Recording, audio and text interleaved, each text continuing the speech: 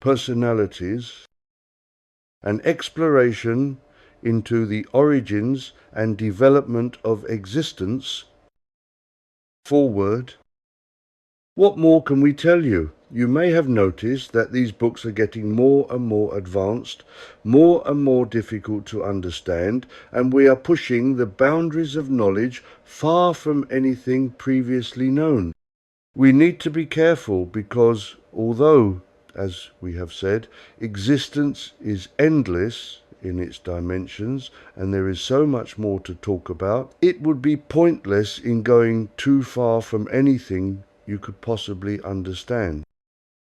We have studied the reactions people have had to the book about aliens, and we have noticed, as we suspected, people are breaking into two camps.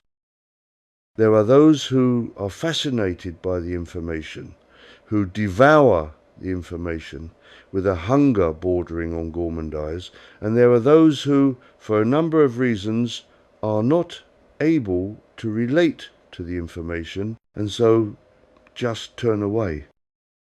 This presents us with a problem because we have been tasked with providing you with as much information in as short a time as possible to help with ascension.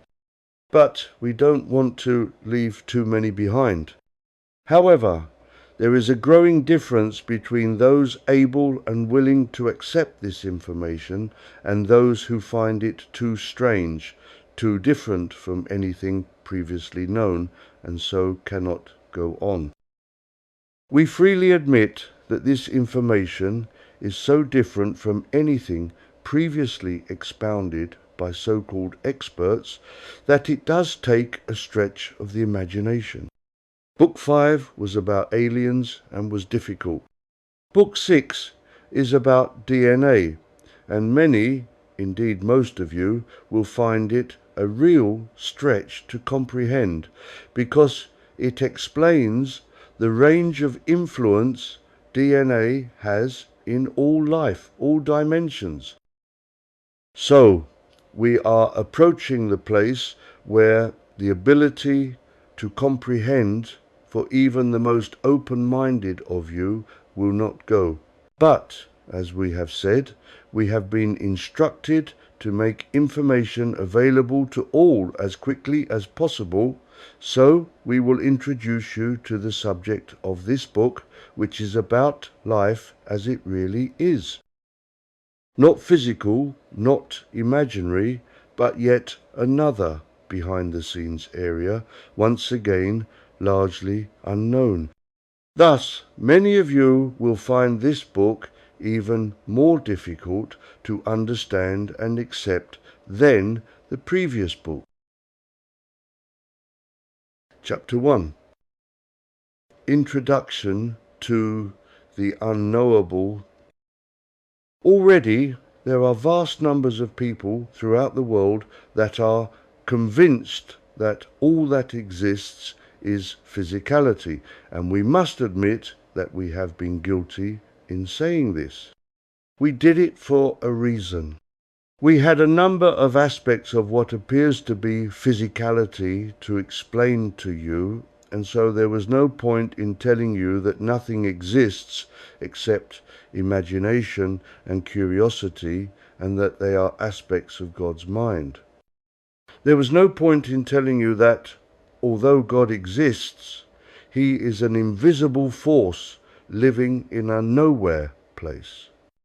But, having taken several books and many lessons to explain physicality, we gradually introduced to you the concept that, in fact, all that exists is imagination and curiosity. Now, we must admit that this was not the truth either, because if we return to our onion, that we have so often mentioned, it appears physical, but if we peel it back layer by layer, skin by skin, we arrive at nothing in the sense of no evidence of any life force. But that implies that, although something might be invisible, it still exists. We stated that a number of things are invisible but exist. Air, gravity, electricity, and many other things.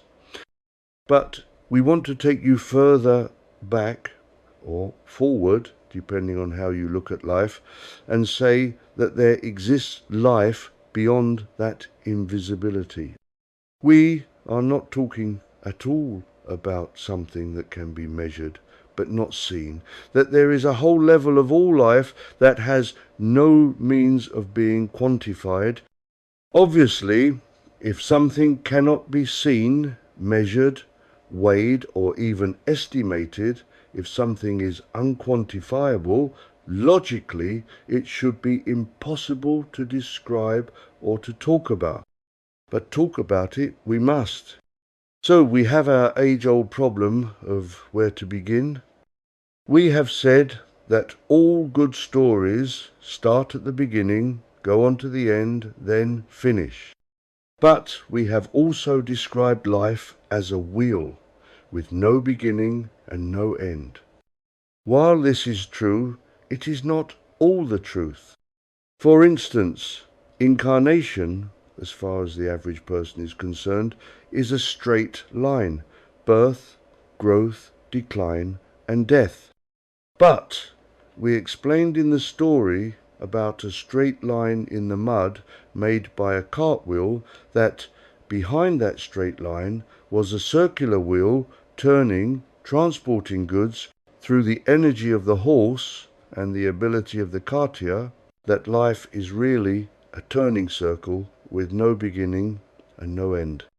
This second description of the turning wheel may exist in physicality, but can, and does exist in the astral planes.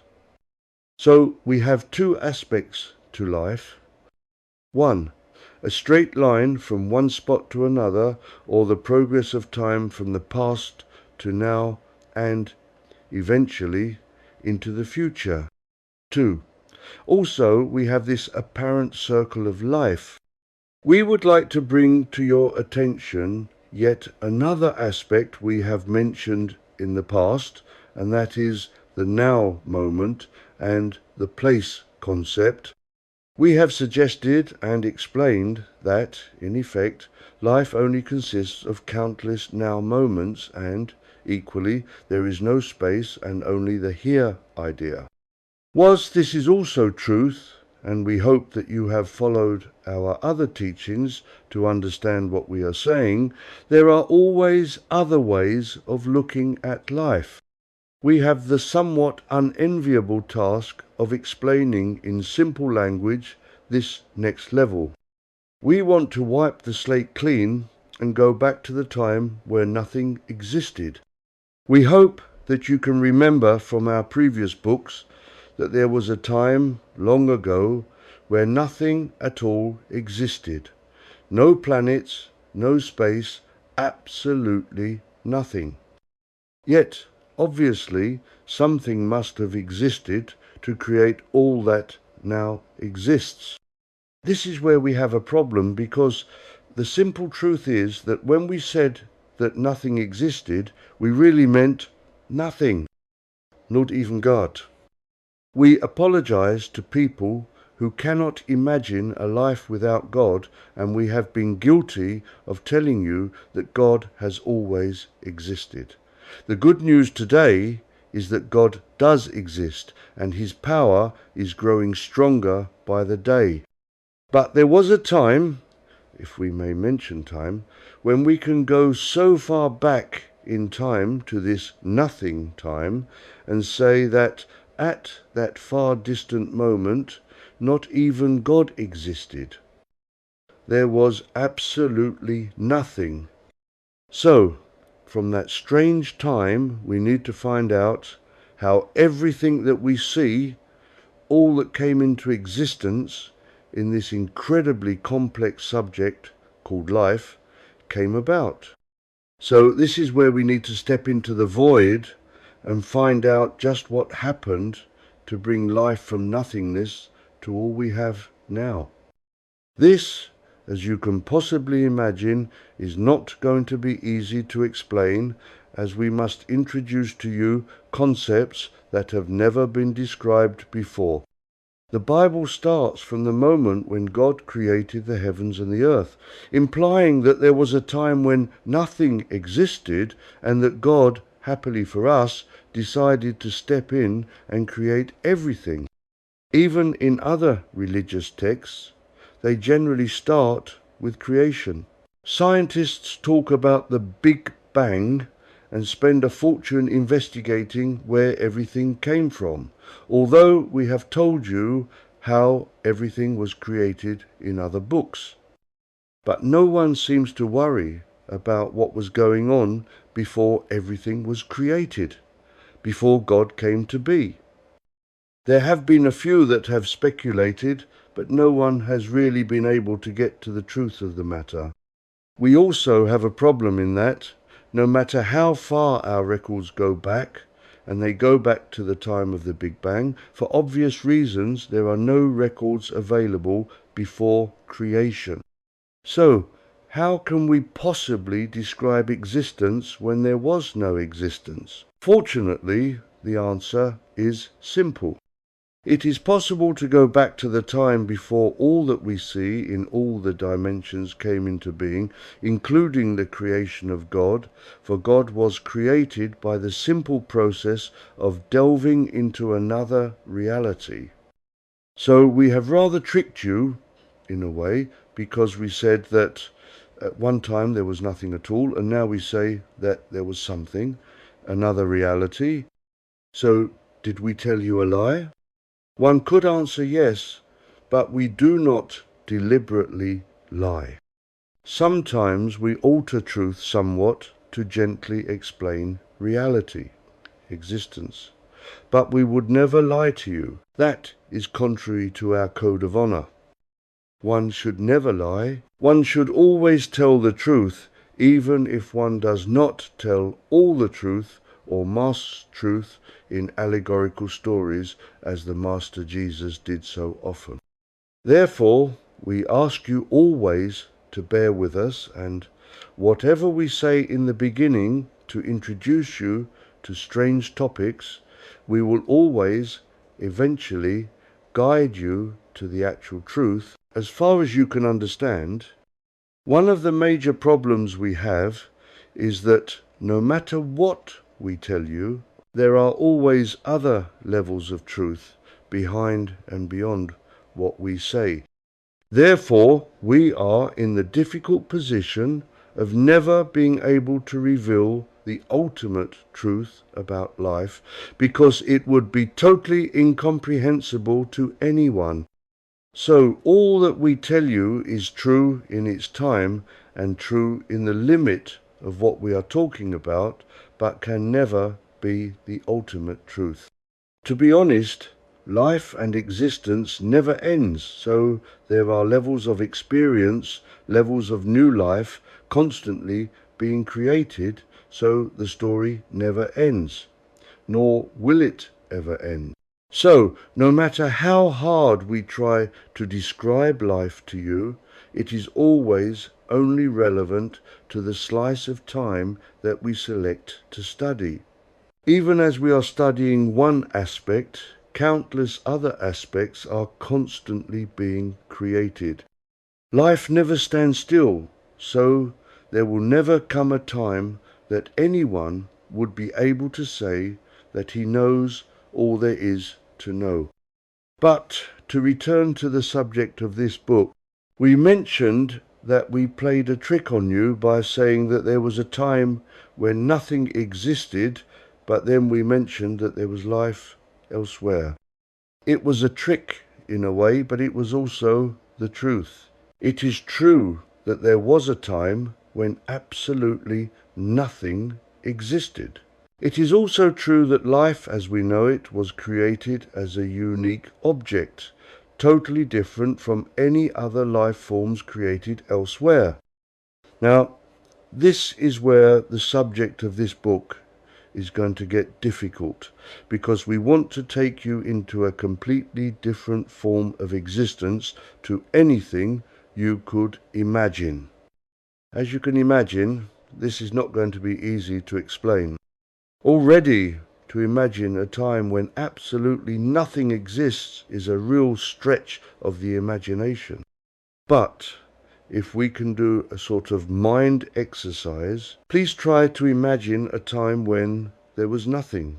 No planet Earth, no life forms, no planets anywhere, no suns, no galaxies, no space, no time, no God, no archangels, no concept of anything at all. Just absolutely nothing. Can you imagine that? Now, imagine yourself as the sole survivor, perhaps in a one-man spaceship or something, able to wander about in this nothingness. Obviously, it would be quite impossible to do this, because if there is nothing, there is nowhere to be. But please go along with us. If you could travel through this nothingness, you would eventually be drawn to another sort of area where there was life. The problem is that this form of life has little or no relevance to anything we might experience or even imagine. This is the task that we have set ourselves: how to explain life, if one can call it life, in another area. So, we will end this chapter here and start to delve into the real subject of this book. Although we warn you that it is not going to be easy to explain, nor will it be easy to comprehend. In fact, we would need to take you into areas where words do not exist. Now, in the heavenly spheres, we have the advantage that when we explain this book to students, we can create what you would refer to as holographic images to help students visualize the unknowable. But in your reality, we have only words, and so we have thought long and hard about how to tackle this problem. We will do our best, just using words, to describe this strange place to you. Chapter 2. At first glance. So, we are going to broach this difficult topic of how to describe the indescribable. Perhaps, if we may, we will start by saying what this subject is not. We are all, both those in incarnation and us in the spiritual realms, used to the reality in which we find ourselves. We remind you that all who are part of the Great White Brotherhood, and we are many, all had incarnations at one time. Some of our elder members had incarnations so long ago that life, as you now perceive it on earth, was greatly different. But, nevertheless, they did have incarnations, and those incarnations, as they have been described to us, have managed to educate us to realities scarcely imaginable to the more recent arrivals. But incarnations they were. So, it is not easy for anyone who has not studied the subject of this book to visualize areas outside of either incarnation or the heavenly areas. Equally, no matter how far we travel back in time, right back to the moment when everything was first created, and that was a long time ago indeed, could anyone visualize this subject? So, we wish you to try to comprehend that no intelligence in any area could visualize what we are going to try to explain to you. However, this area does exist. Indeed, there are countless such areas. It is only too easy to wish that what we have so far described to you is all there is in creation. But, unfortunately, all that we have so far discussed is only a drop in the ocean of creation. It is, indeed, endless, and we wish you to be able to expand your mind and realize that physicality, the spiritual spheres, and all the other areas of life we have described is far from the limit of creation. Now, this is where we are going to upset some religious people. We must mention God. God exists, as we have explained, not as an old white man sitting on a cloud sending hellfire and damnation to all who do not conform to a particular religion, but exists as a sort of concept. Already many will have difficulty in accepting that. But now we must introduce you to the concept that the God we have described, complete with his archangels, is only a subset of a greater, far more expanded version of God that exists everywhere where there is life. By that we mean that the God of our galaxy is not the totality of God, not lesser, but part of. There are areas outside of any form of reality that we could imagine. In other realities, there is also a version of God that created, no doubt with the help from other trusted servants, that reality. Then, if we were able to move on to yet another reality, there will be yet another version of God that would have created that reality. On and on.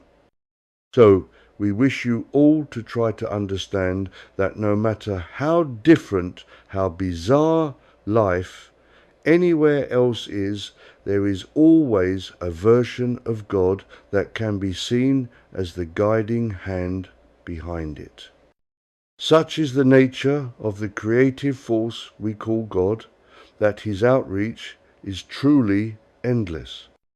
However, the amazing thing about this God force is that not only are there countless versions of God in all these different realities, but our studies have shown that there is a definite link between all these versions, and it is our understanding that all these different versions of God are aware of what is going on in any other reality. So, we are implying that the God in charge of the remotest, unlikeliest version of any reality is aware of and in contact with the God that created our version of reality.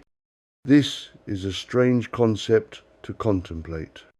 It is fairly easy to imagine that God is so far-reaching that he might well have created alternative realities, but it is harder to imagine that each reality has its own version of God remaining exclusively with each reality. We seem to be putting a limit on God's power, suggesting that he can only deal with so much, and so there has to be multiple gods to deal with all the different realities, each one confined to that reality.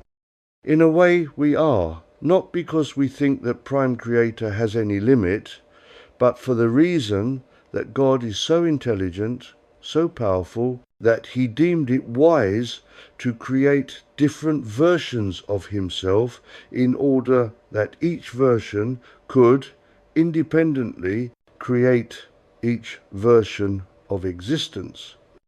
But we also said that each version of God has links to all the other versions, and so all these gods, although able to act quite independently to each other, nevertheless remain linked in permanent contact together, sharing wisdom and growing together. Even God is not a static, all-knowing entity. Quite the contrary. God is constantly evolving as life evolves. God might well have created all life everywhere, but he is not so arrogant as to be above learning from experience of the life he created. All returns to him, wherever that life might be, and these versions of God, independently and collectively, benefit from the individual experiences of these various life forms. That information is shared to all the versions of God, no matter how remote from each other they might be. This information about multiple versions of God will be new to you and might be a bit confusing and alarming to many, but it happens to be true, and we have been charged with transmitting this truth to you. We hope that it will help you realize just how wonderful this creative force is, that it was able to create multiple realities and create independent but linked versions of itself to oversee these different creations. So, whether you can accept this or not, we are presenting to you, possibly for the first time, an expanded view of the creative force, God, which we hope you should give you an even greater respect for God than you might already have. Now, as we have explained in relation to our reality, God is the life force, but does not actually involve himself with creation. There are trusted archangels, sometimes referred to as the directors of life, although these directors of life are not the only forces involved with creation, and there are also other archangels that help create other aspects of our reality. We break off here to explain how we were informed about these other realities, which will be the subject of this book when we can get around actually to talk about it. We do apologize for taking so long to start to explain alternative life, but we hope that in order to clear the decks, so to speak, we need to create the base from which we can try to make sense of this other reality, one of many. There are, as we have mentioned, two types of archangels. There are the ones created to serve God in creation, and there are those who are human, have passed the final test, and have progressed almost to the point of being absorbed in the Godhead. And some of them do, but others remain to serve for long ages. This last group, wise beyond any recognition, are so close to the Godhead that they have knowledge of these other areas. They do not, as far as we are aware, actually visit these other areas, but they are aware of them through the link with our God, who, we told you, has links to other versions of God. So, thanks to that link, and thanks to these incredibly wise and generous human archangels, the information has been passed down to us lowly beings compared to them, and so we are able to pass that information to you. We hope you will be appreciative of just how generous these beings are in sharing their wisdom with us. While we are talking about archangels, may we mention just who the beings are that have charged us with revealing all this strange and new information to you. We wish you to appreciate, just talking about our reality, that there are many levels in the heavenly spheres. You may have heard people talking about ascension as rising from dimension to dimension, and of high beings located in ever higher dimensions. This is not at all true. We have described in great detail all of the 8 dimensions and have stated that various aspects of life are contained in different dimensions, each aspect having links to the other dimensions, in part at least. Now, rising in holiness has nothing to do with dimensions. The ascension process has nothing to do with leaving one dimension and rising to another, neither physically nor spiritually. You, at the moment, have your physicality based on the 6th dimension, and the higher self and other parts of you are based in the 5th dimension, with links to all the other dimensions, with the exception of what is referred to as the lower 3. In fact, outside of physicality, when explaining things to you. We never refer to any dimension by giving it a number. We only do this to try to explain existence to you in a way understandable to you. We think of the dimensions as one huge dimension, rather as one might consider an octave of music, although it consists of individual notes, as a glissando of sound. So, it simply is not true that, as any person rises in spirituality, he would change dimensions. If you are incarnate and on the sixth dimension, no matter how holy you might become, you will still remain on the sixth dimension. If in the heavenly spheres, you will remain in the higher fourth until you merge with the Godhead. However, spirituality causes people to be at different levels within those dimensions. This is not actually, literally true. The very wise and noble beings far above us are invisible to us, not because they are in a different place to us, but vibrate to a higher frequency than us. If we can imagine the spectrum of light from total lack of light, blackness, to pure starlight, blinding white light, you can imagine that there are many frequencies in between. It is very similar with spiritual growth. The person who has little spirituality would not glow very brightly, whereas a very advanced being would shine with a brilliance approaching pure starlight.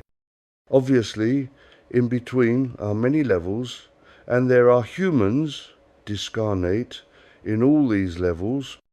The beings that have asked us to instruct you in spirituality live in fairly high levels, but are still very much in touch with both us and you. As they are aware of the shift of the pendulum, the biological clock of the multiverse, they have asked us to try to bring you up to speed on the requisite information that, together with meditation, etc., will enable those who so desire to ascend in spirituality.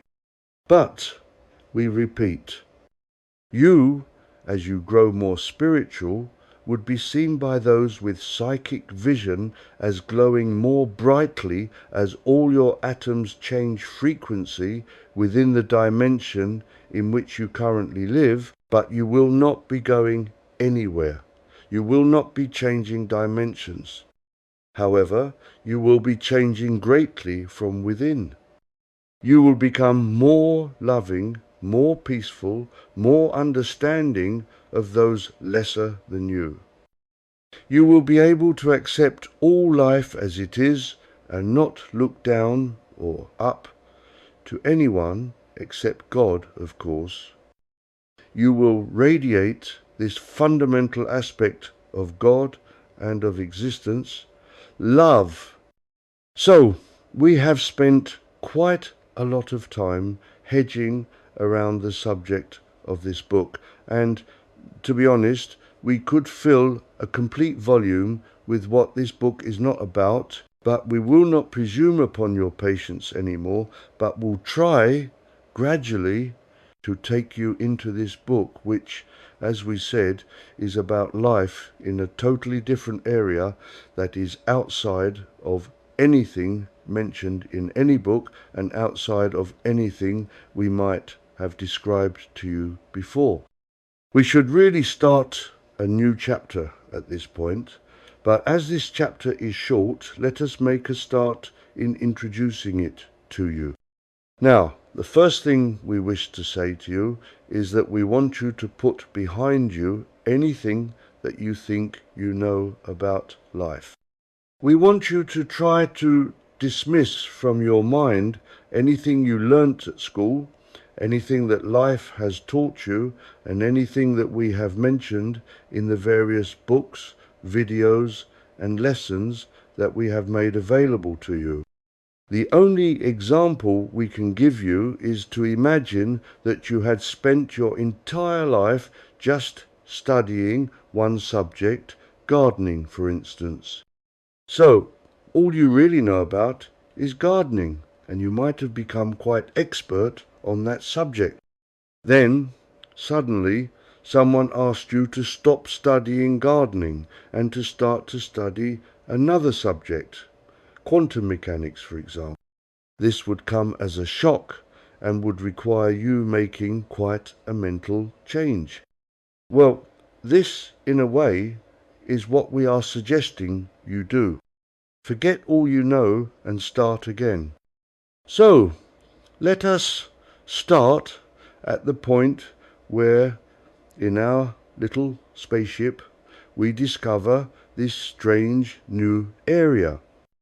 You may remember us saying that our galaxy, if it could be observed, would actually resemble an enormous sphere with a coating of gravity surrounding it to protect it from being bumped into by any other galaxy wandering about. This galaxy, if we may describe it as a galaxy, looks nothing like that. The best we can say is that it looks like an enormous mist floating in a void. This is, of course, only an approximation, because we have no means of describing this new place, so we must use words with which we are all familiar, or we could make no progress with our explanation. So, let us call it a mist. What does it look like? A mist is usually white, although, of course, a mist, if it is of chemical origin, might be of any colour. This mist we will also call white. However, as we look at it from afar, we notice that it is not static. It is as large as our galaxy is, but as we look at it, we see that it morphs into different shapes, almost as if it was sentient. We will see later that it is sentient. It is alive. Every bit as alive as any creature on Earth is alive, although its life force is not like life on Earth. So, if we stop at a safe distance and regard this galaxy, we see it constantly changing shape. The only parallel we can use from Earth is to describe a shoal of fish that moves in a great band as the shoal moves. So if we observe it, we see it constantly changing in shape as it ambulates across an ocean. This galaxy resembles that somewhat, but can we say that it is progressing through nothingness? We cannot really confirm that, because nothingness, by its very nature, implies lack of space. So, although it changes shape, we have no means of measuring movement.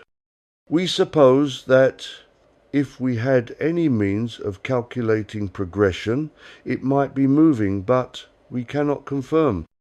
All we can be sure of is that it changes shape, pulsating, growing larger and smaller, with occasionally parts that stick out for a moment, only to withdraw, and the galaxy-sized mass of mist assumes other shapes.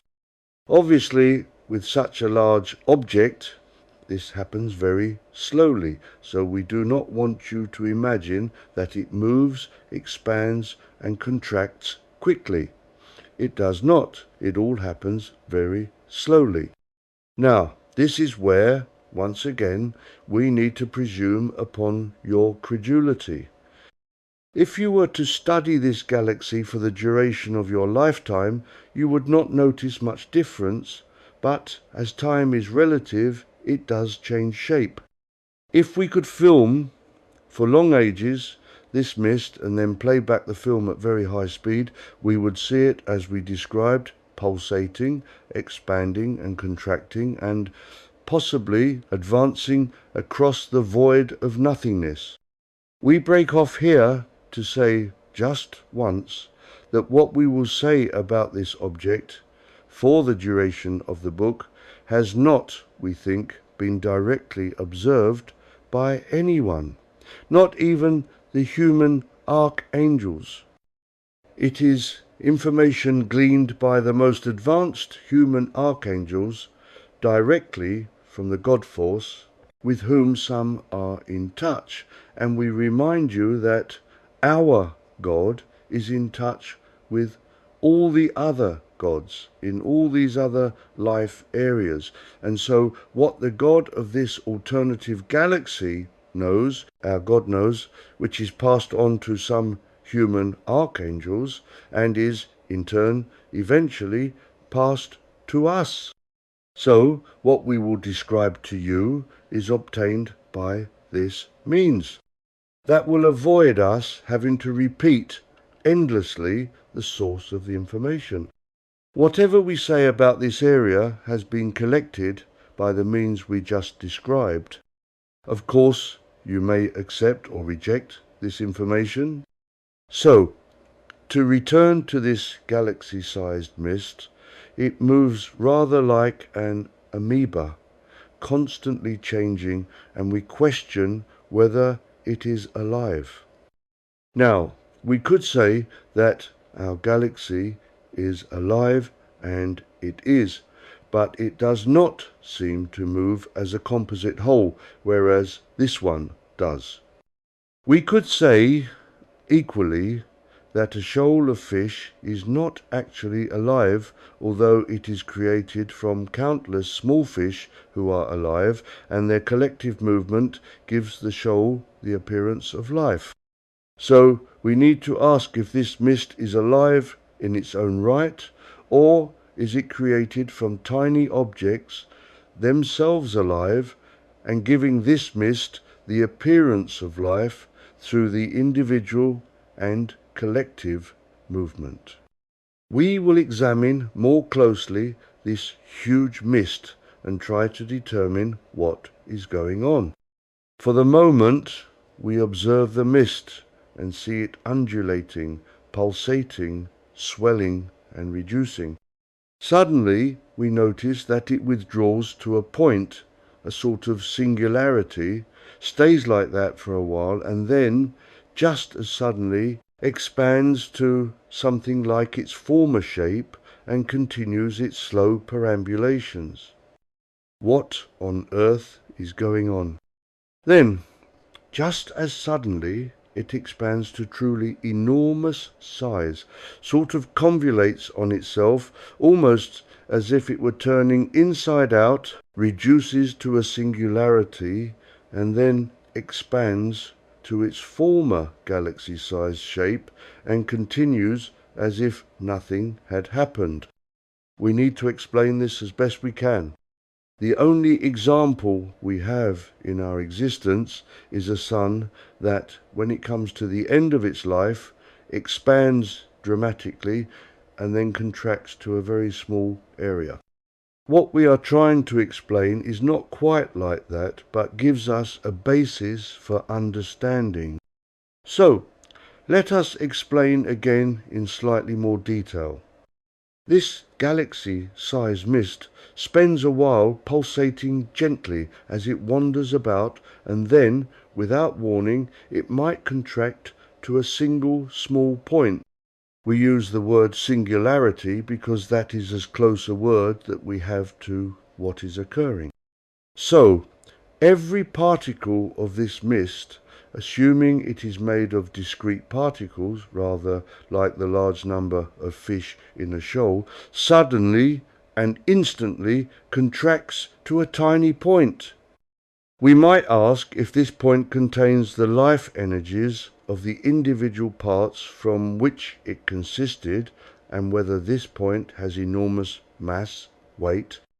But in nothingness, these terms might well be meaningless.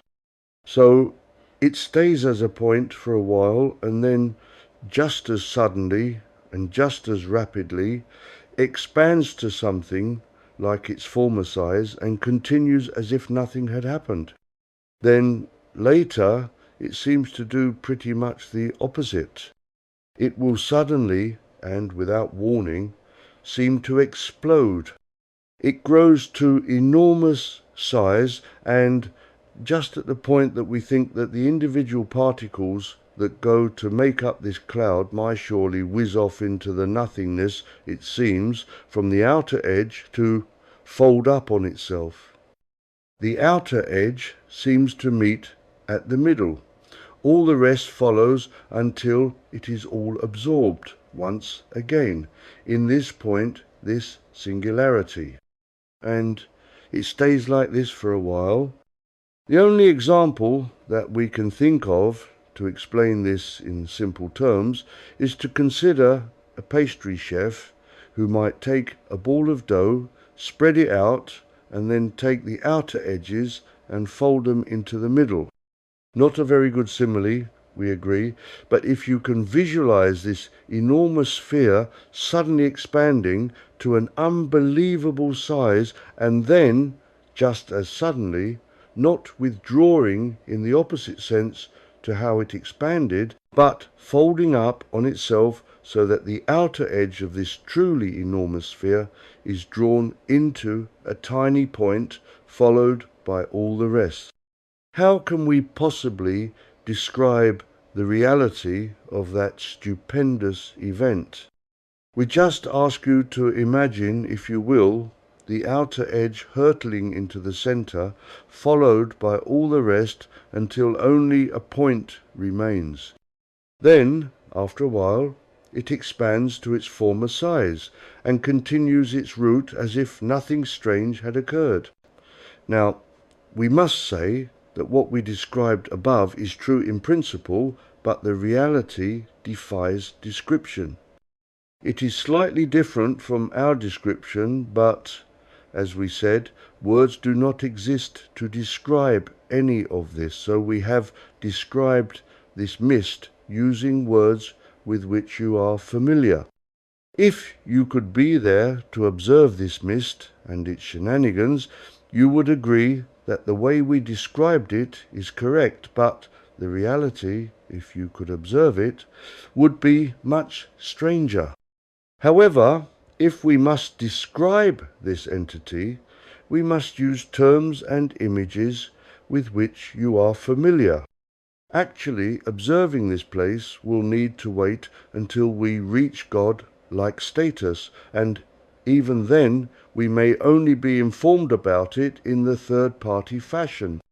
But, we repeat, this place is real, and what we have presented is as close as we can get using words to describe what occurs. So let us stop this chapter here and take a closer look in the next chapter. Chapter 3. The Big Squeeze. We have examined this strange and rather alarming mist, but curiosity drives us to investigate further. The only way we can really do this is to approach it and try to see from a closer vantage point what is going on.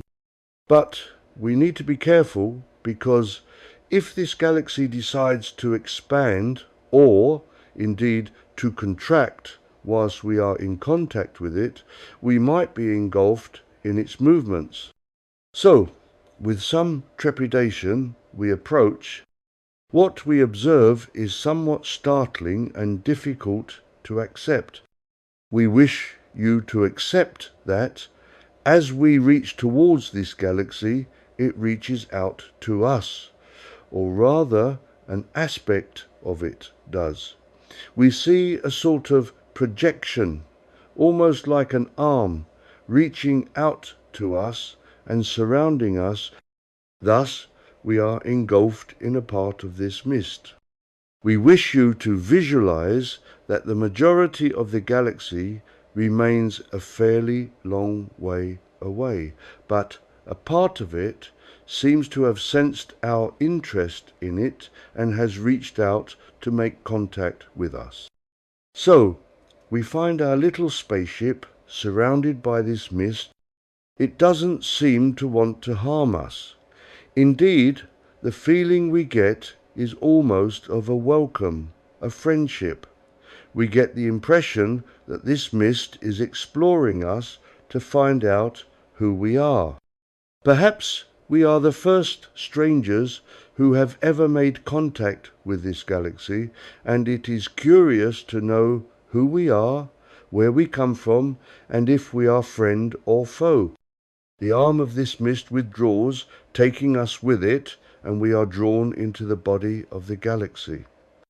So, we find ourselves inserted into this mist, and much as we suspected, although from a vast distance it looked like a mist, once we are within it, we find that each what looked like drops of water from a distance are in fact a vast number of orbs of life.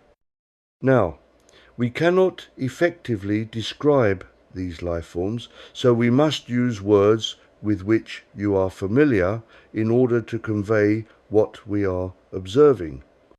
So, we will say that we are within a countless number of spheres of living objects.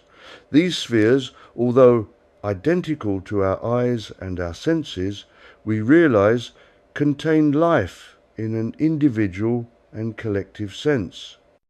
By this we mean that each sphere clearly has a sense of being individual, like all humans are, for instance, but at the same time has a sense of being one. The only example we could possibly use is to mention a huge ocean which, although created from individual drops of water, nevertheless reacts as one entity. An ocean appears to react as a complete body, the individual drops of water no longer retaining any sense of individuality. Once again, it is difficult to explain what we are observing. We ask you to imagine, if you can, being inside this galaxy-sized object, each element of it clearly created of spheres that have a sense of individuality, but collectively moving as one object, as if the whole object had an overriding intelligence. Of course, we have similar things on Earth. A person, for instance, is made from countless atoms which, we ask you to imagine, have a sense of individuality, of intelligence, but collectively create a person who is able to move as a composite whole. The big difference is that we sense that every sphere in this object appears to be completely sentient in its own right, but also has the ability to act together with all the other spheres as a composite whole. This is rather strange to us. We can sense that every sphere, being alive as you and we are, and clearly curious to explore us, is, in another sense, acting as a unit. We imagine that whilst those spheres that are close to us are observing us, the whole object is still pulsating and moving rather like an amoeba. We do not feel the least threat, the least hostility. In fact, the overriding sensation we feel is a curious but warm welcome, as if the spheres are glad we have visited them and are welcoming us into their midst. For a long time, these spheres observe us from a respectful distance, each sphere that is close enough to be able to see us, obviously rather excited to know more about us, and we, in turn, try to send out thoughts that we come in peace and wish them no harm. We repeat that, in earthly terms, what is happening is doing so very slowly. But as we are astral beings, and thus immortal, time has no meaning to us. A day or 1,000 years of earth time is one to us. Time is meaningless. So, we are able to observe what is going on very much at the same level as this galaxy reacts. These spheres, whether they can pick up our thoughts or not, are obviously not frightened of us. It may be that fear is unknown to them. Certainly, they seem excited that we have visited them and are curious to make acquaintance with us in order to understand us. Gradually, one or two come closer to us until they are almost touching our little spaceship. We can feel their presence very strongly. Once again, how can we describe their emotions that we sense as words, or indeed our emotions, because we do not have any connection to their emotions? Certainly, if we try to present to you what we feel using familiar words, we sense curiosity, friendliness, respect, and even a form of love, or should we say acceptance. Obviously, these words can only be an approximation to the emotions they project to us because, as we said, there are no words to describe emotions totally different from anything with which we are familiar.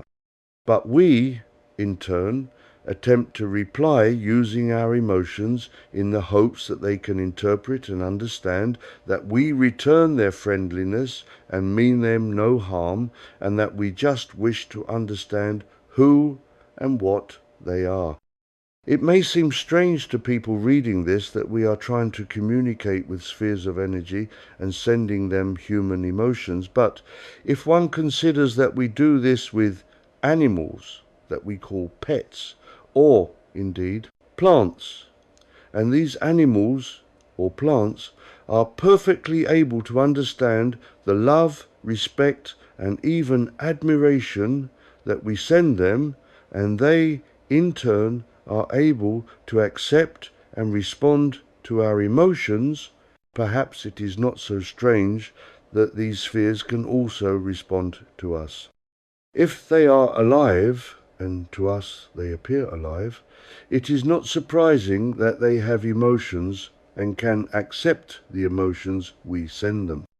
Indeed, it comes as a relief to us to note that they do have emotions, totally at variance to ours, but nevertheless are sending love to us in their fashion. After all, as we said, when we project love to an animal or a plant, it responds and sends us the love as they understand it to be. They send it to us in the form that they are able to generate, which might well be very different from our understanding of love, but love is a universal emotion, and so we are able to appreciate that emotion. It is the same in this case. We sense that their understanding of love is very different from our interpretation, but sense that they are sending us love nevertheless. Once again, those who have close relationships to animals or plants are able to send human love to them, and they can accept it as love, and they send us their version of love, and we can accept that. Most emotions are universal. Love, hate, fear or lack of fear, and any other emotion is universal and is able to transcend species without difficulty.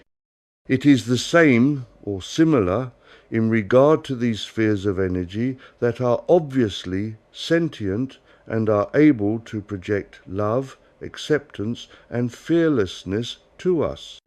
This, then, raises a number of questions.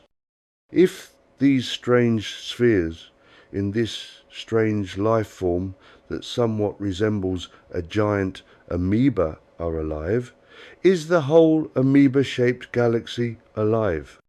Is it one body like an amoeba, or does it more resembles a shoal of fish, the individuals being alive, but the resulting shape caused by a huge number of individual living fish not actually being a life form, but just the result of a huge number of fish moving with one intent? Obviously, we will have some difficulty in resolving these questions, as we do not seem to have any means of having a direct conversation with these spheres, and as we doubt that we can find a means of direct communication. However, as we have tried to convey to you, we are able to confirm some basic communication through the emotions of love, friendliness, etc. But our real interest is to try to understand who and what these spheres are, and as much as we are able to comprehend about them, equally, if they are interested in learning about us, we are willing to tell them as much as we can about us. The problem, of course, remains that we need to find a common ground for exchange of information. A long time passes during which a stalemate exists before, suddenly, this galaxy-sized object starts to reduce in size. We had previously observed this event and knew that it was going to reduce to a singularity. This, obviously, was a cause of alarm to us, as we were somewhat concerned that, as we were trapped within the object, we would be crushed as the galaxy reduced to a single point. The problem was that we could do nothing about it except to go along with the event. We observed the galaxy folding up on itself, the outside folding into the middle until our turn came, and we found ourselves being crushed into the centre. Much to our surprise and relief, once inside this point of life, the singularity, we found that we seemed to remain much as we were before. This was strange and is difficult to describe. From a physical point of view, if observed from the exterior, we might have seemed to be squashed with all the spheres into one single point, but, from our perspective, nothing seems to have changed. We are still as we were, and the spheres remain as they were. This is an event that we had never experienced before and caused much cogitation to try to understand how one can appear to be reduced to a singularity, but inside the singularity, life seems to be unchanged.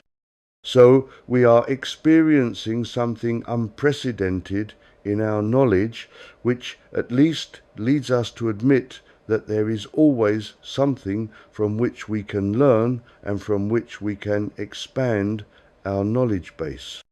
However, it remains, or did at that moment, an experience that we could not resolve. We also realized that if this was happening, it must be based on factual experience, and thus must have a reason that should be capable of understanding if and when we had all the facts.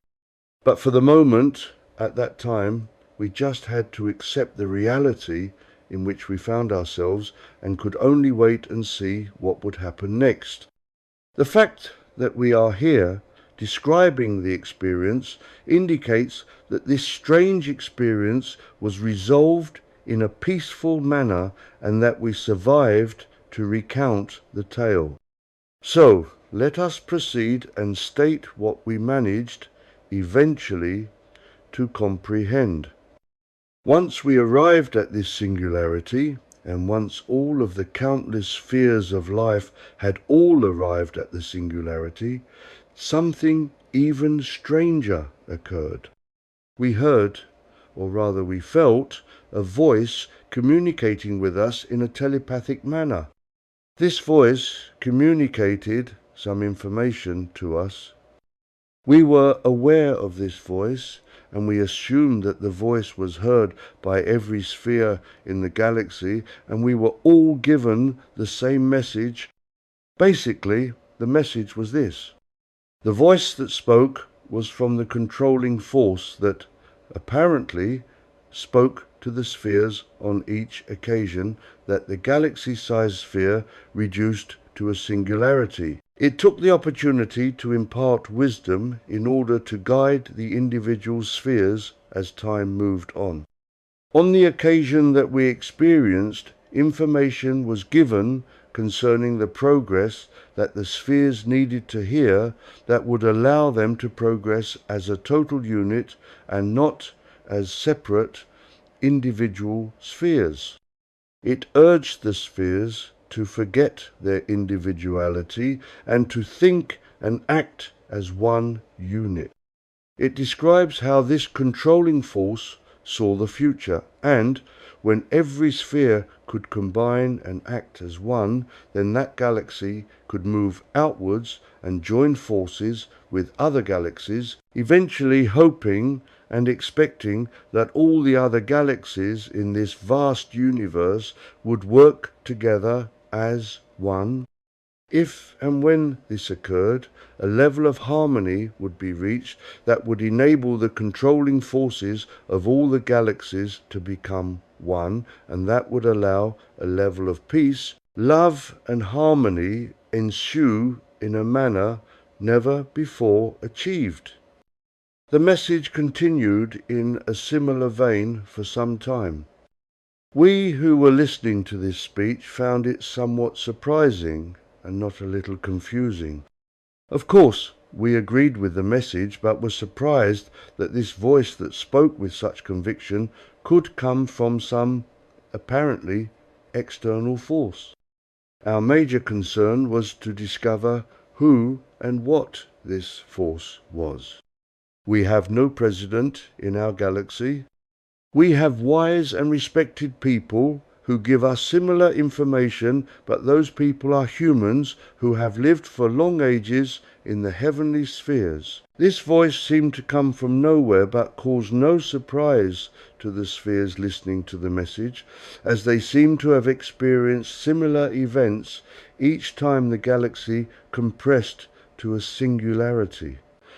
The problem we faced was that we could not actually communicate with any of the spheres, and thus we could not ask who the voice was, because it was obvious that the voice was coming from an intelligent source, and thus the voice was coming from a living force.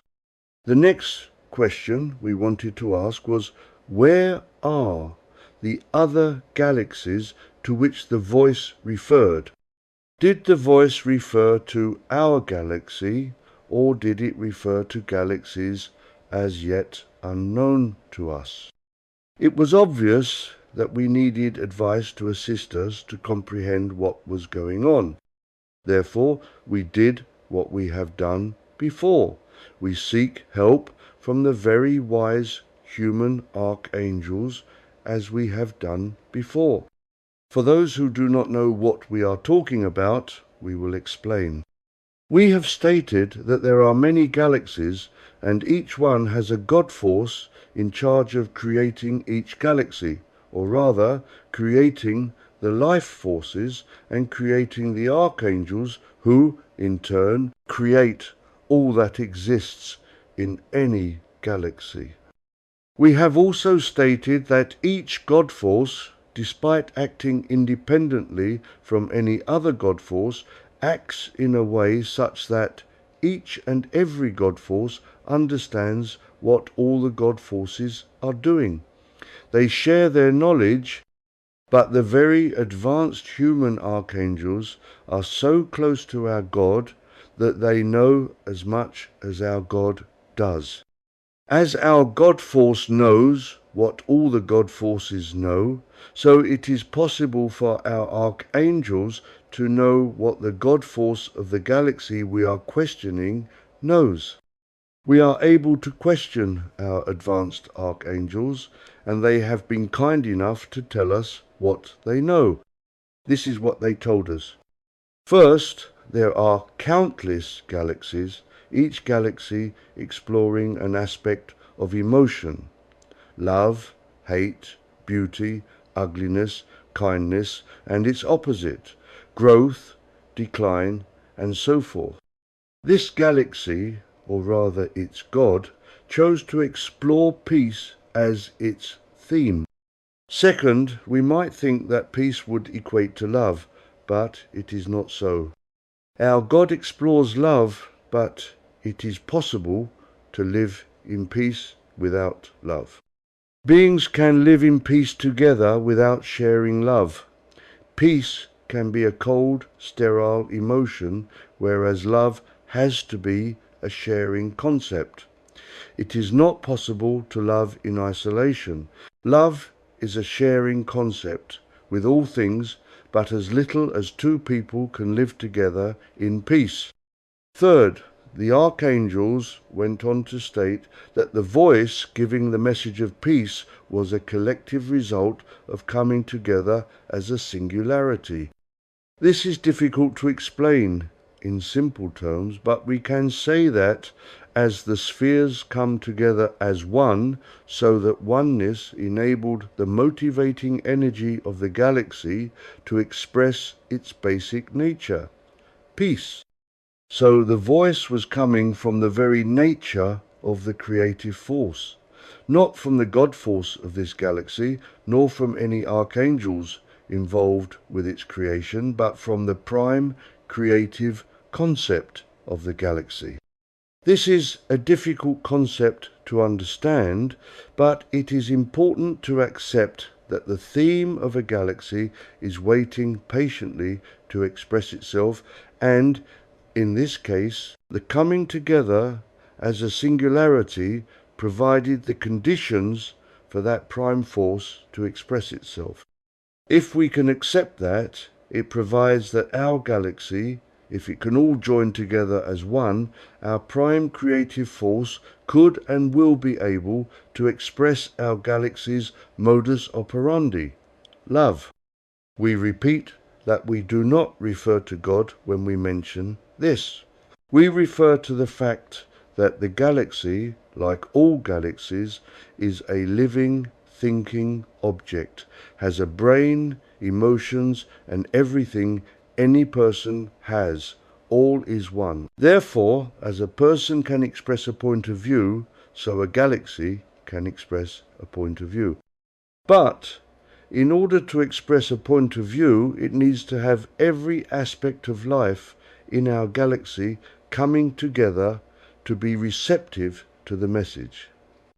The prime motivation of our galaxy is love, whereas the motivating force of the galaxy we are studying is peace. Perhaps that is why, when we discovered this galaxy, there was no fear, no aggressivity, but curiosity and friendship. So we remained patiently within this singularity until it decided to expand to its former size again, and, as we have described before, it carried on its perambulations as if nothing had happened. Chapter 4. A singularity, a point in space-time. Let us continue with this strange tale of a galaxy far from us that behaves nothing like ours, and yet, as all life is one, no matter where it is found, there must be a connection between our galaxy and this one. We have to try to realize that, in some way, the manner in which this galaxy performs must have a link to ours, but for the moment, that connection seems vague indeed. We can, at the moment that we describe in this tale, find absolutely no connection between the life forms that constitute this galaxy and ours, so we progress as we can and hope that a connection will manifest itself eventually. We used words like story and tale, which are usually words used when describing made-up yarns. But we wish you to accept, if you can, that the events we describe in this book are true. It may all read, so far, like a created tale, but what we are trying to describe is an aspect of life, of creation, that is true, but just seems so remote from anything with which we are familiar that it seems made up. We could say that it is made up, but not by us. We report what is known about this galaxy and hope that you can accept that it is the truth.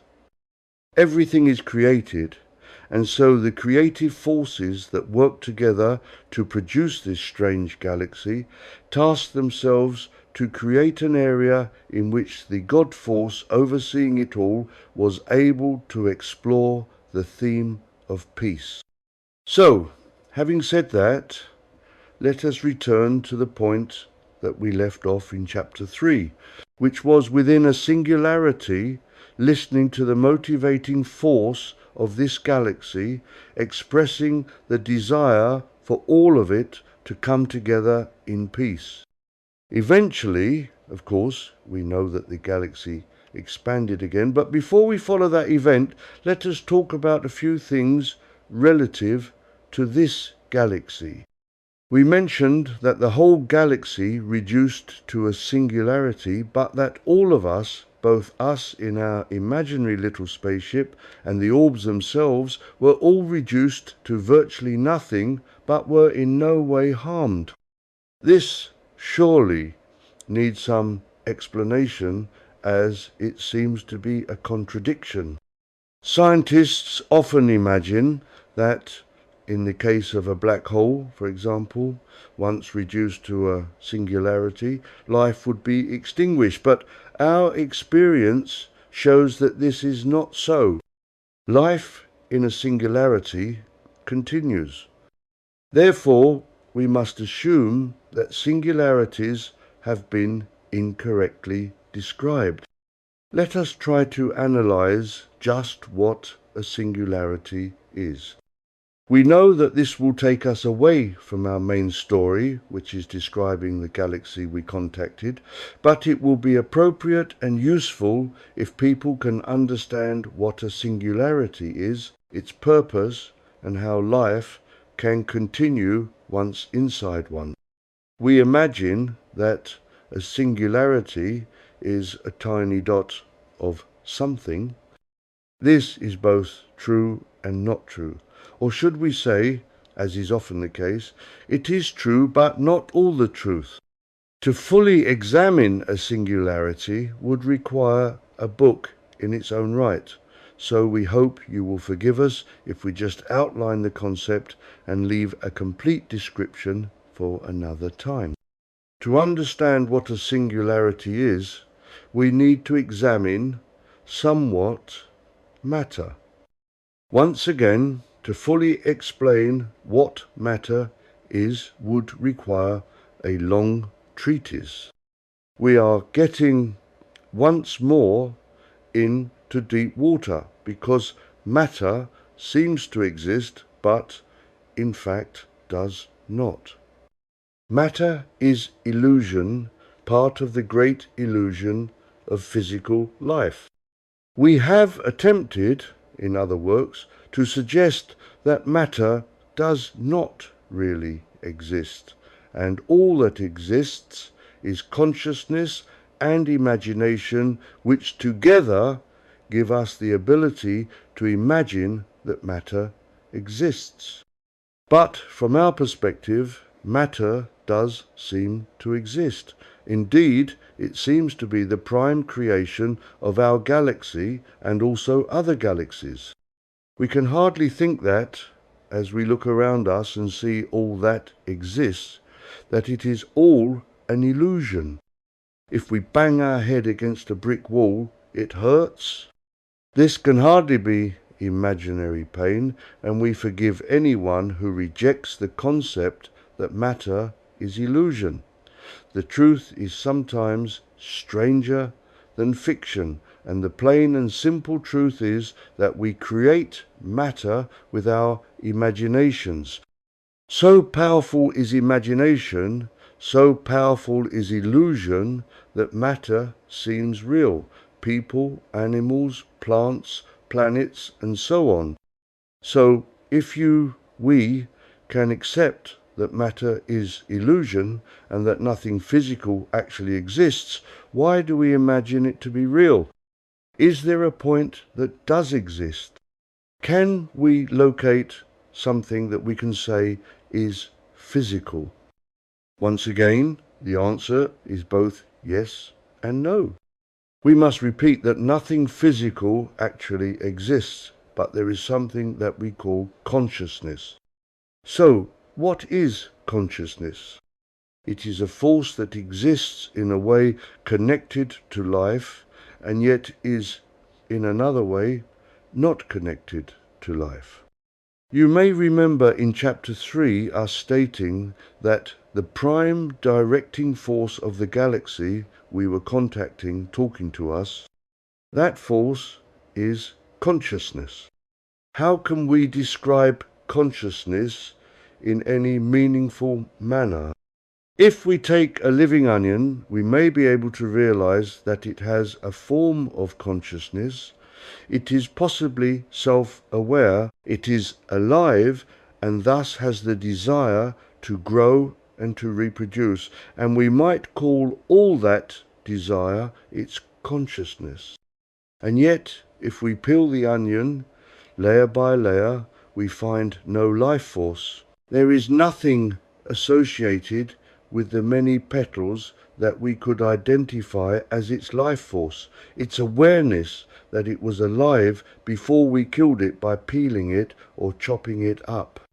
So, this consciousness is an invisible force that exists, but we can never make contact with it.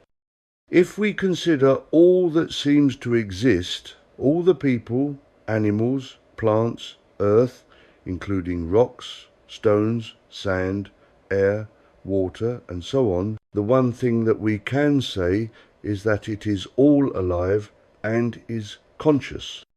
And yet, we said that physicality was an illusion. So, if nothing exists actually, and yet many things seem to have a life force attached to them that enables them, people, animals, plants, to develop, that force, we suggest, is consciousness. Therefore, if we could see life as it really is, the only thing that would exist is the individual consciousness of everything that seems to exist, and all of this is connected to the consciousness of our galaxy. We put it to you that if anything at all exists, it is the conscience of the galaxy, and we further suggest that this consciousness of the galaxy is the singularity that we originally attempted to describe. We repeat, a singularity is the consciousness of our galaxy. This, of course, applies to all galaxies. Each galaxy has its own conscience and thus its own singularity. This may seem somewhat confusing and difficult to understand, so we will elaborate somewhat in an attempt to clarify and make it more apparent just what a singularity is.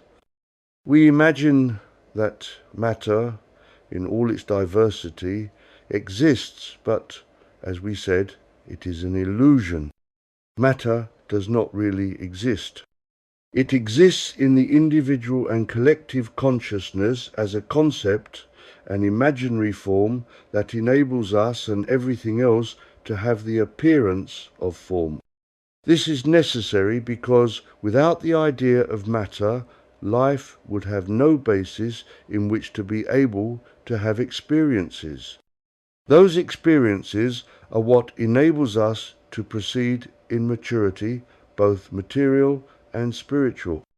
It is the struggle with apparent reality that enables us to mature as life forms. As we have said, and we repeat once more, matter does not really exist.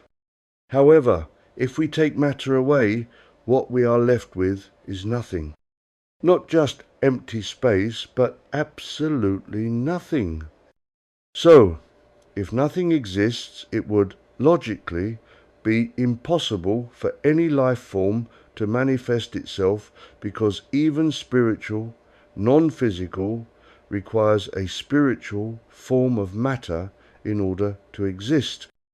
The reality is that there is nothing in any dimension that we could call physical, because physicality in any dimension requires a form of matter in which to manifest itself. But life does exist, and in the absence of any form of physicality, can only exist as a non-physical energy we call consciousness. However, as we have also explained before, there is only one form of consciousness. This also is difficult to comprehend. If we consider all the people who have lived in the past, are living now, or will live in the future, that makes a lot of people. If we consider all the animals who have followed the same path, the plants, water, the various molecules, oxygen, hydrogen, helium, etc., the vast number of planets that constitute just our galaxy, all that collectively creates a vast number of points of life. And yet we say that any physical manifestation of these life forms are just illusions, and that all that really exists is one point of consciousness we call a singularity.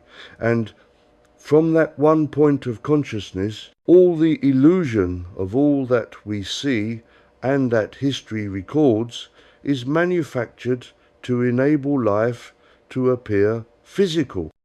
So we hope that you can begin to comprehend just how difficult it is to explain this subject.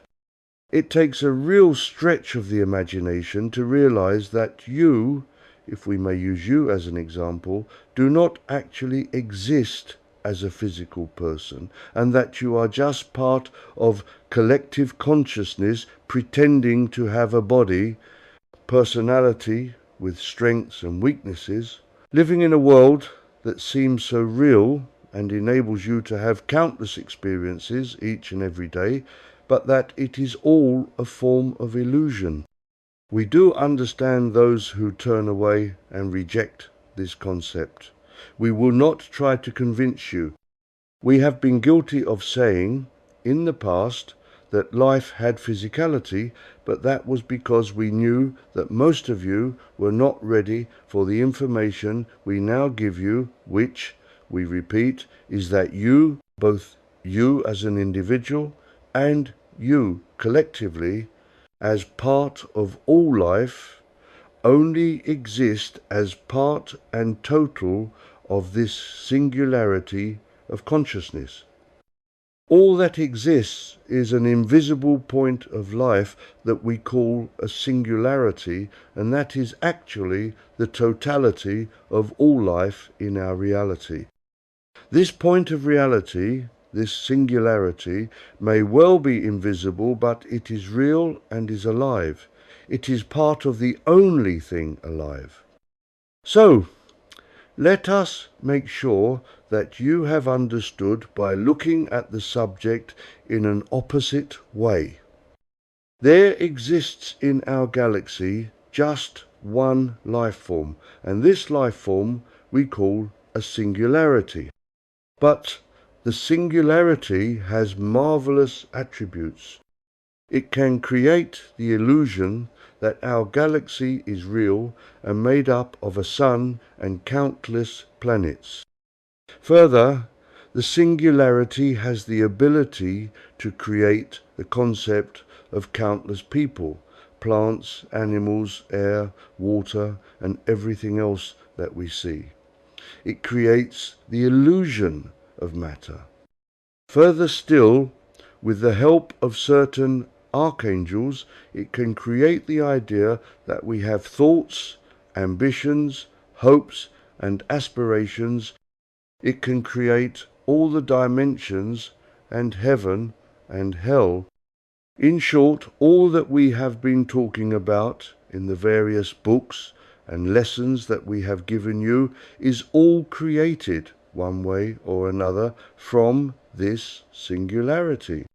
But this singularity, being all that exists, is not only alive, but is a thinking entity, albeit totally invisible to us or to you, but can actually communicate with us all. We had an example of this in the case we gave of an alternative galaxy, reducing to a singularity which gave the overriding force of that galaxy the opportunity to convey information to the orbs in that galaxy and, by the same occasion, us who were trapped in the singularity. We could go on to say a lot more about singularities, but it suffices for the moment to understand that each and every galaxy in this vast enterprise created by the various gods, to know that each galaxy is actually reduced to a single force that we call a singularity. And so, just as there are an infinite number of galaxies, so there are an equally infinite number of singularities. We will, perhaps, just repeat, for the sake of clarity, that all that actually exists in any galaxy is this infinitely small but intelligent life force that is termed a singularity. Now, we are sure that there are many reading this that are confused because we have mentioned that each galaxy has its own version of God, and those individual gods create archangels to create all the illusion that any galaxy is made from. So, if we may, we will try to explain the connection between any god, any archangels, and the singularity from which everything stems. We should also mention and explain where a Nirmanakaya fits in as well. So, we appear to have a number of elements fighting and contradicting life. Let us, for the sake of clarity, name just some of these entities and then try to explain how they all fit into the pattern of life. We have mentioned, first of all, that there are a huge number of galaxies, each one existing separate from, but connected to, any other. Within any galaxy there is at least one sun plus a large number of planets. In our galaxy we have planet Earth, and that planet is home to physical life. Other galaxies may well have life forms associated with them, but they are not life forms as we would recognize or understand them. Then each galaxy has a god attached to it, and that god explores an aspect of life, emotion, such as love, hate, peace, war, and so on. After that we find archangelic beings, directors of life, that actually create all that any god desires to be produced. We also mentioned Nirmanakaya. Lastly, as far as this discussion is concerned, we have the singularity which has enormous importance in dealing with life. If we regard the subject in a different order, all that actually exists in any dimension, including what we call physicality, is the singularity that we have been discussing. We could call this singularity the basis of all life. Next, we have God. Now, this is difficult to explain and to comprehend, because most people consider that God is the creational force that is the start of everything. But we are suggesting that a singularity is the first thing that exists, and God comes after. So, who created the singularity? We have mentioned that no one knows the origin of God, but we know that we can link God to the singularity. It would perhaps be impolite and incorrect to say that the singularity created God because we have the greatest respect for God, even though we do not know the origin of God. In a similar way, we do not know the origin of our galaxy's singularity. We understand that if the singularity did not exist, God would not exist, but we in truth cannot say which came first. God or the singularity.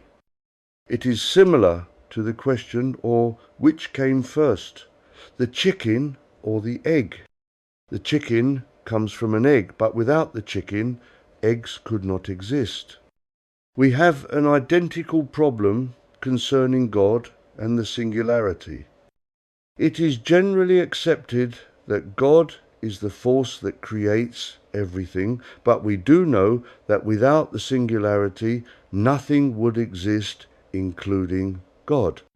So, we must just accept that the singularity and God are closely combined, just like the chicken and the egg, and so, instead of endlessly debating which came first, the singularity or God, let us just accept that we need them both, although we do know for certain that God and the singularity are two separate things.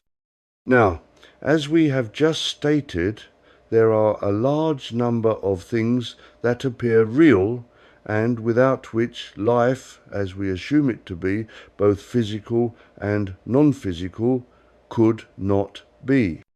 We have filled a number of books which we have given you in discussing elements of life, physical, non-physical, and spiritual, that require that these things seem real.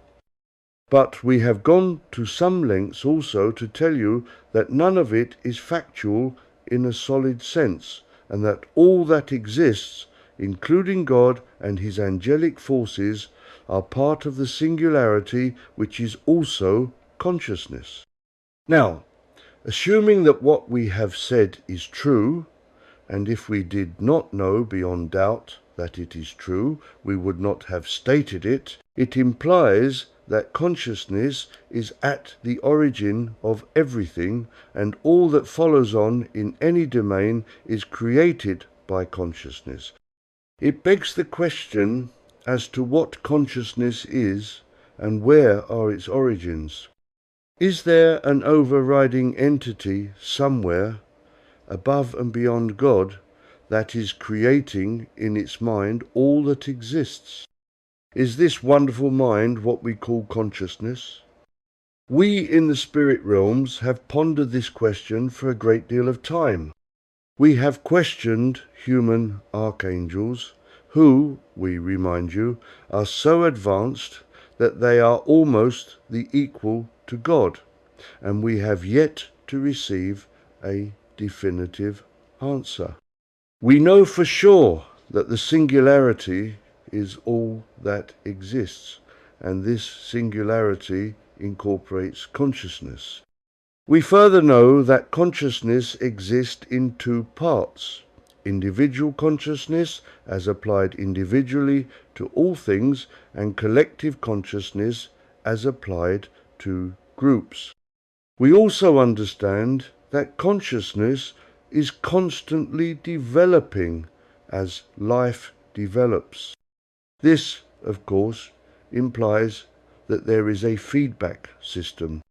Consciousness creates all that we believe exists, and it is all life's reaction to the experiences within the illusions that are fed back to the consciousness. And the consciousness grows in wisdom very much as we have implied that God grows in wisdom through life's experiences. Therefore, we assume that God and the singularity are very similar, very close, although we have been informed by the very advanced human archangels that the singularity and God are separate entities. We are fast approaching the point where our knowledge concerning a singularity stops. So, unfortunately, we cannot say much more on the subject. We dislike mysteries, but there comes a moment, a point, where knowledge fails. We will continue to investigate, to study and inquire as to the nature of singularities, and, no doubt, at some point in the future we will become wise enough to comprehend this mystery, but at the moment, we have to admit that we cannot provide you with an answer. So let us return to us being inside a singularity. As we look around us, strangely enough, we do not feel we have been squeezed into an infinitesimal point at all. We are aware that this event called a singularity has occurred, but from our point of view, space looks very similar to what it did before we were all reduced to a singularity. We assume that space is relative, and no matter what point one observes it from, space remains the same. So, what we are saying is that from what we know about space and time, it is all illusion, and thus, if one is in space divided by time as we assume it to be in our ordinary world, or whether we are reduced to a singularity, life, being all that exists, must go on. We could not exist if we were squashed to nothingness, and thus the illusion that we have living space, space in which to live, is produced just as it would in our normal existence. We know from our investigations about life that all that really exists is a singularity, so we must assume that a tiny dot of space divided by time is all that exists. So being inside the singularity is our natural state. This obviously seems unreal, because in a normal reality we can look around us and see lots of space.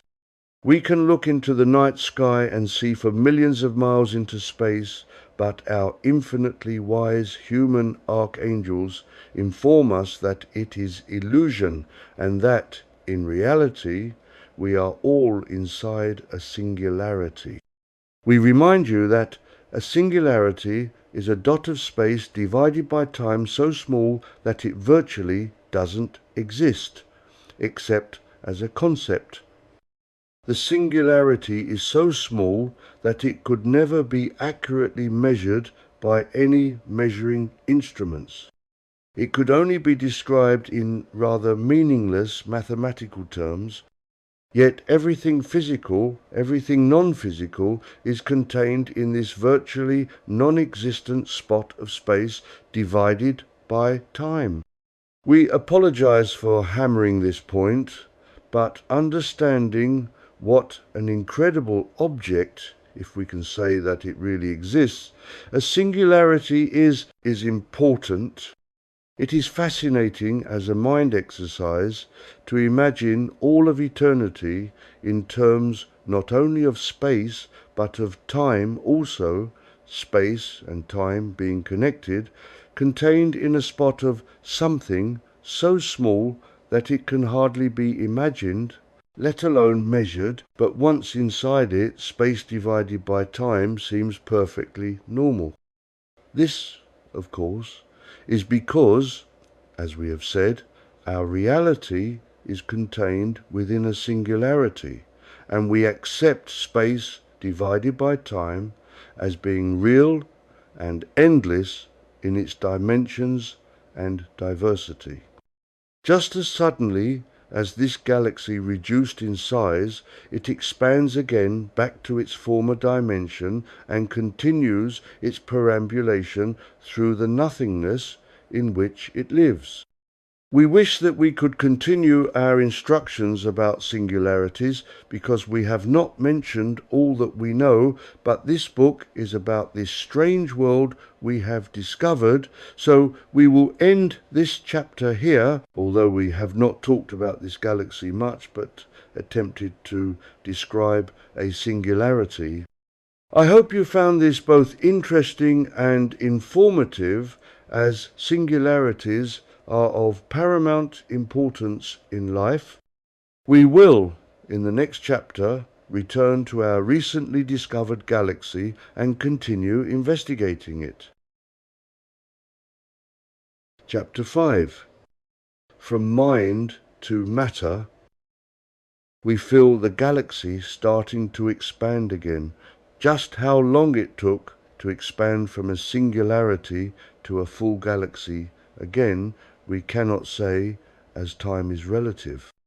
To us, inside the galaxy, it seemed like a very short time, but we cannot truly say, in Earth time, how long it took, and, to be honest, is of no importance.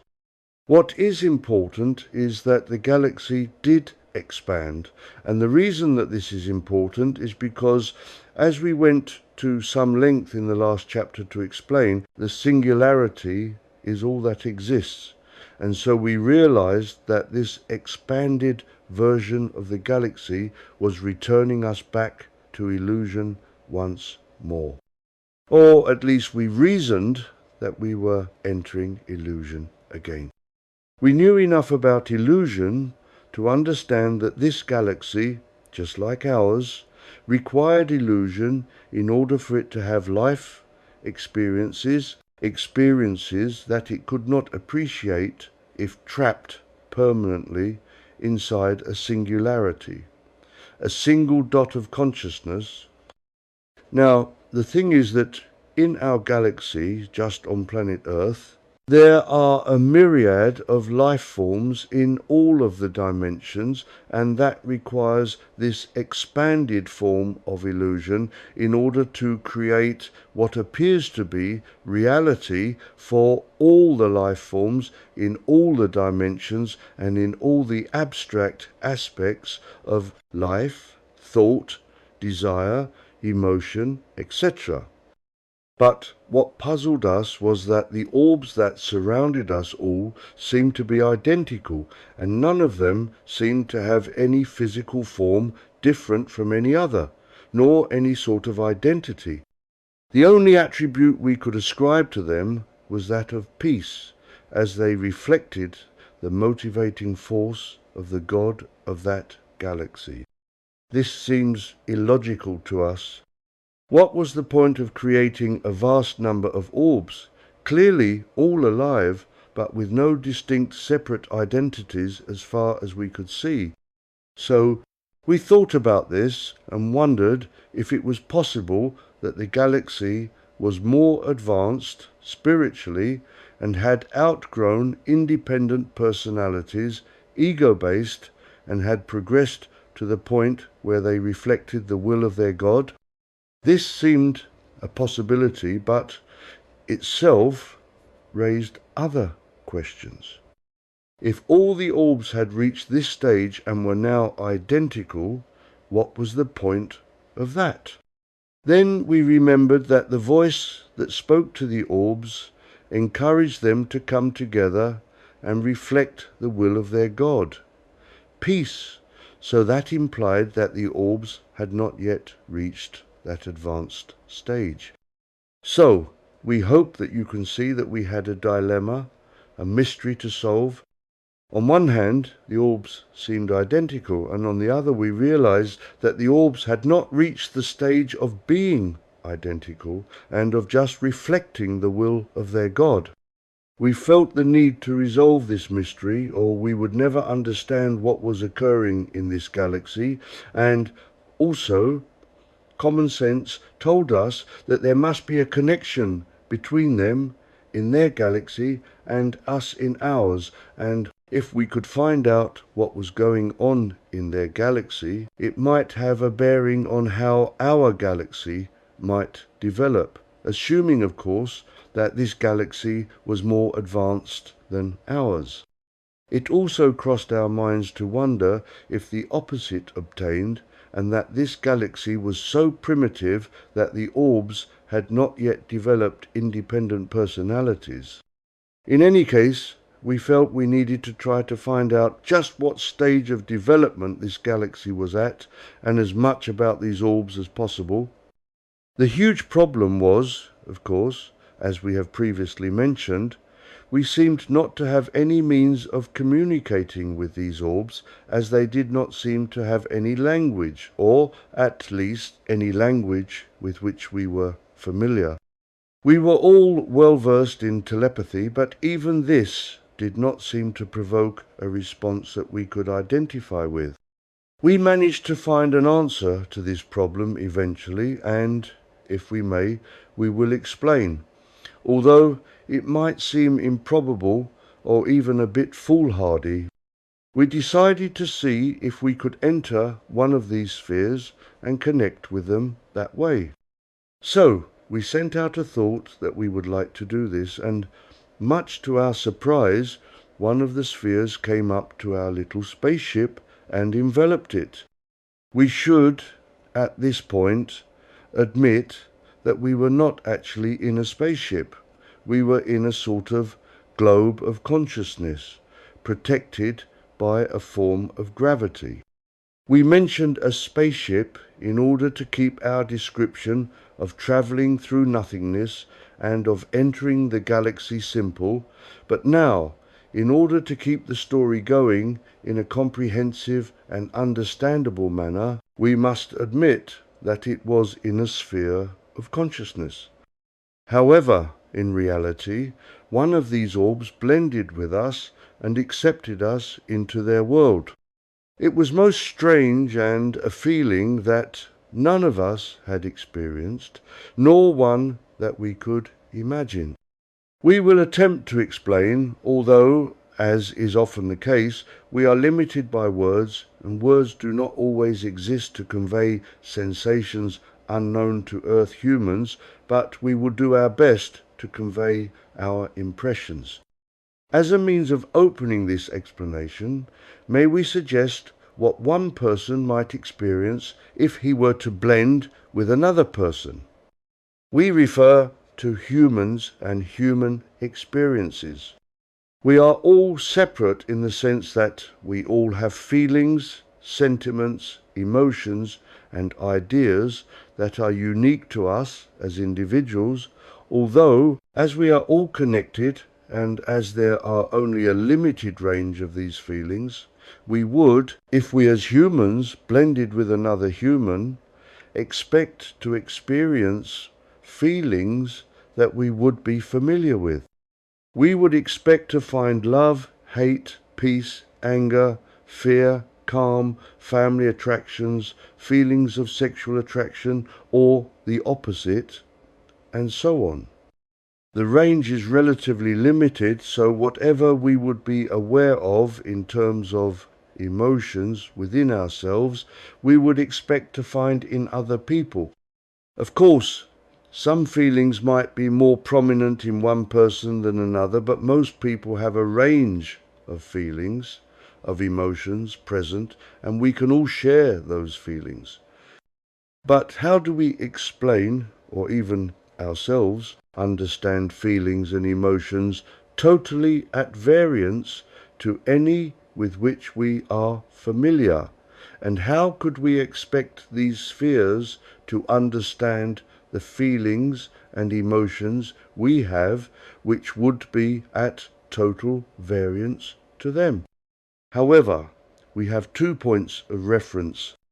The first is that we know that the prime directive of their God force is peace. This is a feeling with which we are familiar and that we share with them. And second, they accepted us into their world, and thus we must share acceptance with each other, and also feelings divided by emotions like trust, confidence, and the common desire to share experiences. So, we do share some feelings. This is a start. We should, perhaps, explain the process of sharing feelings and emotions and how it works. We do not physically blend or mould with one of these orbs. We link our minds and do our best to put our feelings and emotions on hold and allow the orb with whom we are linking to direct his feelings and emotions to us. Thus, we replace our thoughts by the orbs and effectively become one with the orb. At the same time, we sense that the orb does much the same and thus can link with our minds. So that is another thing that we have in common, the ability to exchange thoughts, feelings, and emotions.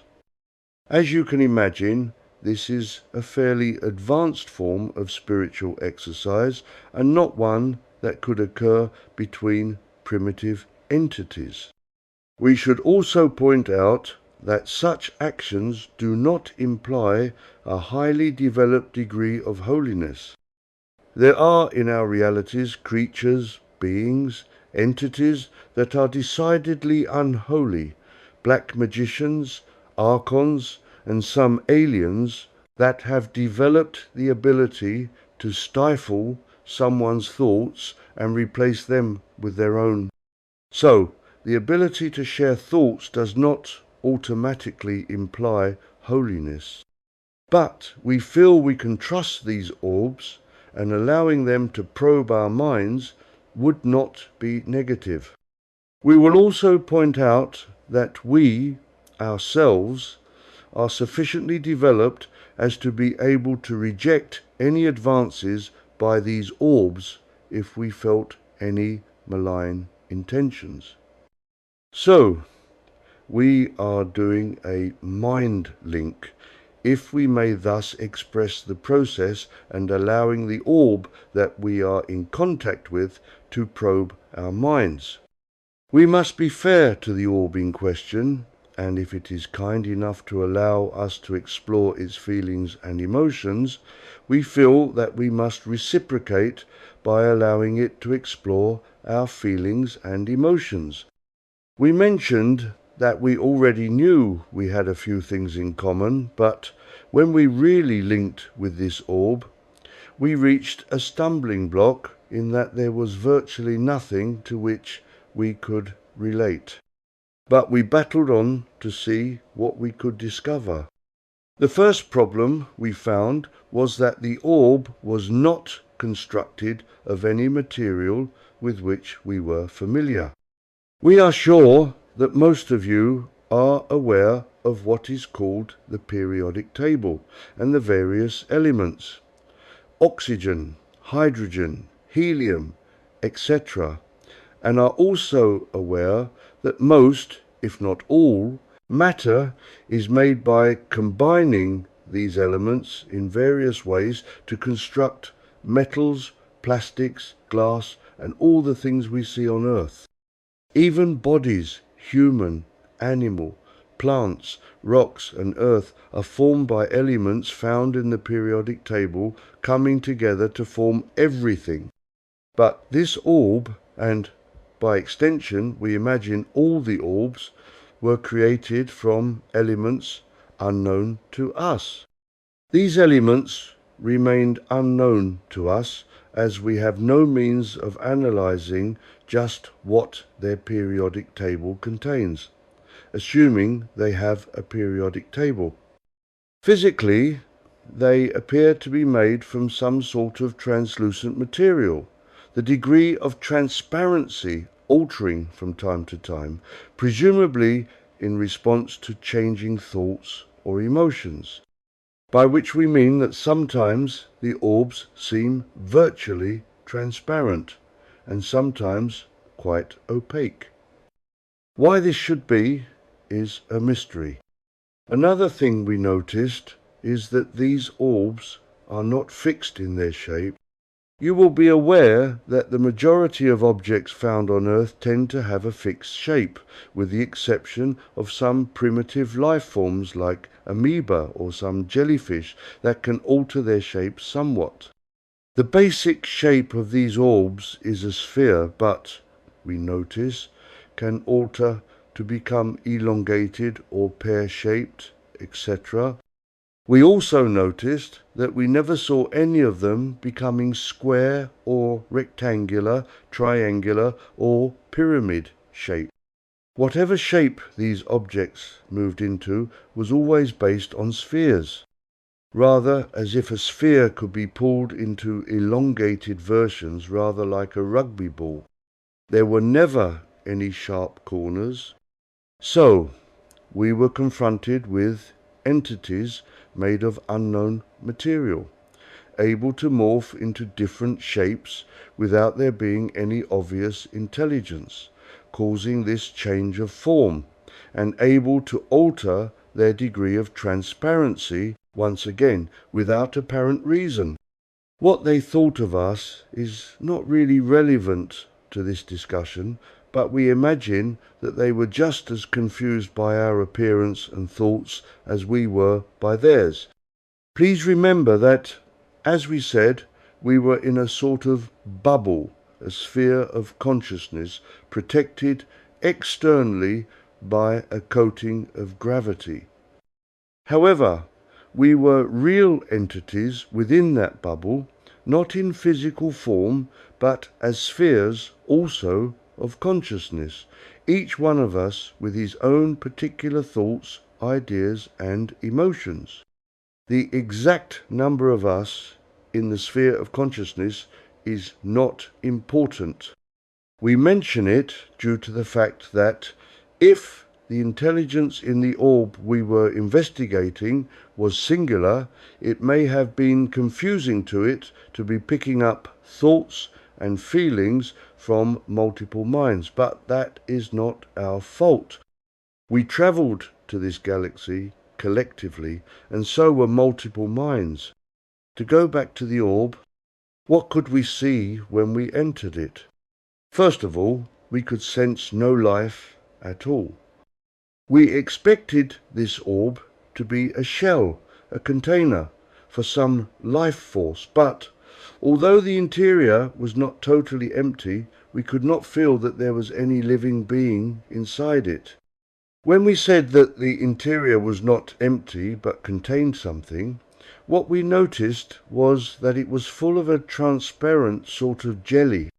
We had experienced this before when we visited a place that had embryo life forms developing, and we described this jelly-like substance in a previous book. So, this was something else we knew about. We could not tell what the outside shell of the orb was constructed from, because it was material new to us, but at least the jelly, plasma if you wish, we had seen before, albeit in an area of life only distantly connected to our reality. So, we repeat, we could find no life force within the orb. This pushed us to consider the possibility of the orb being alive in a global sense, in that the outer shell and the interior together created the life force because we were sure that the orb was alive. Now, we could go on describing the long period of time that we cogitated this life force to no avail, but to cut a long story short, we once again contacted the human archangels, who informed us that the whole galaxy, collectively, constituted its life. Let us explain this in terms more readily understandable. It seems that this galaxy was constructed of a large number of these orbs. Each orb individually, not really being alive, but collectively, the whole galaxy constituted what we might term life. It was only because of the total number of orbs constituting the galaxy that the galaxy of orbs became alive. This is bizarre, but not as bizarre as one might imagine. So, if we may, we will break off the discussion of the orb under question and discuss the very important topic of life being connected to a coming together of disparate elements.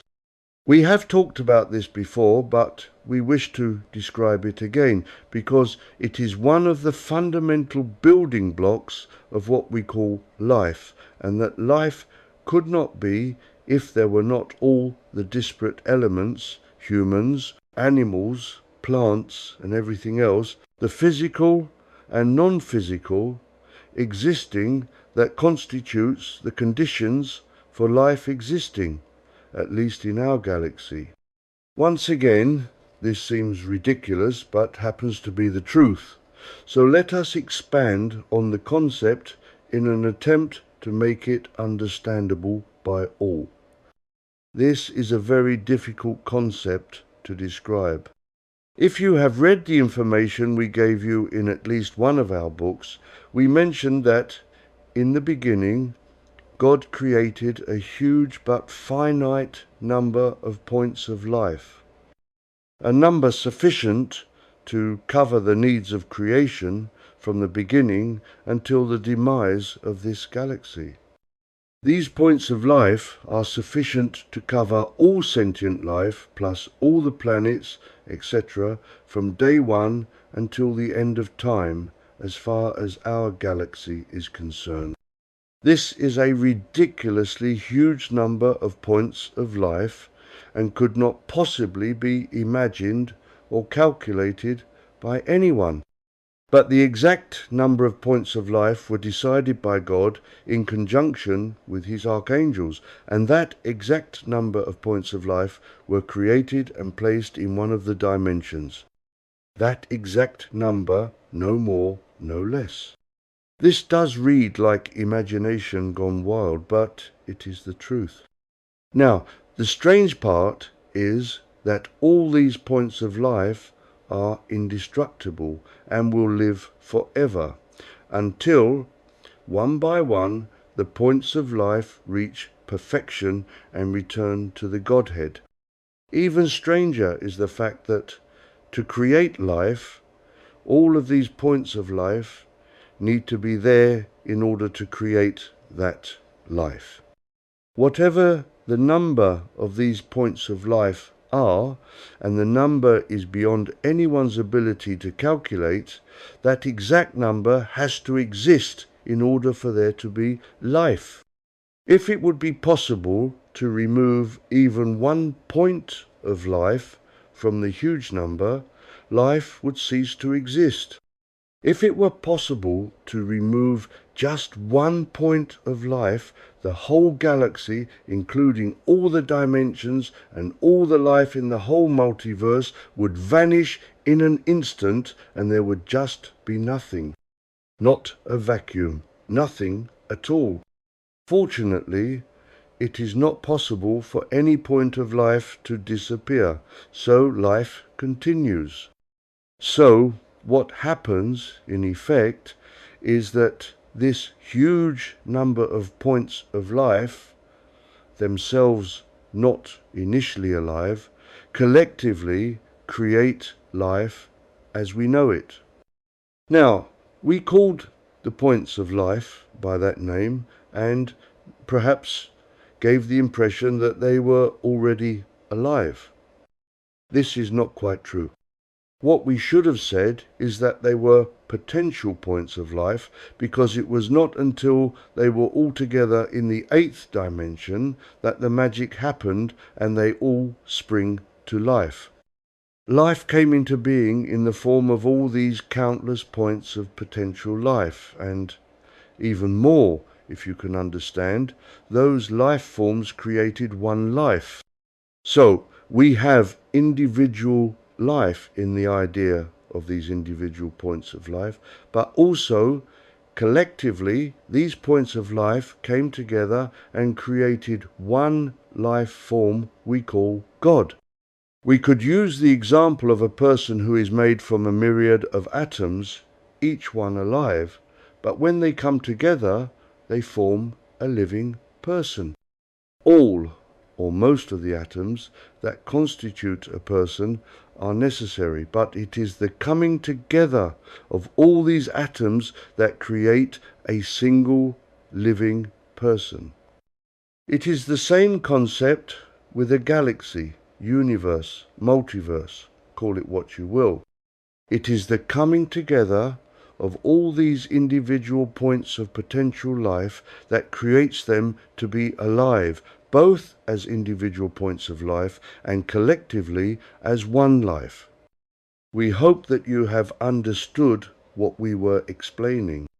Life can only exist as a concept, a potential, until every aspect of that life form, whatever it is, human, animal, plant or planet, is complete. Then, in conjunction with God's archangels who control life by putting a logos with it, it springs to life as a single life force. However, within that single life force, each disparate element also has a form of life. We have explained this before by stating that every aspect of life is alive in an individual sense, but collectively form a single life force we call God. You may have picked up what appears to be a contradiction in what we have said. We stated that God, in conjunction with his trusted archangels, created the individual points of potential life, but once they were all together, sprung to life and formed one life essence that we called God. This, at first, must seem bizarre to have individual points of life, only potentially alive until all the parts are in place, and then, and only then, does everything spring to life and form a collective and individual life. But we have a similar event when a mammal is created. At first, as it grows in the womb of its mother, the individual atoms, if we may use that word to describe individual life parts, gradually come together to form whatever the baby mammal is. Each atom is potentially alive, but remains connected to the mother by the umbilical cord, which provides the substance to feed the atoms. It is only at the moment of birth that all comes together and the baby mammal is born. So, it is alive as an individual, but each atom is also alive, as can be demonstrated by taking a sample and growing it in vitro, as is done with cloning animals. And so the process continues. Let us return to the galaxy we were interacting with. We gained the impression from the studies we quoted above that each sphere, orb, was part of the galaxy, and so each sphere was a separate but essential part of this galaxy, which existed as a solo entity but relied on each and every sphere to be there in order for it to exist.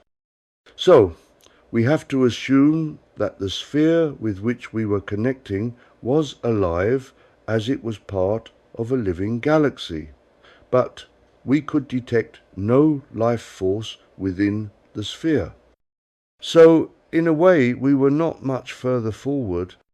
On planet Earth, each atom of a living entity is itself alive, as we just mentioned, but in this galaxy there did not seem to be any life in the individual sphere we were studying. But we were fairly sure, from the way the galaxy behaved, that it was alive. How could this be? The answer will take us on into an unknown form of life creation. We could say that life is endless, and once created, an object, no matter how large or small it might be, has to remain alive for all eternity, ignoring its eventual disappearance into the Godhead far, far into the future. But those who have followed our various talks or lessons will be aware that we have said that life is created, destroyed, and created once more, countless billions of times a second. So, our life in our galaxy does not exist eternally. It is created and destroyed, so we can hardly say that life in our reality is endless. It is, in a way, but as it is being created and destroyed, it is slightly altered due to the DNA of all things being adjusted. And so, effectively, each time life is remade, it is a different life, slightly altered from a DNA point of view, to the life that was destroyed a moment before. It is the fact that the changes happen so fast that gives the illusion of one continuous flow of life. In reality, it is a series of jumps, created, destroyed, slightly altered as it is created again, then destroyed, and recreated, slightly altered from the previous life. If we could see life slowed down, we would clearly see that each frame, each moment of time, is not only separate from each other, but different as the DNA of all things is altered. So, we would observe, slow down life as a series of frames, each frame slightly altered in its DNA to the previous frame. What has this got to do with the strange world we are trying to explain? We will attempt to explain this in the next chapter. Chapter 6.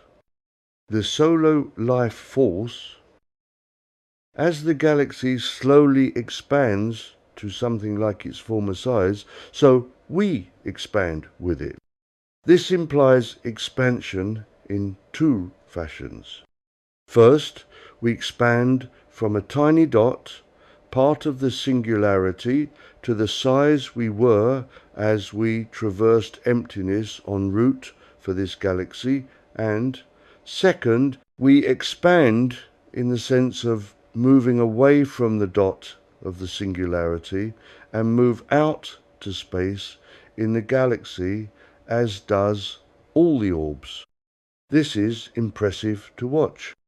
The singularity expands and the orbs expand and form their previous shapes, and at the same time the whole galaxy of orbs expands and assumes a space in the galaxy. Eventually, the galaxy is expanded to the size required and seems to stop expanding, but does continue to move slowly through what we might call space, although, as we have said, there is not any space to move in. So we watch as it continues to meander in rather an amoeba fashion, as we have previously stated, but we have learnt some things, the most important being that the galaxy is alive, and it is the fact of each and every orb, independently and collectively, coming together that creates the galaxy being alive. Further, the galaxy is one life. We are familiar with this concept, so it is a further link to the way life exists in our galaxy. So we realize that this galaxy is not so very different from ours. But there is a big difference in that the orb we are studying is only alive as part of the collective of orbs forming the galaxy, and that none of the orbs appear to have any independent life of its own.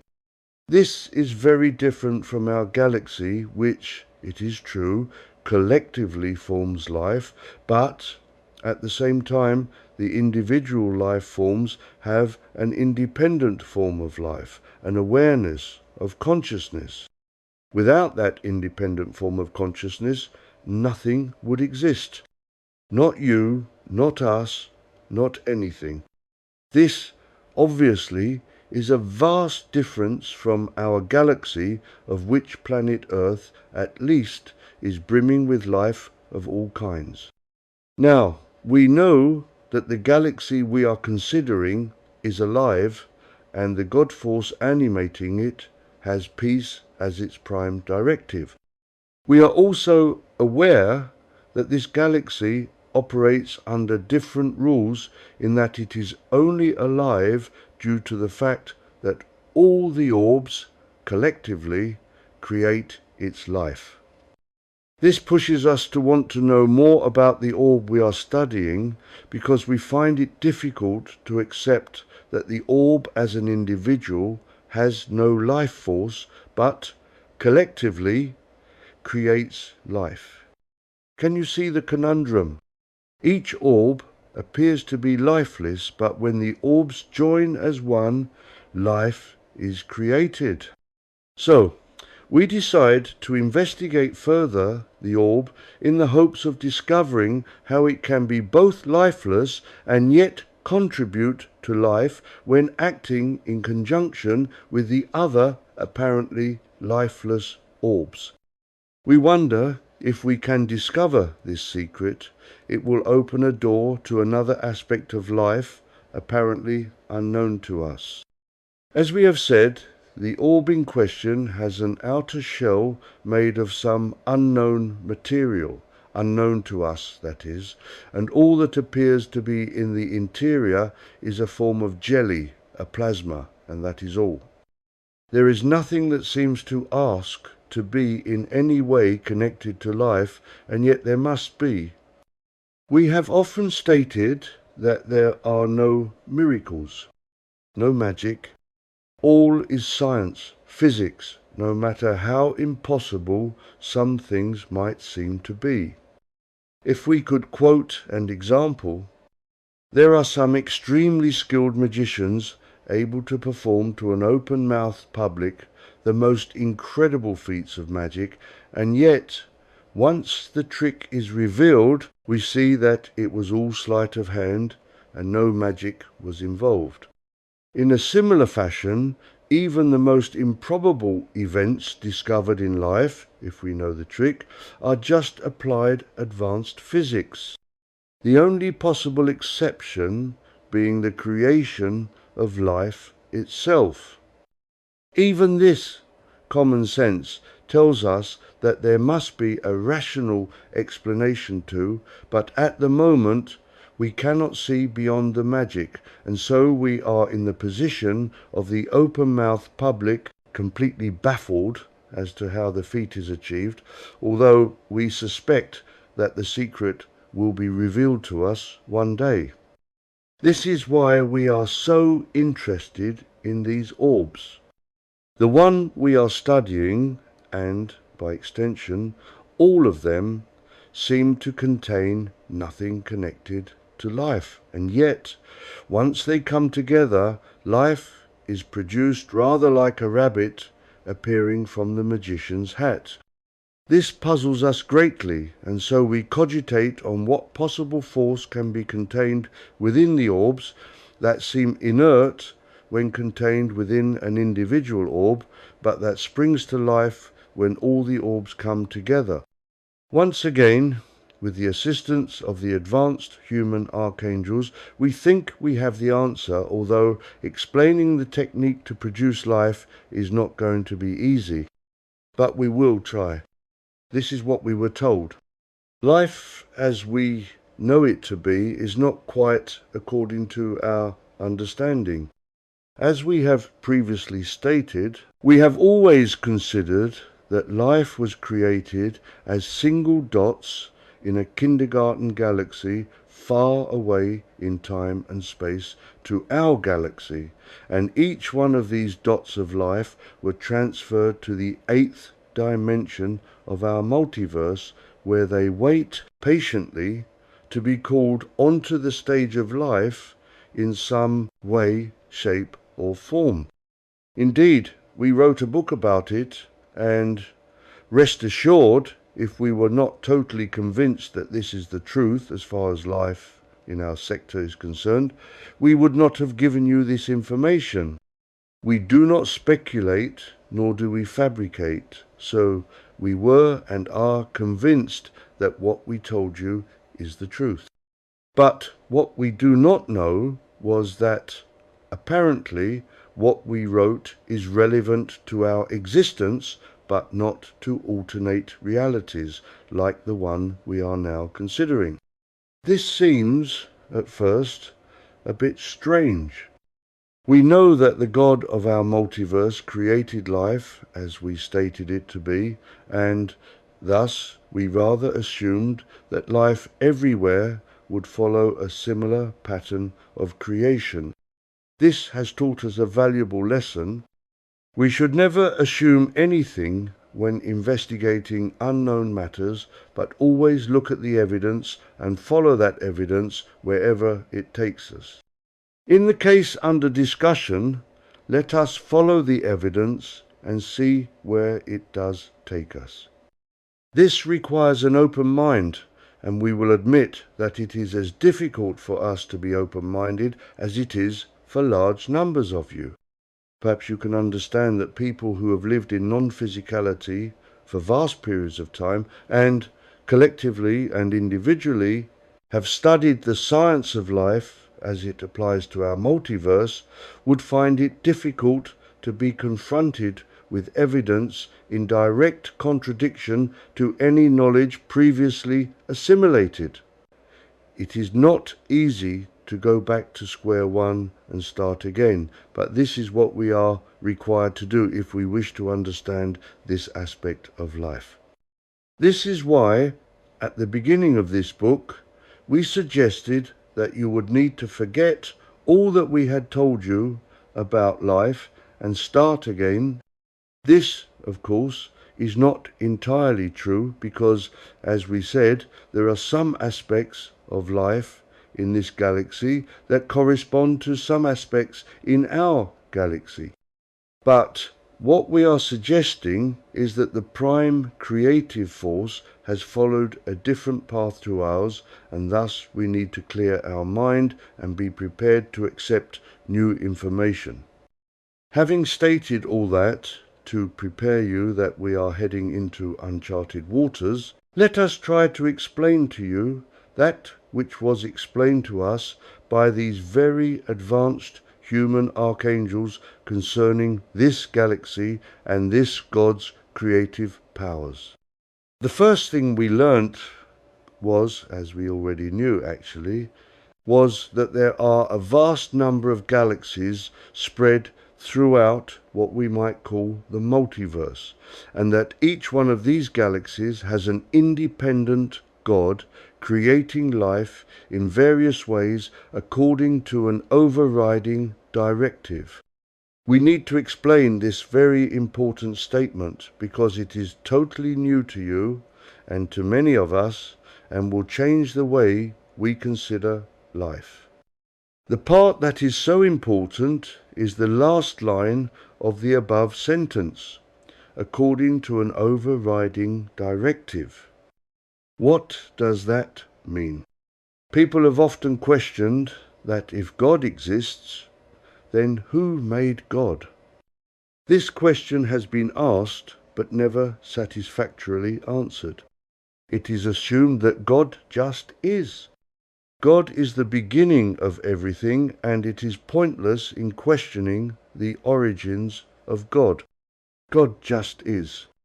But now we are being presented with an expanded concept concerning God or gods. Let us look at the problem in a very simple way that we hope will shed some light on the answer. Imagine a jigsaw puzzle. It consists of many separate pieces, each one of which consists of a picture in its own right, but it is not until the last piece is put in place that the picture is truly complete and truly revealed. We are sure that you can visualize that. But we also realize that someone created the picture and cut out the individual parts into which the picture was divided. Now, the person who made the jigsaw had no connection to the jigsaw other than he created it, by which we mean that the creator of the jigsaw puzzle was not a form of advanced jigsaw puzzle, but was something entirely different, a human who desired to create a jigsaw puzzle. When people mull over in their minds who created God, or the gods of other galaxies, it is usually assumed that the creator would be a super version of God as we imagine it or them to be. But in the case of the creator of a jigsaw puzzle, we showed that the creator was human and has no direct connection to the jigsaw other than he created it. The creator is not a form of super jigsaw. So, is it possible that the creator of all these different gods is a form of intelligence, and if so, Where does he divide it by? She divided by it exist. And is it possible to identify with it to find out how it functions? Then, of course, it begs the question, if there truly is an intelligence capable of creating God or gods, who created that intelligence? However, let us not get too ahead of ourselves. If we can solve the problem of who or what created the various gods, that will be a start. You may have wondered why we mentioned a jigsaw puzzle. If you can remember us mentioning the strange event of the galaxy only springing to life as and when the last orb existed, you can see the connection.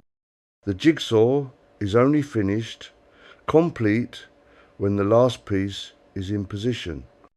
We readily admit that a jigsaw puzzle is not alive in any real sense, but we hope you can appreciate the analogy. Now, let us expand the concept. We told you that in this galaxy, and no doubt others, life only sprang into existence when the last part of it connected to the whole, and we used the analogy of a jigsaw not being complete until the last piece was in place. We wish to suggest to you that there are a huge but finite number of galaxies, each one with a god exploring a theme unique to itself. This may be a truly enormous number of galaxies and gods, but the number is finite. We wish, further, to present to your consideration that it was only when they were all created did any of the gods or the galaxies spring into creation. This may seem most improbable, but apparently is the truth. There are a huge number of galaxies and a huge number of gods, one for each galaxy, but none of them existed, neither gods nor galaxies, until they all existed, and then life everywhere sprang into being. So we have a grandiose version of the Big Bang Theory, although we can only use that metaphor in a relative sense, as we know that in our galaxy, the world we live in was created by copying a previously existing galaxy in the seventh dimension. The question that we cannot answer is whether the galaxy we are now examining was created as a copy divided by pace process from a previously existing galaxy like ours, or was it created in a different fashion? The problem is that just by looking at the galaxy as it is today gives us no indication as to its origins. This is a problem that exists in all versions of physicality. Just by examining what exists in physicality in our galaxy gives no real clue as to the origins of things, so science has to make wild assumptions, some of them close to the truth and some wide of the mark. We could cite the Big Bang Theory as a wrong assumption, along with the creation of life generally and humans in particular, and yet to this day Big Bang and Darwinism are taught in schools and universities. We have discussed this at length in various other publications, but it saddens us to see how closed-minded scientists of all denominations can be. We hope that, in time, science will start to open its eyes and look behind the scenes to find the truth. But are we in a position to find the truth as to the origins of the universe under discussion? Once again, we turn to the wise archangels who inform us that many, indeed most, of the galaxies were created following a similar pattern. So, if this is true, it assumes that this galaxy was created by a copy divided by paste idea from a previously created galaxy in a different dimension.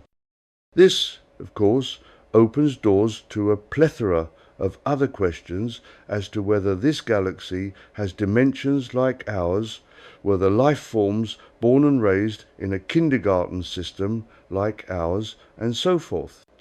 To answer these questions, we need to turn to those who have the answers, the human archangels. Let us compare what we know about our galaxy and the life forms that live in or on it, and this new galaxy that we are trying to examine. We have already given you a book that examined and explained how our galaxy was formed. Indeed, we explained how life in our galaxy was created in several of the books, as all aspects of life are connected. So, to talk about any aspect implies mentioning the connections to all aspects. So, whether we are talking about DNA or talking about alien life, it is all connected. But the question we need answering is, does the life in the galaxy that we are currently examining have connections to our life in our galaxy? The archangels inform us, yes and no, not very helpful, we thought. So, as we know that the archangels are trying to help us, we asked them to expand upon their answer. They told us that there was some similarities and some dissimilarities between the way that our galaxy and this galaxy were constructed. The obvious similarities is that there is a God, and this God has a theme, peace, and that all of it had to be in place like the pieces of a jigsaw before it all sprang to life. A further similarity is that all the orbs collectively create the conditions for that life to be manifested just as it does in our galaxy. However, one of the major differences is that we can find no evidence of individual life in any of the orbs, despite there being overwhelming evidence that each orb is alive in some fashion.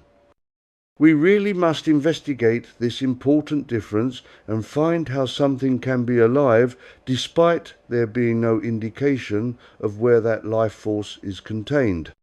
In our galaxy, as we have explained in a previous book, there is a life force that we called the Logos, and we also went to great lengths to describe the important role played by DNA in allowing that Logos to circulate throughout all life in all living things. But in the case of these orbs, we can find no Logos, nor can we find any DNA. So, there is a fundamental, a radical difference between what we consider life to be and what life is in this galaxy we are investigating. We can but seek the advice from the learned archangels that are informed concerning this galaxy.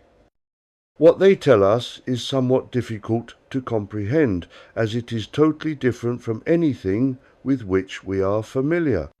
But we will do our best to explain in simple terms. In the case of this galaxy, what we call life is not contained within any orb.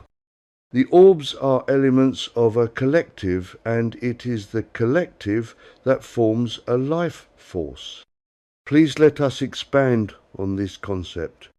The force we call God in this universe is the total of the life force and could, if it wished, exist in isolation from any orb in which to manifest itself.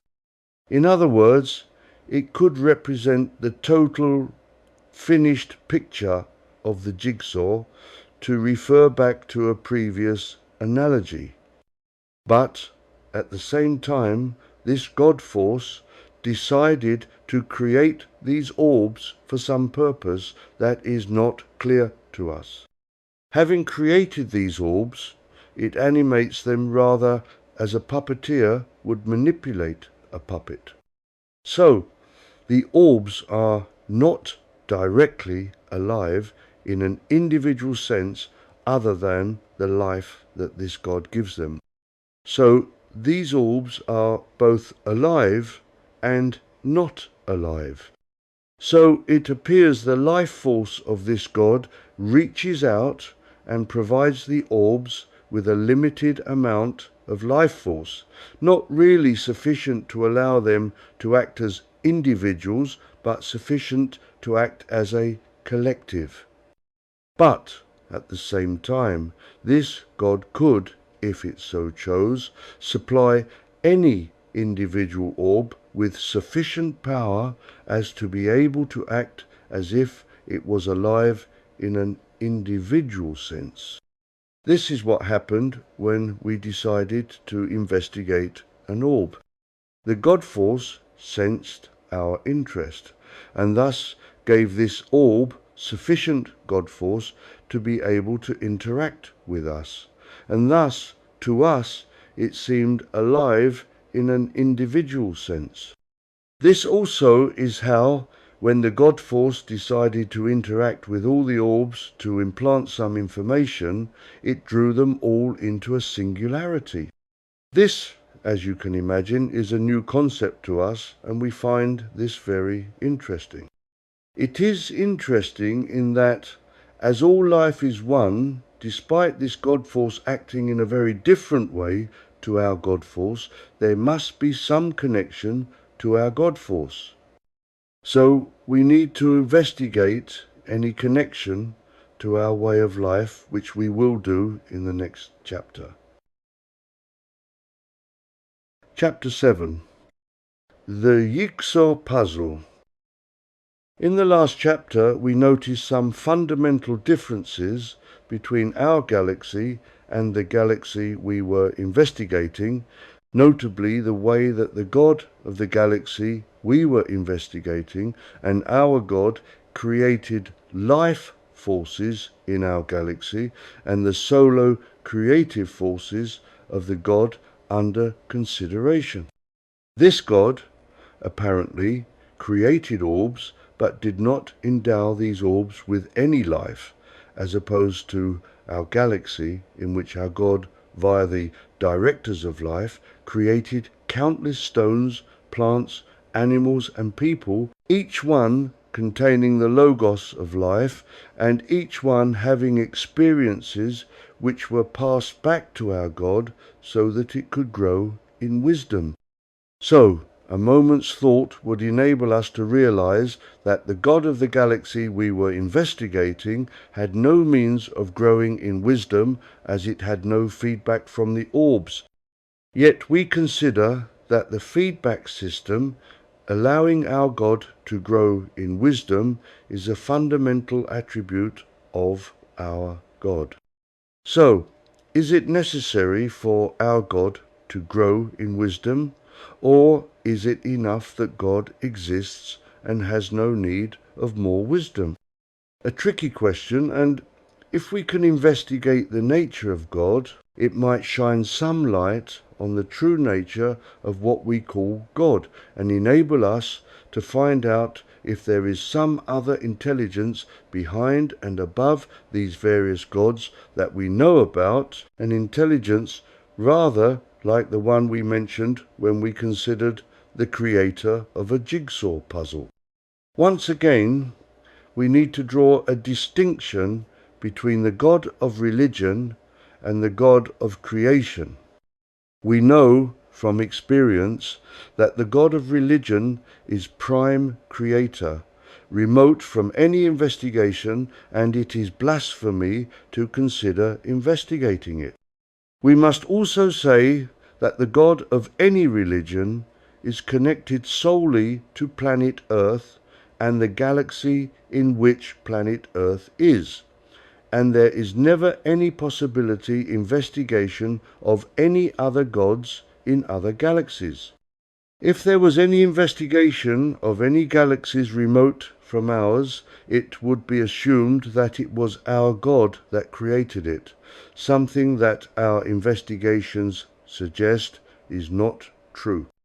We will say that there appears to be a connection between the various gods, but that they are independent of each other and are creator gods in their own right.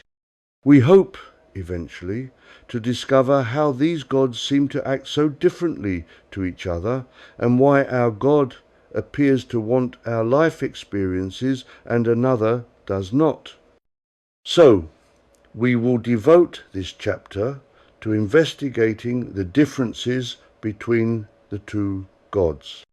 Suppose, for example, our God suddenly decided that it did not require to learn from our experiences. What would happen to us? At first thought, we might suppose that all life, as we know it, would disappear. As we have been told that God created all life so as to grow in wisdom through our experiences, we might well suppose that if God no longer needed us, we would cease to exist. But is this true? Our investigations have led us to conclude that life would continue without sending the feedback to God. In other words, God does not require learning from our experiences. God exists in its own right, with or without our experiences, and we exist in our own right and do not rely on sending feedback to God in order for us to exist. We fully accept that the God Logos is placed in association with us, and it is that Logos that creates life. But we do not agree now that God requires our feedback to it. God can exist with or without us, and we can exist without sending that feedback to God. Now, this appears to be a contradiction to all the teachings we have given you to say that feedback from us to God happens.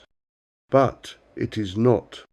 Wisdom given to us by advanced beings has told us that our experiences are returned to God, but that God does not need that feedback.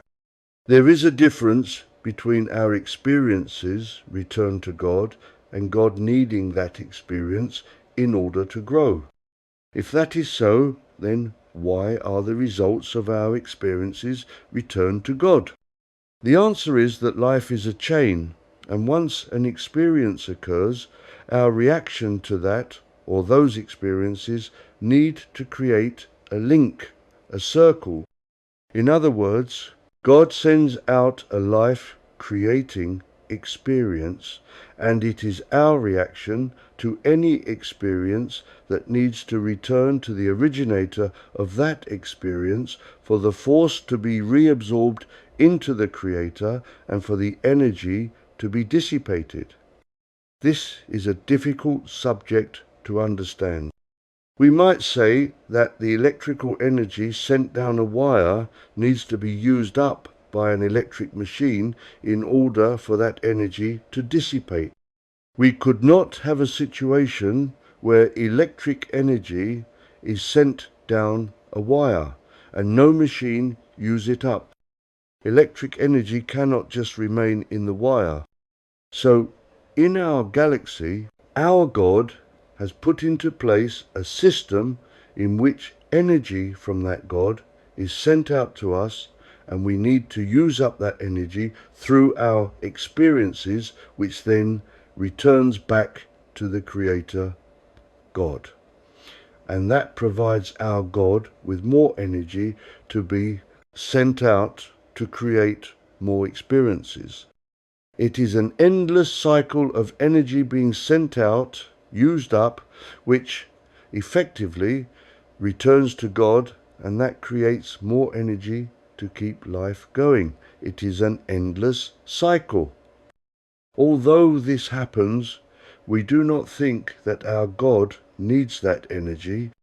It is just the manner that our God decided to put into place.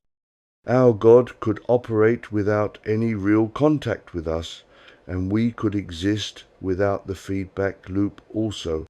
Thus, to repeat, we can state that our God could exist without the feedback loop from us, and we could survive without the feedback loop to God. But that loop is in place, and so it operates. Whether God actually learns from our experience is another matter. Certainly, we agree that the energy returning to God liberates more energy, but we strongly feel that we, without God, could use energy created by our Logos to provide us with experiences. And once we have resolved those experiences, more is liberated to create energy for the next experience. So, once again, we have this conundrum, this dichotomy. On one hand, we have God sending us experiences, and our reaction to these experiences being sent back to God to create more energy, and on the other hand, our Logos possibly sending us experience and then absorbing that energy to create more experience. This seems strange until we realize that our higher self is in contact with our Logos, our Spirit of God, which itself is connected to Almighty God. Thus, whether our experiences are sent to Almighty God or whether they are sent to our Logos via the higher self, as our higher self, of which there is only one, is connected to our Logos, which, despite there being one for every living thing on earth, as the various logo are connected to God, it works out to be the same. Can you see this? There is one Almighty God for our galaxy, and there are countless individual spirits of God, one for each living thing, connected via the one higher self to Almighty God. Thus, the logo of each and every life spirit are connected to the one Almighty God and could possibly share the results of our life experiences. The logo and the one God are effectively the same thing. It is only the fact that God created a logos for every living thing that created the need to share experiences and send them back to individuals' gods and God itself. The logos and God effectively being the same thing. If we did not exist, Almighty God could still exist and not require our feedback. Equally, under different circumstances, we could exist without needing to send feedback to the logo. It is just the way that life in our galaxy that makes the feedback loop need to exist, that makes it so. This is a very difficult thing to describe, and we are not sure that all can understand, but we have done our best to describe the process just using words. If we had a black or white board at our disposition, it would have made the description easier, but we only have words.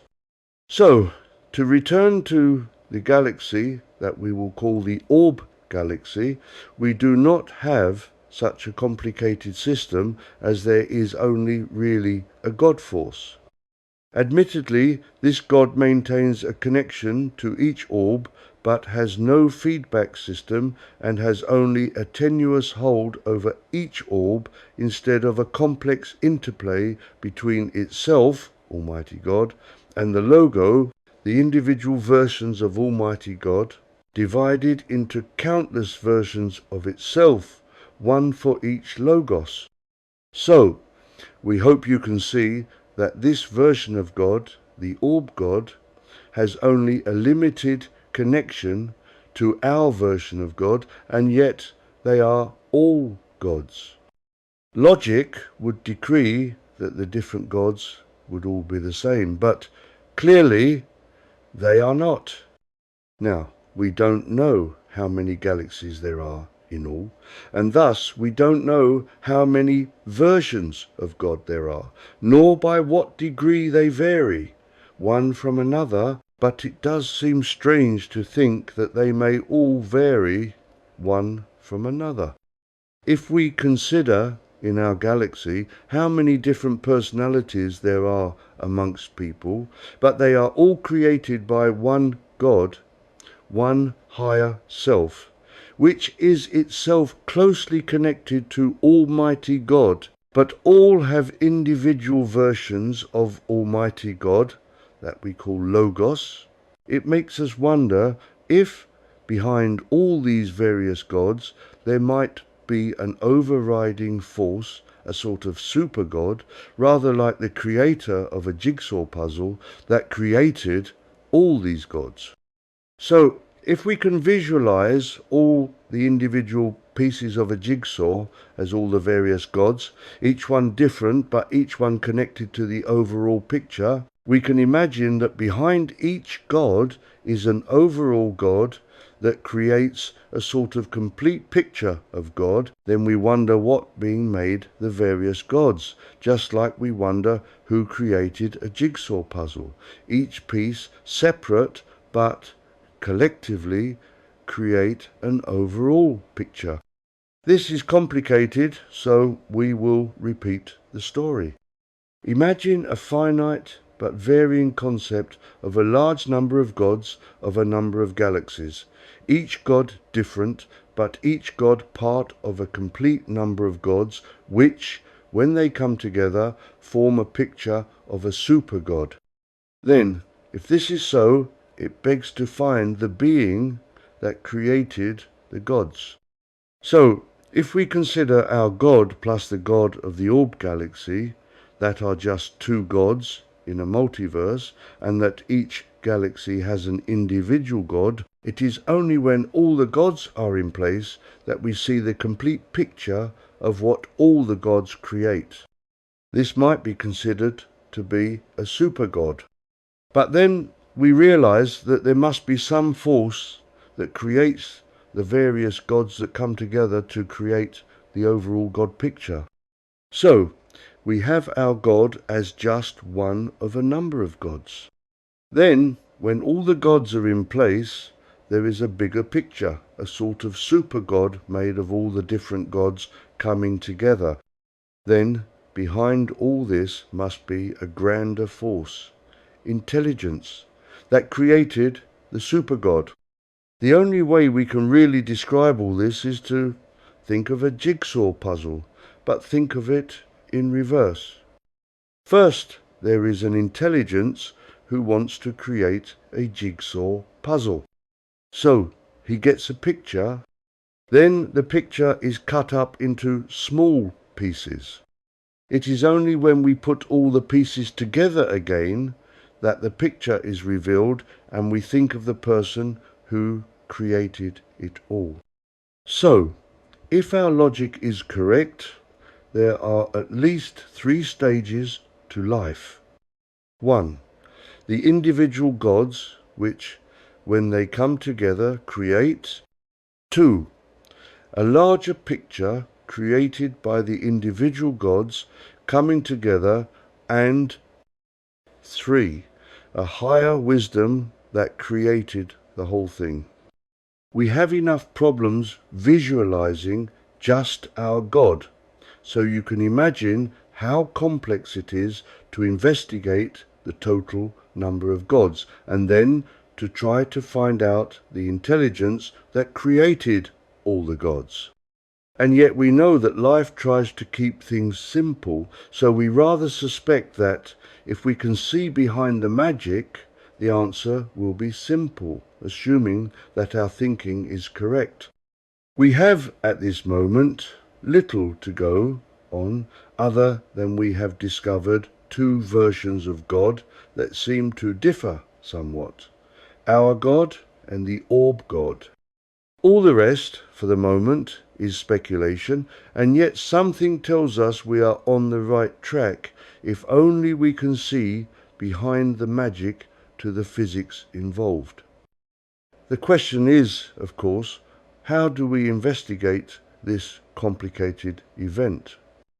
How could we possibly find out about the super God and then this prime intelligence that created the plethora of individual gods? Even the human archangels that normally provide us with information have a limit to their knowledge, so we cannot rely on them to provide us with an answer. Fortunately, there is a means of finding an answer, and that answer is contained within a part of the Akashic record that we have mentioned before, a sort of restricted section that only a privileged few have access to. There is a lot of information contained within the restricted reserve of the Akashic record that most people never get to see, as this area contains knowledge that it would not be good for all to know. Under ordinary circumstances, people like us would not be given access to this area, and we must say that this information concerning the various gods and the creator of those gods has never been revealed to anyone, and so you who read this book will be given information never before revealed either to us or to people incarnate.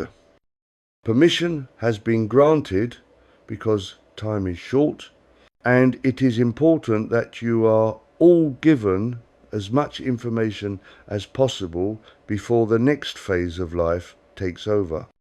This process is called ascension, and, as we have said, you cannot rise in spirituality until you have all the facts concerning life.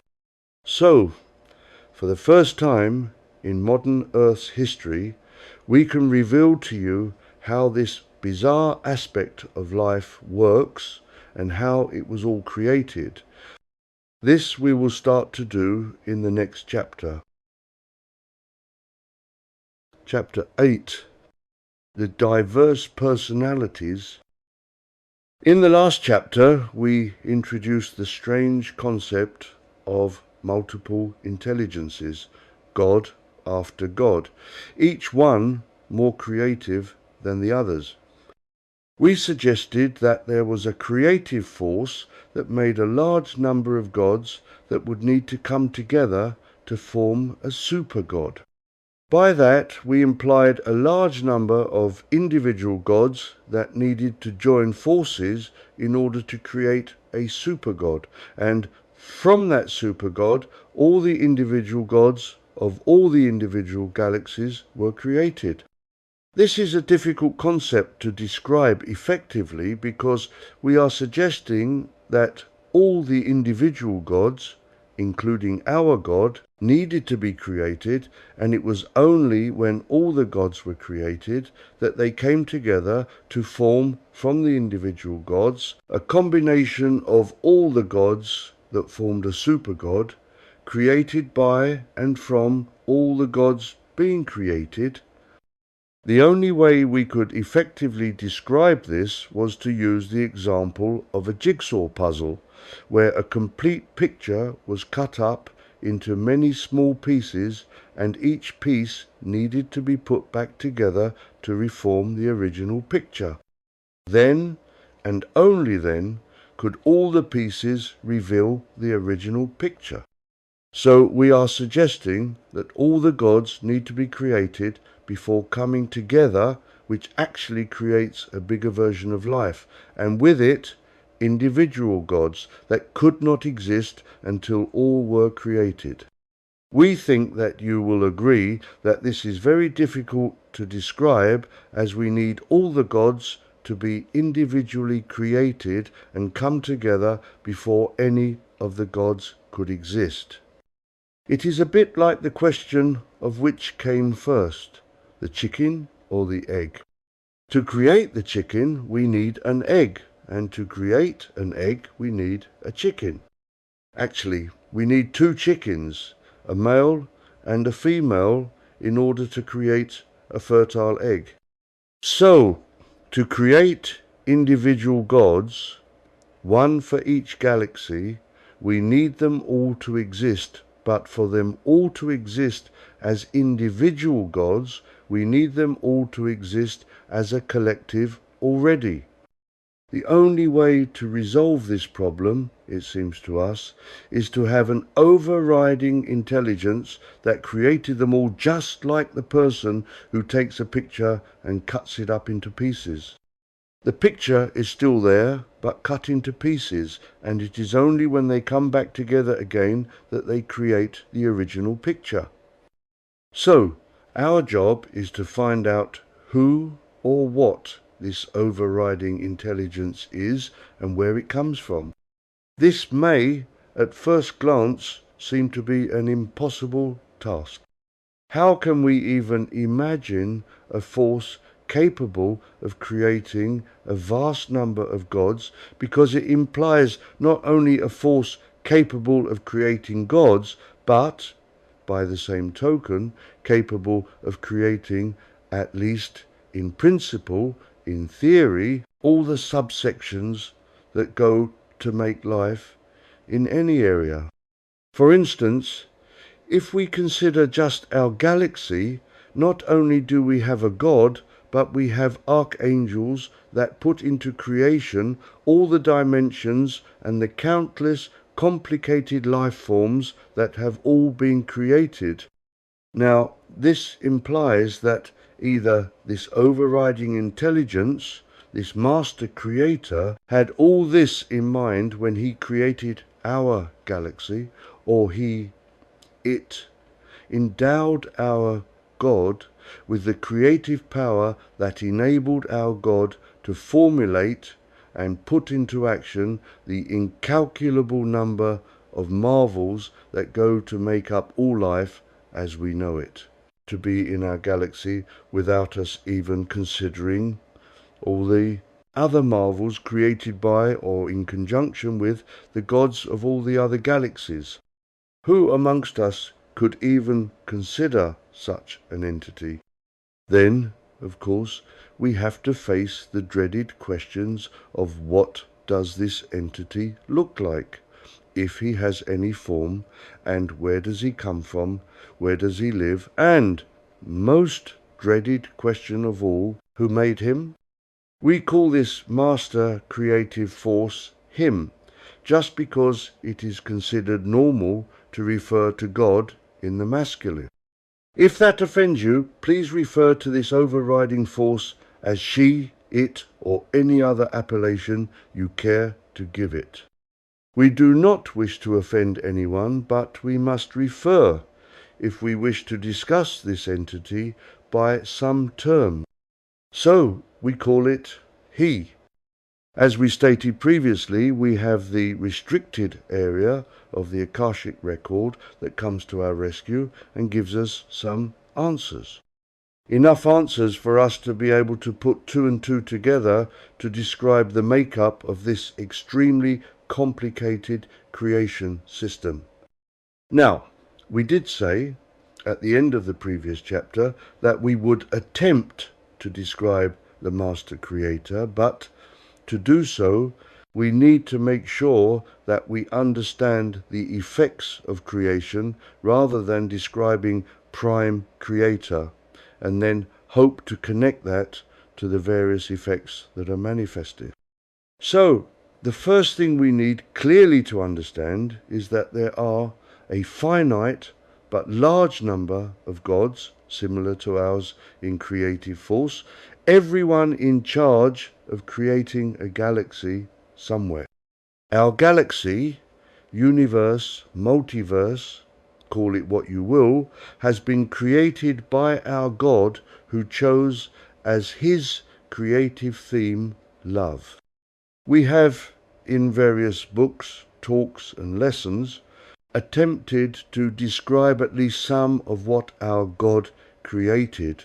And although what we have described is just a drop in the ocean compared to what we could say in reference to the creative power of our God, we hope that you can see that what God has created is truly amazing, and it requires a real stretch of the mind to accept it.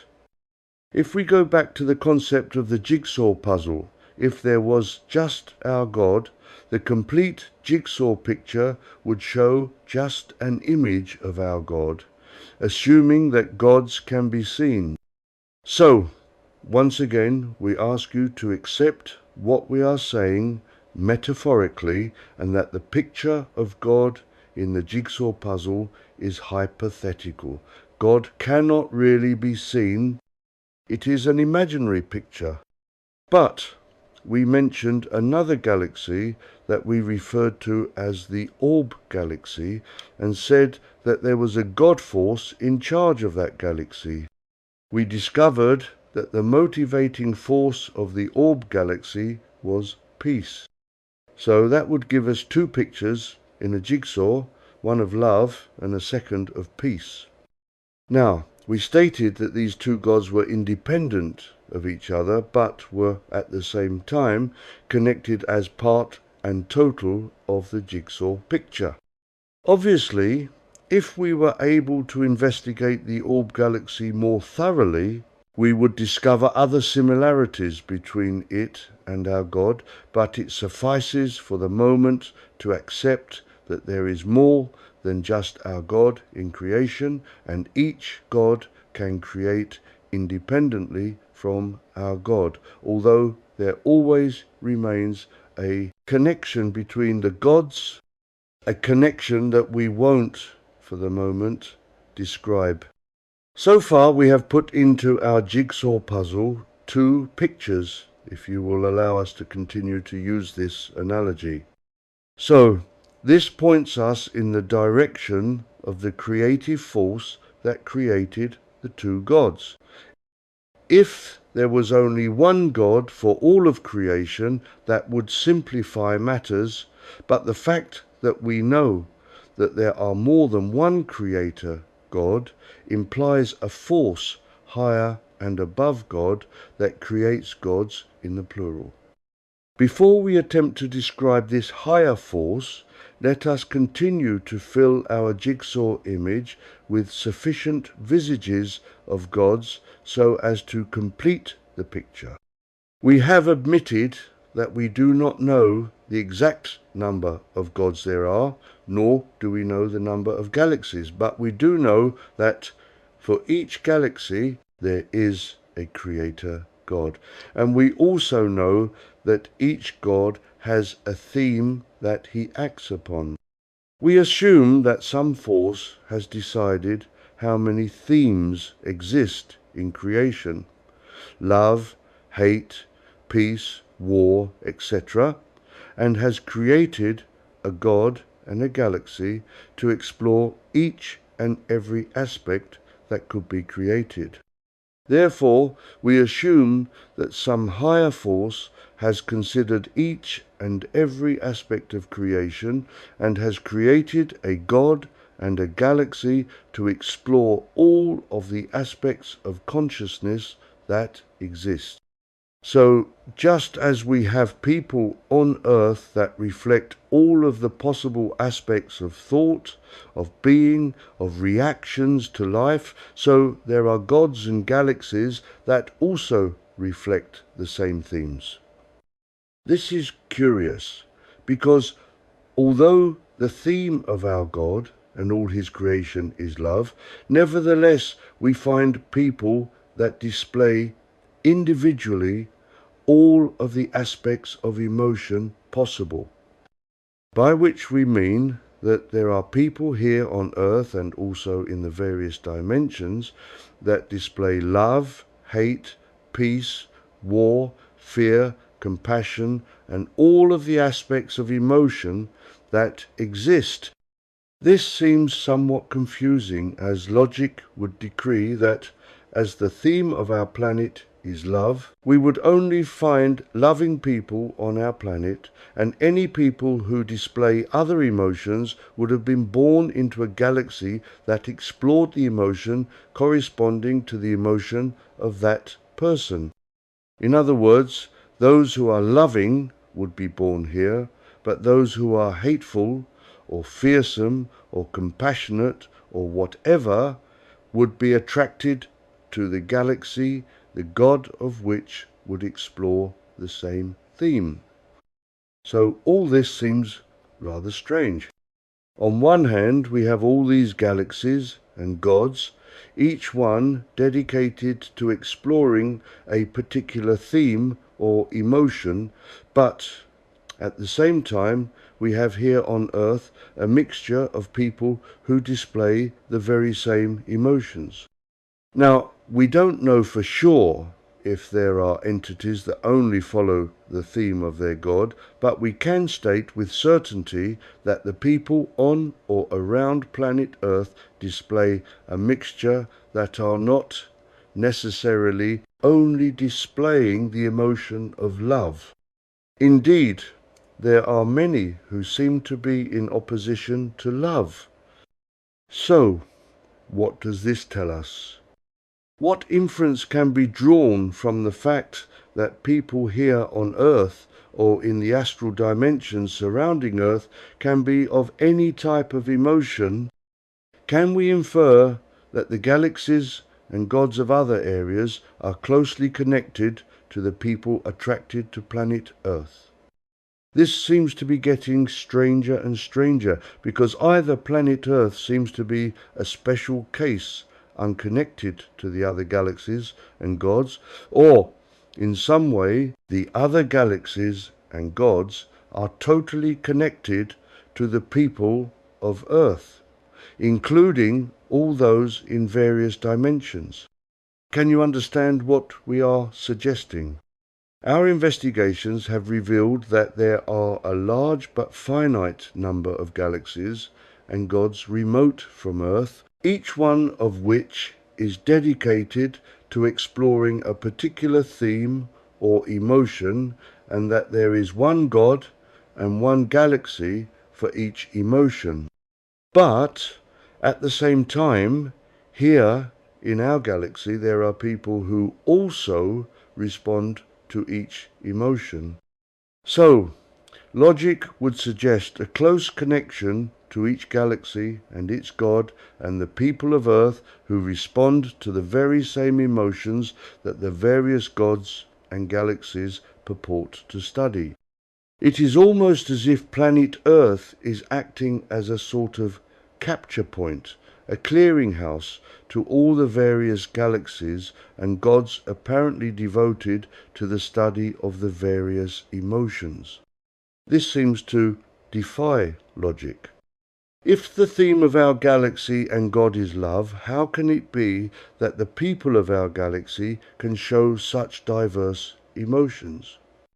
Also, if all these other galaxies and gods, each one exploring a particular theme, explore the same themes as the people of our galaxy, it is almost as if these strange galaxies and gods are in some way connected to the people of our galaxy.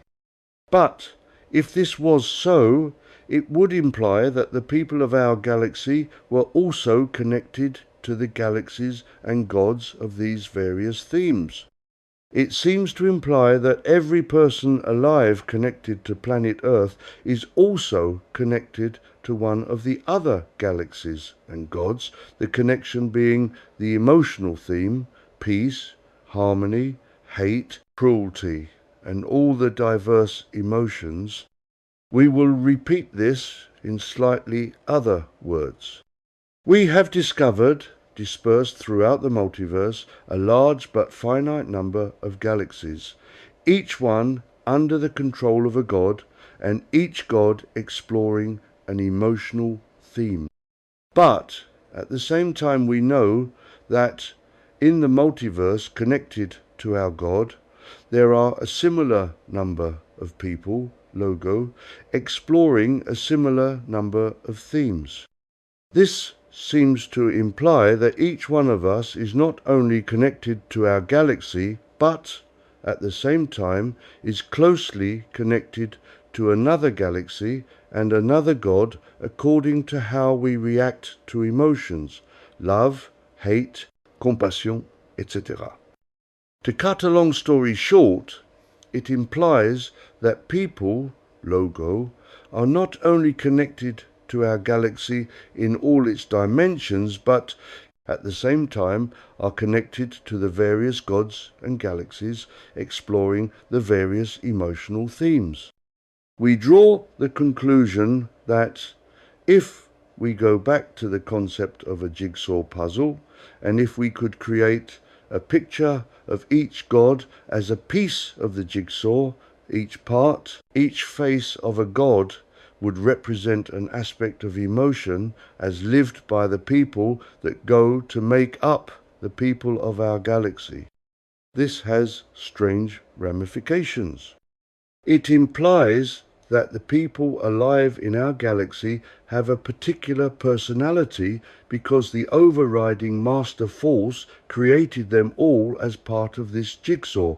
But when applied to people, Logo decided to put them in our galaxy. It is as if the galaxies and gods that go to make up the jigsaw are just creations, but those creations come to life when adopted by humans in our galaxy. It also implies that our God has one part of creation under its wing, but the galaxy and God promoting any one aspect of emotion also plays a role in promoting a personality aspect of a human. This seems to be extremely complicated, and it is until one can comprehend the concept of various gods creating people, or rather personalities, while another god, our one, creates people.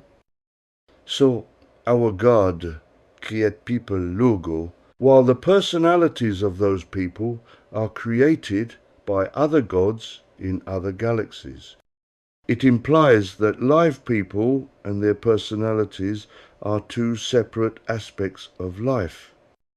We want you to understand this because it is new information never before revealed, at least to the population of Earth this time around. So, we will explain it all again in clearer terms. We want you to understand that the God of our multiverse created one person, just one, and put the Logos of himself with that one person. But he, God, also endowed that Logos to imagine that it was a huge number of people. But without any personality, it would be obvious that there was only one person. It is personality that creates conscious life. So, please understand that this master intelligence created our God, who, in turn, creative one life force. Then, this master intelligence created a number of other gods, each one exploring an aspect of personality, of emotion. Now, this is where it gets difficult to describe. The master creator took the one Logos of our God and divided it up into a number of parts and put a part with each personality, creating God, so that now not only do we appear to have a large number of people, but each one of these people have a distinct personality. It is these personalities that create conscious life. That is why independent life could only exist when all the independent gods had been created, each one influencing a certain proportion of the one Logos. These diverse gods needed all to be created so as to be able to divide the one Logos into many parts, each part containing a distinct personality. So, if we have understood correctly, we have a master creative force that created our God, rather like a queen bee or a queen ant, and then for each and every aspect of personality, a series of gods and galaxies in order to give personality to aspects of the one Logos. It is personality that gives life to the divided up Logos.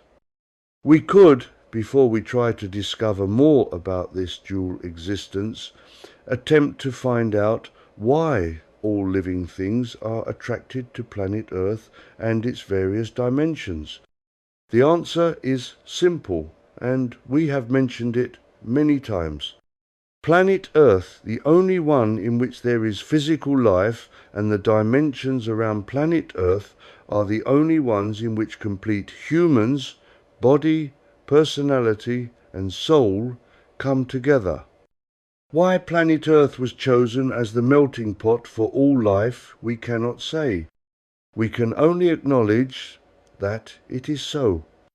Had another planet, another galaxy been chosen, the outcome would have been the same. So it matters not what planet system was chosen.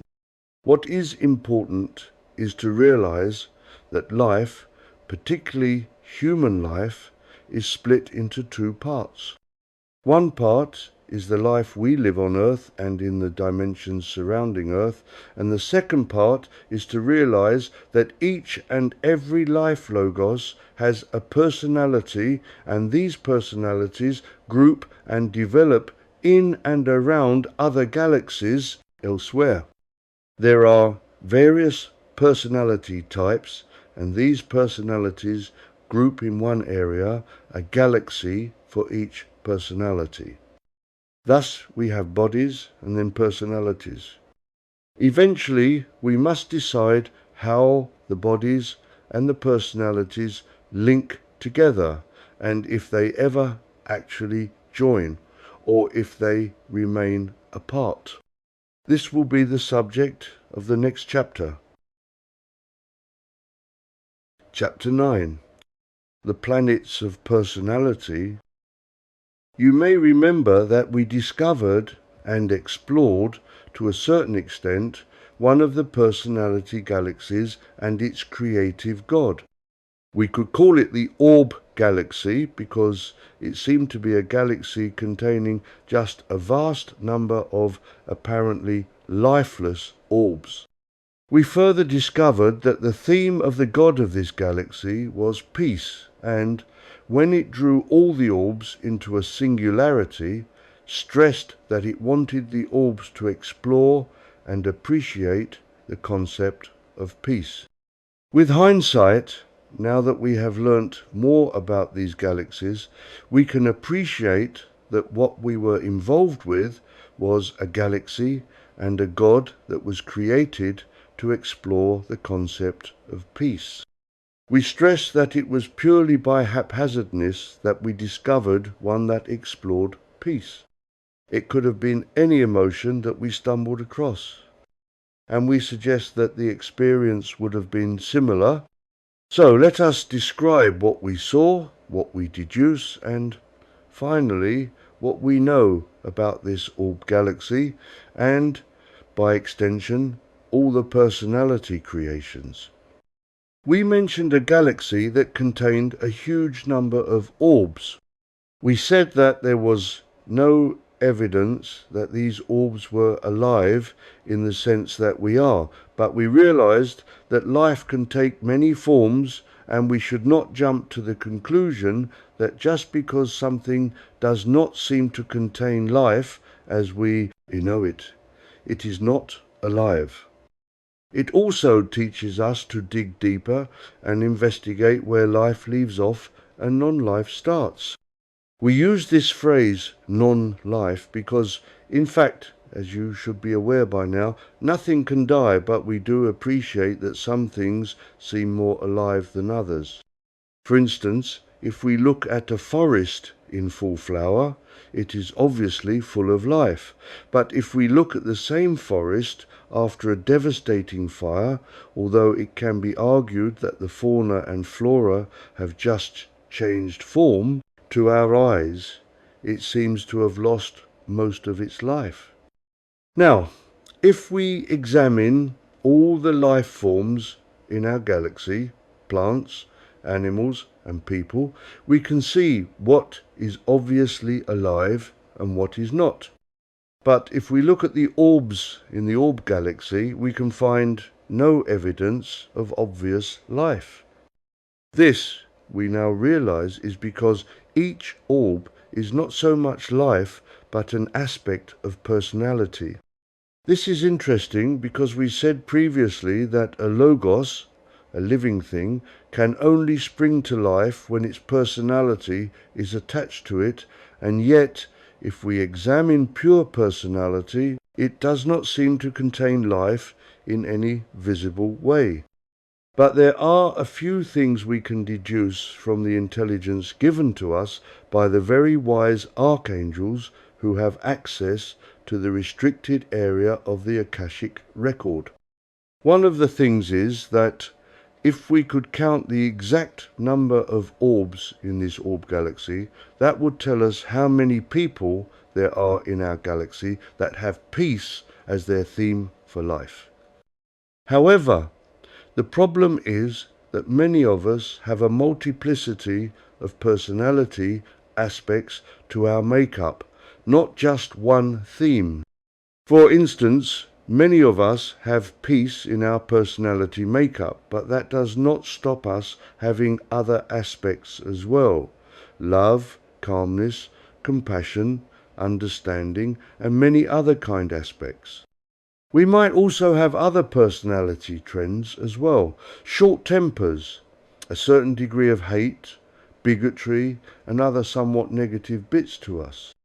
How many of us can truly say that we only have one aspect of personality?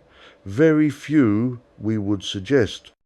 If this is true, and it surely must be, it implies a very complex mixture of which personality galaxies we can correspond to.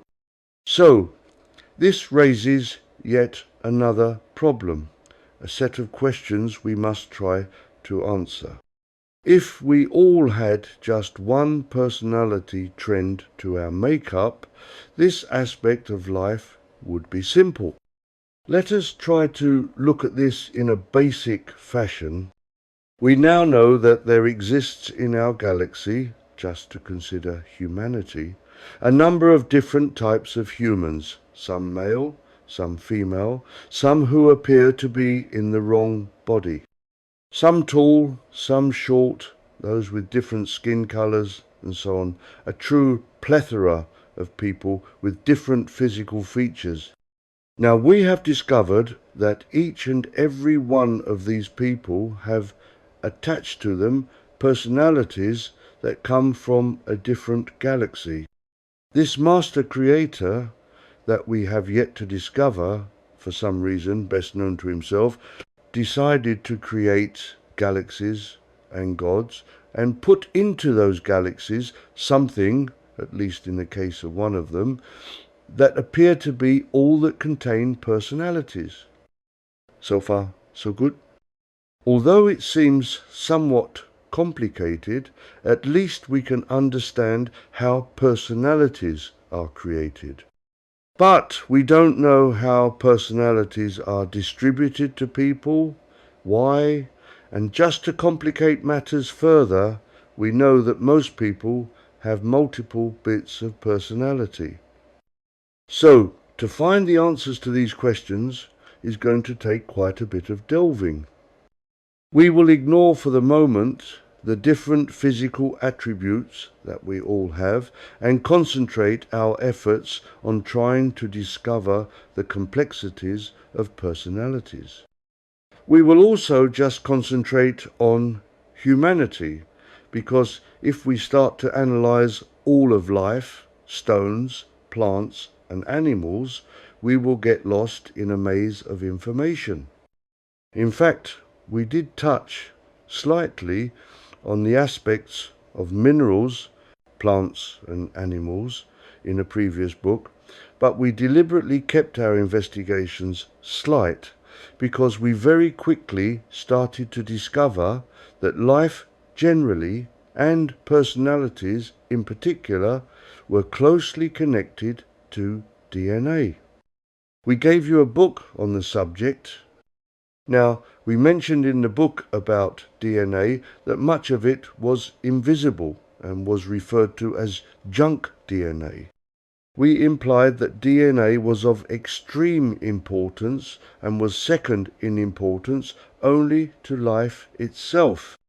So, We have a strong suspicion that if we investigate personalities of people, we will find DNA playing a role. We have to add another branch to our investigations.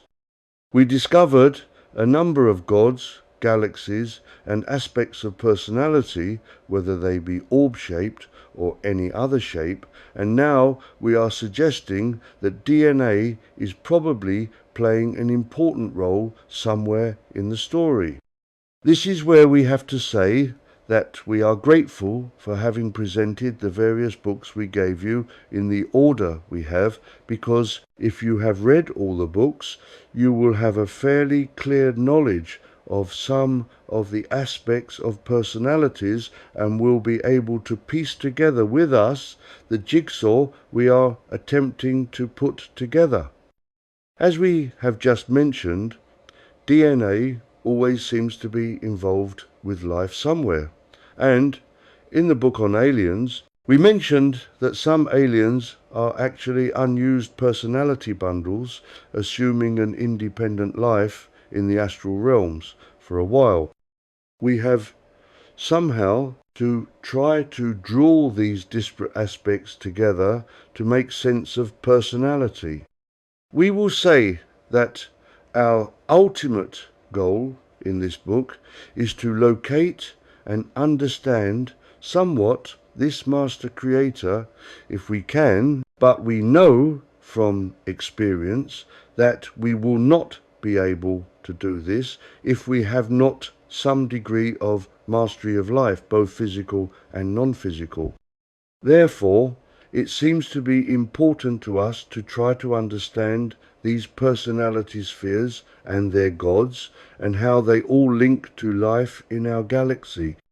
We have discovered, with the invaluable help with our archangelic mentors, that each orb galaxy and its god promotes one pure aspect of personality quite independent from any other orb galaxy. We need really to understand this. Of all the huge but finite number of galaxies and gods there are concerned with personality, each one helps create one pure aspect of personality, ignoring all the rest. So, let us try to discover who and what is creating these pure aspects and why they are being focused in and on any one galaxy to the exclusion of any other. After all, we seem to be born with a variety of aspects of personality quite naturally and have suggested that they are in some way connected to our DNA. This is all very well, but doesn't answer any questions as to why we have personalities in the first place. If we have personalities, they must be created somewhere and for some reason.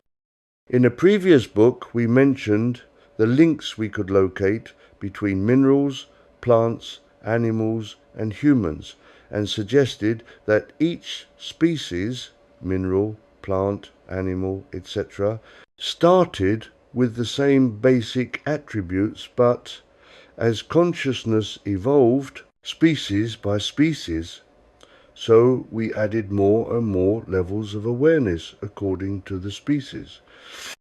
For instance, it would be fairly obvious that the average human has higher levels of awareness than the average animal. This does not imply that a human is any better than any animal, but it does imply that most humans require a higher level of intellectual capacity to deal with daily life than the average animal. One could say, of course, that an animal can survive in the wild, whereas most humans deposited in the wild would struggle. The point we wish to make to you is that if you read the book that mentioned personalities of minerals, plants, animals, and eventually humans, and they all started with the same basic attributes, but each species added more and newer ones according to his species. A plant has more attributes than a stone. An animal has more than a plant. At the top of the list is humanity, or will be one day. So we must assume that personality is linked to consciousness and varies according to the species. Why should this be? Where does it all start, and how is personality manufactured? Because if we all have personalities which are connected to consciousness, and all this is connected to DNA, some entity must have decided to create it. As we have often said, there is no such thing as magic. Everything is based on physics in one way or another. To understand how personality was and is created is very deep physics indeed, but fortunately we don't need to cover blackboards with hieroglyphics, not invent a mass of new words. We can explain, just using plain English, life, as we have said in the past, has always existed. We did try to explain that the word always is a misnomer because time does not exist, and therefore always just means now. This is a difficult concept to grasp because even you who are reading this book were born at some time in the past, and most of you have a birth certificate to prove it, and depending on your age, you can remember going to various schools, may have had a variety of jobs, etc. These events trace your life from the moment of your birth up until now and will go on until the end of your incarnation on earth.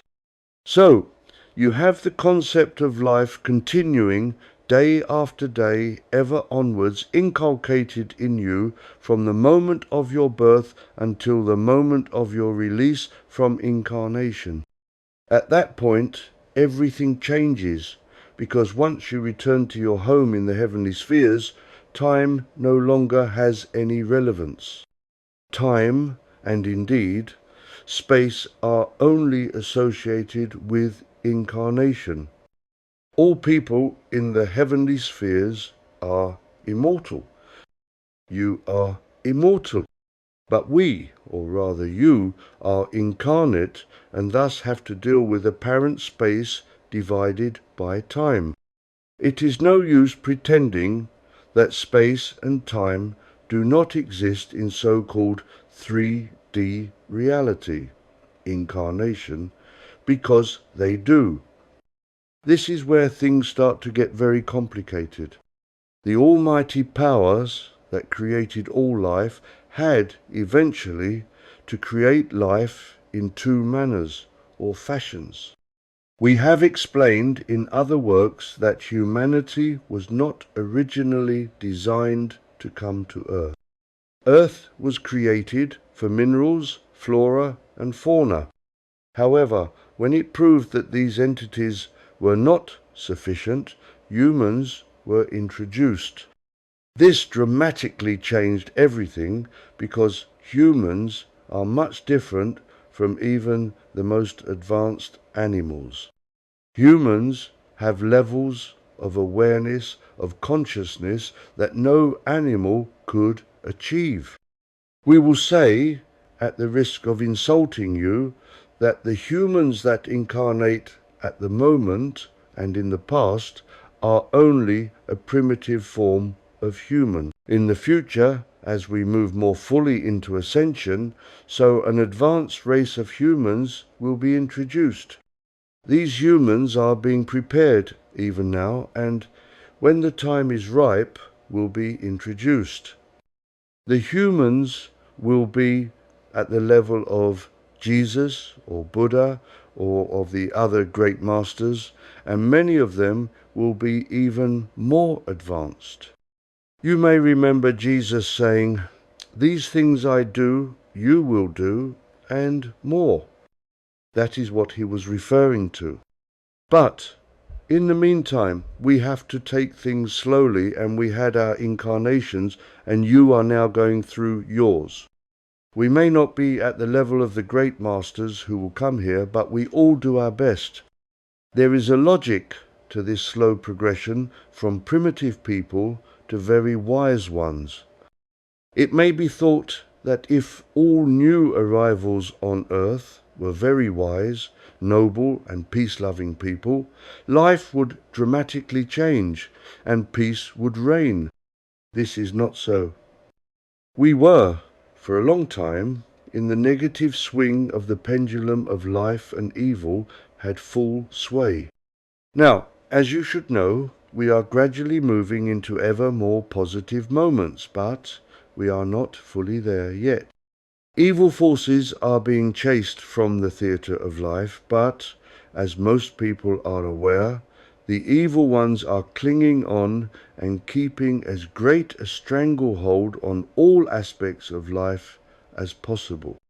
Both they, and we know that their battle is lost, and they will one day depart the scene, but we must wait patiently for things to alter. So, what has all this got to do with personalities? Let us go back to a time we mentioned in a previous book, before you were incarnated. Obviously, we mention you, but that is just to get your attention and make the story more interesting. You, in fact, refers to all of us, past, present, and future. Before you incarnated, we mentioned that you were taken on tours of the heavenly and hellish spheres of the higher fourth dimension, where we all live, and shown what was going on there. Your friends, guides, teachers and mentors noted your reactions to the events you were shown and careful note-taking of your interests. So, comparing notes, they built a list of those events you found interesting and those that did not interest you. Obviously, you took an active part in the discussions. Eventually, as the date for your incarnation drew closer, you began to leave the school areas of heaven and were introduced to a number of areas that exist that help shape personality. People are aware of some of these areas, and they are called the signs of the zodiac. In the night sky, certain clusters of stars have been given names in an attempt to quantify aspects of personality and are called Pisces, Aries, Taurus, Sagittarius, etc. 12 galaxies in all. Obviously, and we don't wish to offend anyone, these star clusters have absolutely no connection to what is really happening behind the scenes. But we do not ridiculize the concept because it describes in a very accurate way what is going on in the spiritual realms. So, it does help to explain personalities. However, as we have explained before, embryo spirits are moved down the dimensional layers, closer and closer to Earth, until finally they end up, or perhaps it would be more accurate to say the personality aspect of them does, and arrive at one of the galaxies that we have been describing that we called the orb galaxies. These galaxies correspond to the 12 signs of the zodiac with which most people are familiar. So, one of these galaxies will give a basic personality to an individual that we called Pisces, Aries, Capricorn, etc. However, as we mentioned, very few people have just one aspect of personality. Many, indeed most people, have a mixture that astrologists get round describing by including influence from other star systems that they call houses, etc. In fact, there are a far larger number of orb galaxies than just 12, so the angelic beings that still have the embryo human under their control introduce the young human to all of the galaxies that their teachers had noticed interested the baby human.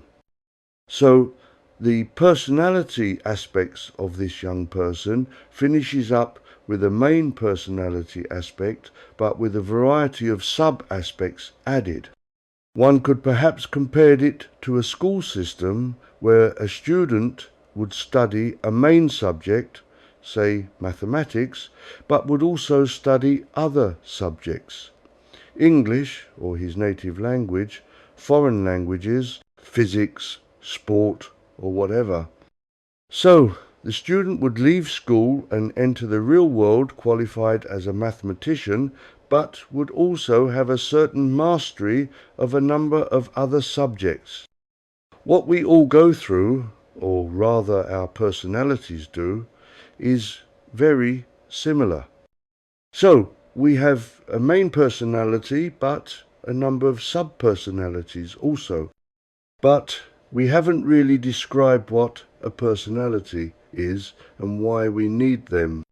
Once again, we are entering deep physics and going far beyond what conventional science, physics, or even psychology or astrology are aware of. So we will introduce these concepts and just let you accept or reject what we tell you. Let us ask you a question. What is personality? You all have personality, which you might describe as likes and dislikes, desires, needs, wants, and you might, if you were courageous, connect personality to your ego, but could you really describe personality in any satisfactory sense? A glance at a good dictionary will give some indication, but many honest dictionaries state that there is no generally agreed upon definition of personality. This is strange because we all have personality.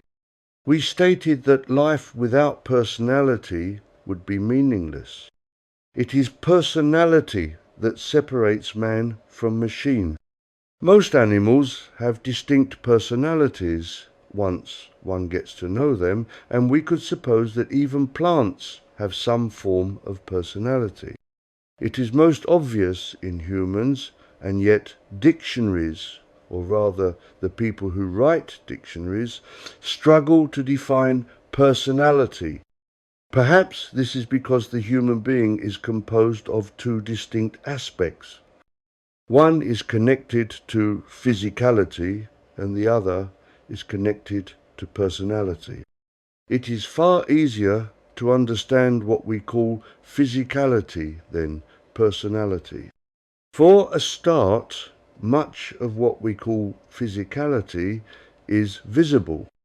We can see a human body, or an animal's body, or a plant, and even a mineral, and all these have been studied for many long ages. We can see what we call life and death, by which we mean, just to look at humanity, that a person either appears alive or dead. We can study the organs, heart, lungs, spleen, liver, and on, and we can transfer information concerning people to students who, in turn, can teach others. Thus, life seems fairly easy to comprehend. But when we start to investigate personality, things become much more difficult to understand. The first problem is that there is nothing practical, physical, that we can see or identify with. As we said, with regard to the physical aspects of a person, just by looking at someone we can make some assumptions as to their race, sex, and a number of attributes. This helps put people in boxes, if you see what we mean, and we all like to be able to quantify plants, animals, minerals, and people. It gives us the impression that we are in control of life. But with regard to personalities, it is rather more difficult. Most people find it difficult to define a person's personality until the person is well known to the questioner. Of course, to those who have studied esoterics, it suffices to come close to an individual and the true nature of the person, his personality, is instantly revealed because we are all broadcasting our personality out through our auras all the time. This is because we are all one, and so when we know how, we can link auras and thus link personalities. So, what we are saying is that we all finish up with a mixture of personality, a main one that we chose to be incarnated with, and a variety of sub-personalities. The reason that we need this mixture is if we only had one personality, one theme that we explored, life would be very difficult. We would be like people who have a one-track mind. Can you imagine if 12 people gathered together to discuss a problem and each one of them only had access to one aspect of personality? It would make agreement on a subject very difficult. It is because we can draw on the various aspects of personality we all have that correspond to other people's personalities that we can see their point of view and thus agree on a subject or problem. This, of course, opens the question as to why we have a main personality at all. Would it not be better if we all had access to the 12 main traits and thus all act as one? We have mentioned this before and have explained that we, at this stage of our evolution, are not sufficiently advanced as to be able to incorporate more than one main aspect of personality into us. Long into the future, man will incarnate with all aspects of personality incorporated. At that point, man will live in peace with his fellow man and with all life, as all men will think as one. But we are not there yet, so the best we can do is have a main personality and incorporate as many sub-personalities as possible, which at least opens the door to accepting other people's points of view. Of course, it makes it easier if the people we are interfacing with have an open mind as well. Conversation with people who have a closed mind on any subject quickly becomes impossible. We see this in science and religion, where people refused absolutely to consider an alternative point of view. So, where are we with all this? Some master creator long ago decided to create life and created, with the help of trusted archangels, a number of gods and planets, galaxies. Into each one of these planets he placed a god and gave that god a desire to explore a theme: love, hate, peace, war, etc., as we have explained. This master creator did exactly the same with our God and our galaxy, and, by chance, gave our God love as his theme. But this master creator went further. He decided to create life. Quite what connection the master creator made between creating galaxies, gods, and life we do not really have the answer to, but it does not take much of a stretch of the imagination to realize that this master creator would not go to the trouble of creating countless galaxies and gods if there was nothing left to play with. So, life was his stroke of genius. If it were not for the master creator deciding to create life, none of us would be here. So, before we bring this chapter to a close, let us say that at some point our galaxy and our God was persuaded to act as home to life as we know it in addition, or perhaps we could say as a replacement for just being there, waiting to introduce people to the concept of peace. Therefore, the situation we are in now is that basic life is under the control of the God of life in all its vast variety of forms, and the other galaxies are left with giving personalities to all those life forms, including us. So, we hope that you can see that our God has taken you under his wing to help you become whatever you are, in your case a human. You could have been a mineral, a plant, an animal, a drop of water, or anything else, but, thanks to the archangels by chance selecting you, you became a human, the pinnacle of this master creator's inventions. Chapter 10. The Creation of Personality. We have, thus far, made some attempt to explain that life generally, and human life in particular, is split into two parts, body and personality. We have also gone to some lengths to explain that life is all illusion, and the only thing that really exists is consciousness. Thus, life equates to consciousness.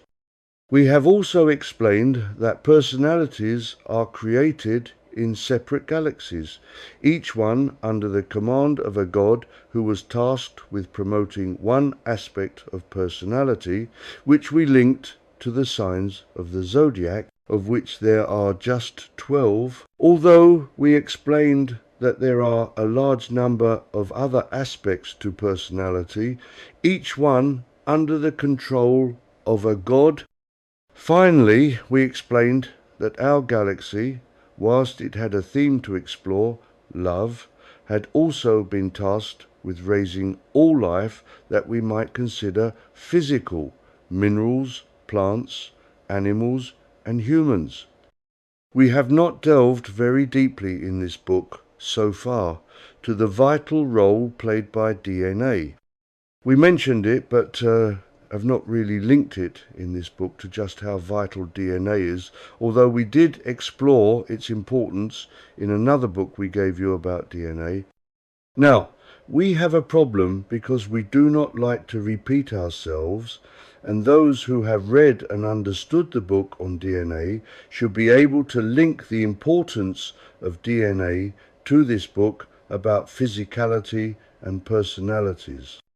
However, we wish to be polite, and we must accept that many of you who are reading this book may well not have read the book on DNA, or might not have retained all the aspects of it. So, if we may, we will devote this chapter to how DNA plays a role in the development of life. We have stated that DNA is second only to the creation of life itself. This is no exaggeration. If DNA did not exist, life would not exist. We are not referring to the crude DNA tests police and science uses to compare blood or tissue samples. We refer to the wonderful DNA science rejects as junk DNA. Although we have described this DNA at some length before, we will start again and, if we can, we will link it to this book in a way that was not explained before. So, we will not mention what we might call physical DNA at all. It is the DNA that is working behind the scenes, linking all aspects of life together that interests us. So, where to start? We have mentioned physical life and how it is created, or perhaps we haven't. Let us start again just with humans. We explained in a previous book, The Dawns of Life, that basic life was created in a kindergarten, and these points of life were eventually transferred to the 8th dimension of our galaxy.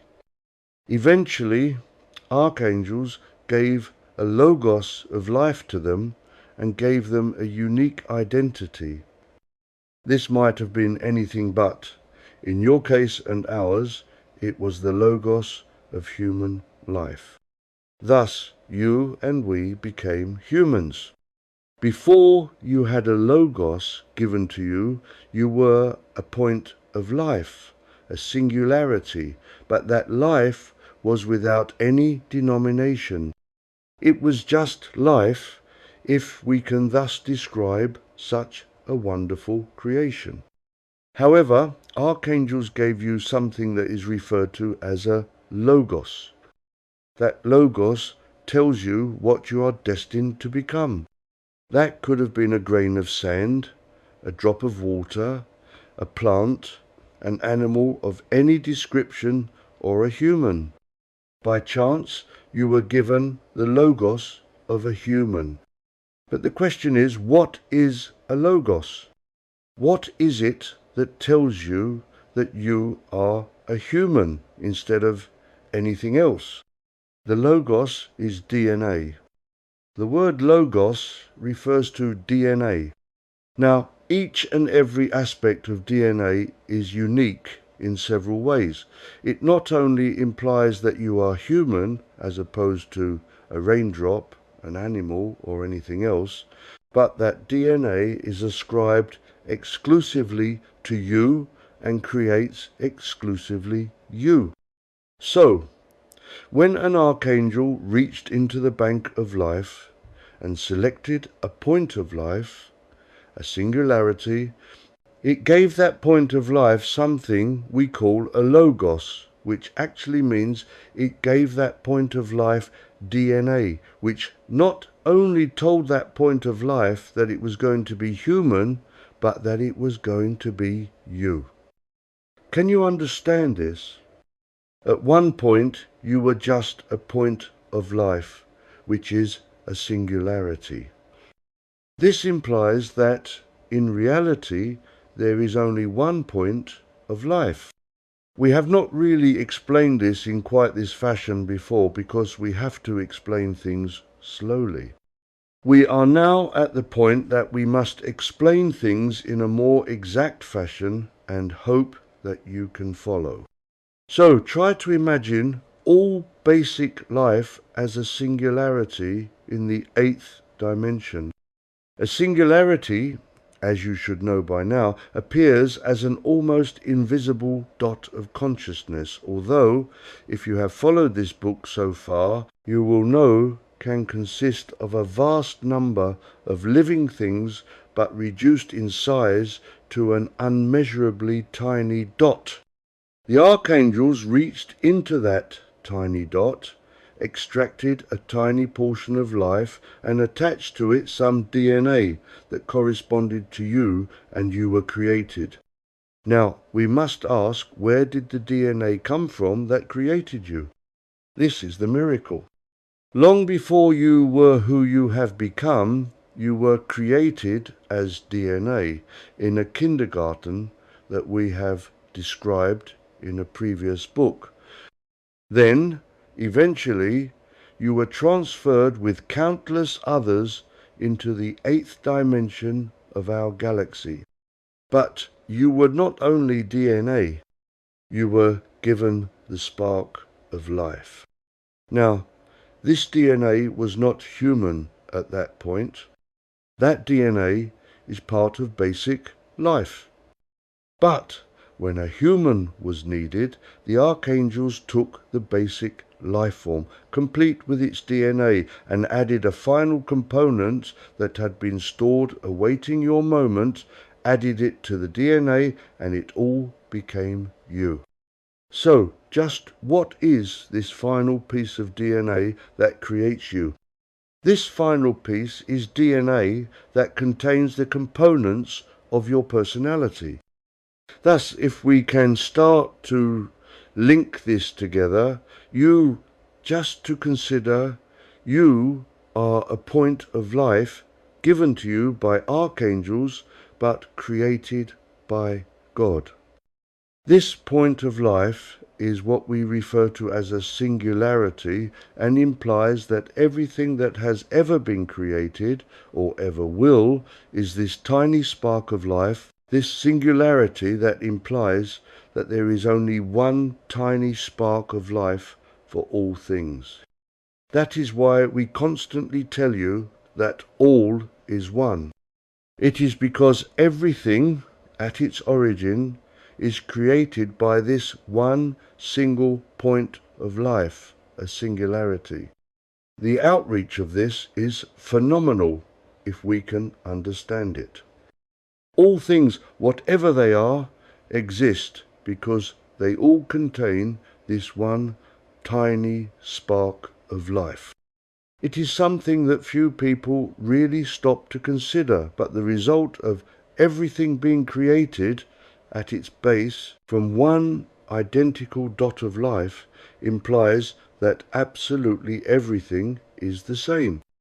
Not only people, plants, animals, etc., but galaxies, planets, space, time, and absolutely everything are all just this one dot of life created by God. Even this is not absolutely true in the sense that there is more to the story of creation than that, but we will deal with that step later. Let us, for the moment, try to accept that everything that has existed, exists now, and will exist forever in the future, in all dimensions, has at its base this one unique life force. A tiny dot we call life, but that we could also call consciousness. However, as we have mentioned, there is more to life than just this spark of life. It was decided that life, as we know it, was necessary to be created in order to make life more interesting.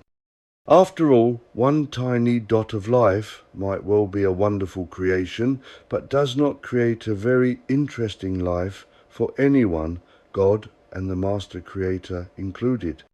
So, first, all the various galaxies and gods that we have so far described in this book were created. When all this was completed, our galaxy was chosen for a special task, and that task was to house life. So, the Master Creator thought about this and decided to create all the countless life forms that now exist. These were all to be placed in the care of our God. The next problem was how to create all these objects from the one spark of life. This is where something called DNA was invented. Quite what being invented DNA we do not, for the moment, know. It might well have been the Master Creator or the archangels that work for him, or it might have been our God. We do not know, but what we do know is that all that now exists was created in thought form, partly from the spark of life and partly from something we call DNA. So what is DNA? We have tried to explain DNA before in other books and lectures, but we will briefly repeat again what it is. We are not going to mention physical DNA that science studies, but the much more interesting and so-called junk DNA. This type of DNA is invisible as it is non-physical, but exists in a variety of fashions. The sort that interests us in this book is a type of DNA that tells each object what it is destined to become. A mineral, plant, animal, human, air, water, or even gravity, amongst a large variety of other things. So, the Master Creator, no doubt in conjunction with his trusted cohorts, the archangels, took points of life and linked them to a sort of design, a pattern, a meaning. This design we call DNA and was linked to life in order to create life as we know it. So, at this point, we have two aspects to life. One, the actual spark of life without which nothing can exist. Two, DNA, which although not actually alive, nevertheless has sufficient life force to tell the now object what it is destined to be: a mineral, a plant, an animal, and so on. This DNA has a further aspect to it, in that it not only tells the object that it is going to be, for example, an animal, but which sort of animal it is going to be, by which we mean a horse, a pig, a mouse, a snail, or any other sort of animal. So, at this point, we have the concept of a created something. Not just a point of life or a piece of DNA, but the coming together of those two pieces create the concept, in astral form, of a living something, whatever that something might be. Then a further miraculous step follows. Another piece of DNA is added that was actually created at the very beginning when the kindergarten part was going on. This is a form of DNA that creates personality. But this DNA was not placed in the hands of our God. It was put into the care of a special sort of angelic being who was tasked with carefully guarding this DNA until it was required. So, once again, the Akashic record is called into play, and every aspect of every sort of personality is stored in the Akashic record. Initially, this DNA is not directly connected to a person, animal, plant, or mineral. It is just a stock of personality traits and are carefully guarded by a special sort of angelic being that was created long ago to keep all these personality traits in order and to distribute them when required. Perhaps we could use the example of the quartermaster in a military camp who guards the various parts of military uniforms. Initially, they do not belong to any particular soldier, but once distributed to the new recruits, it is they, the new recruits, to whom these items now belong. It is a similar concept with personalities, and we will explain this at greater length, as it is both important and relevant to this book which attempts to describe personalities. We break off for a moment to speak about personalities in relation to this book. When we started this book, we told you that we were going to take you into areas that had never been explored before, and you may have wondered what we were going to describe. You may well have thought that we were going to explore an area of life totally strange to you. And now we are saying that we are just going to tell you about personalities.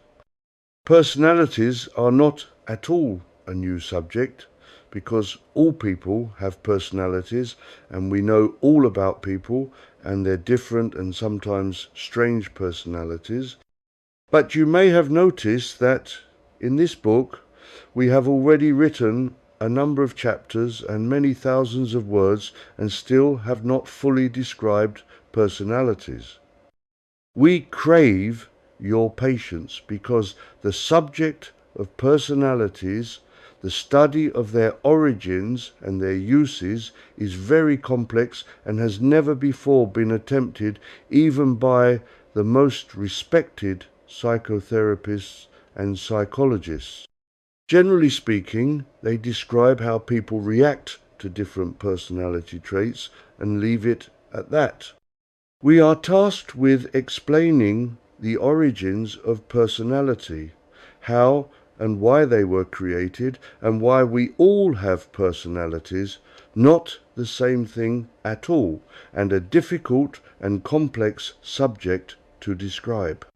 However, understanding personalities is an essential part of the spiritual growth of all of us, probably more than any of you could realize at the moment. So we ask you to read carefully this book, because as your life unfolds, both in incarnation and later in the spirit world, the understanding and indeed manipulation of personalities will be of paramount importance to you.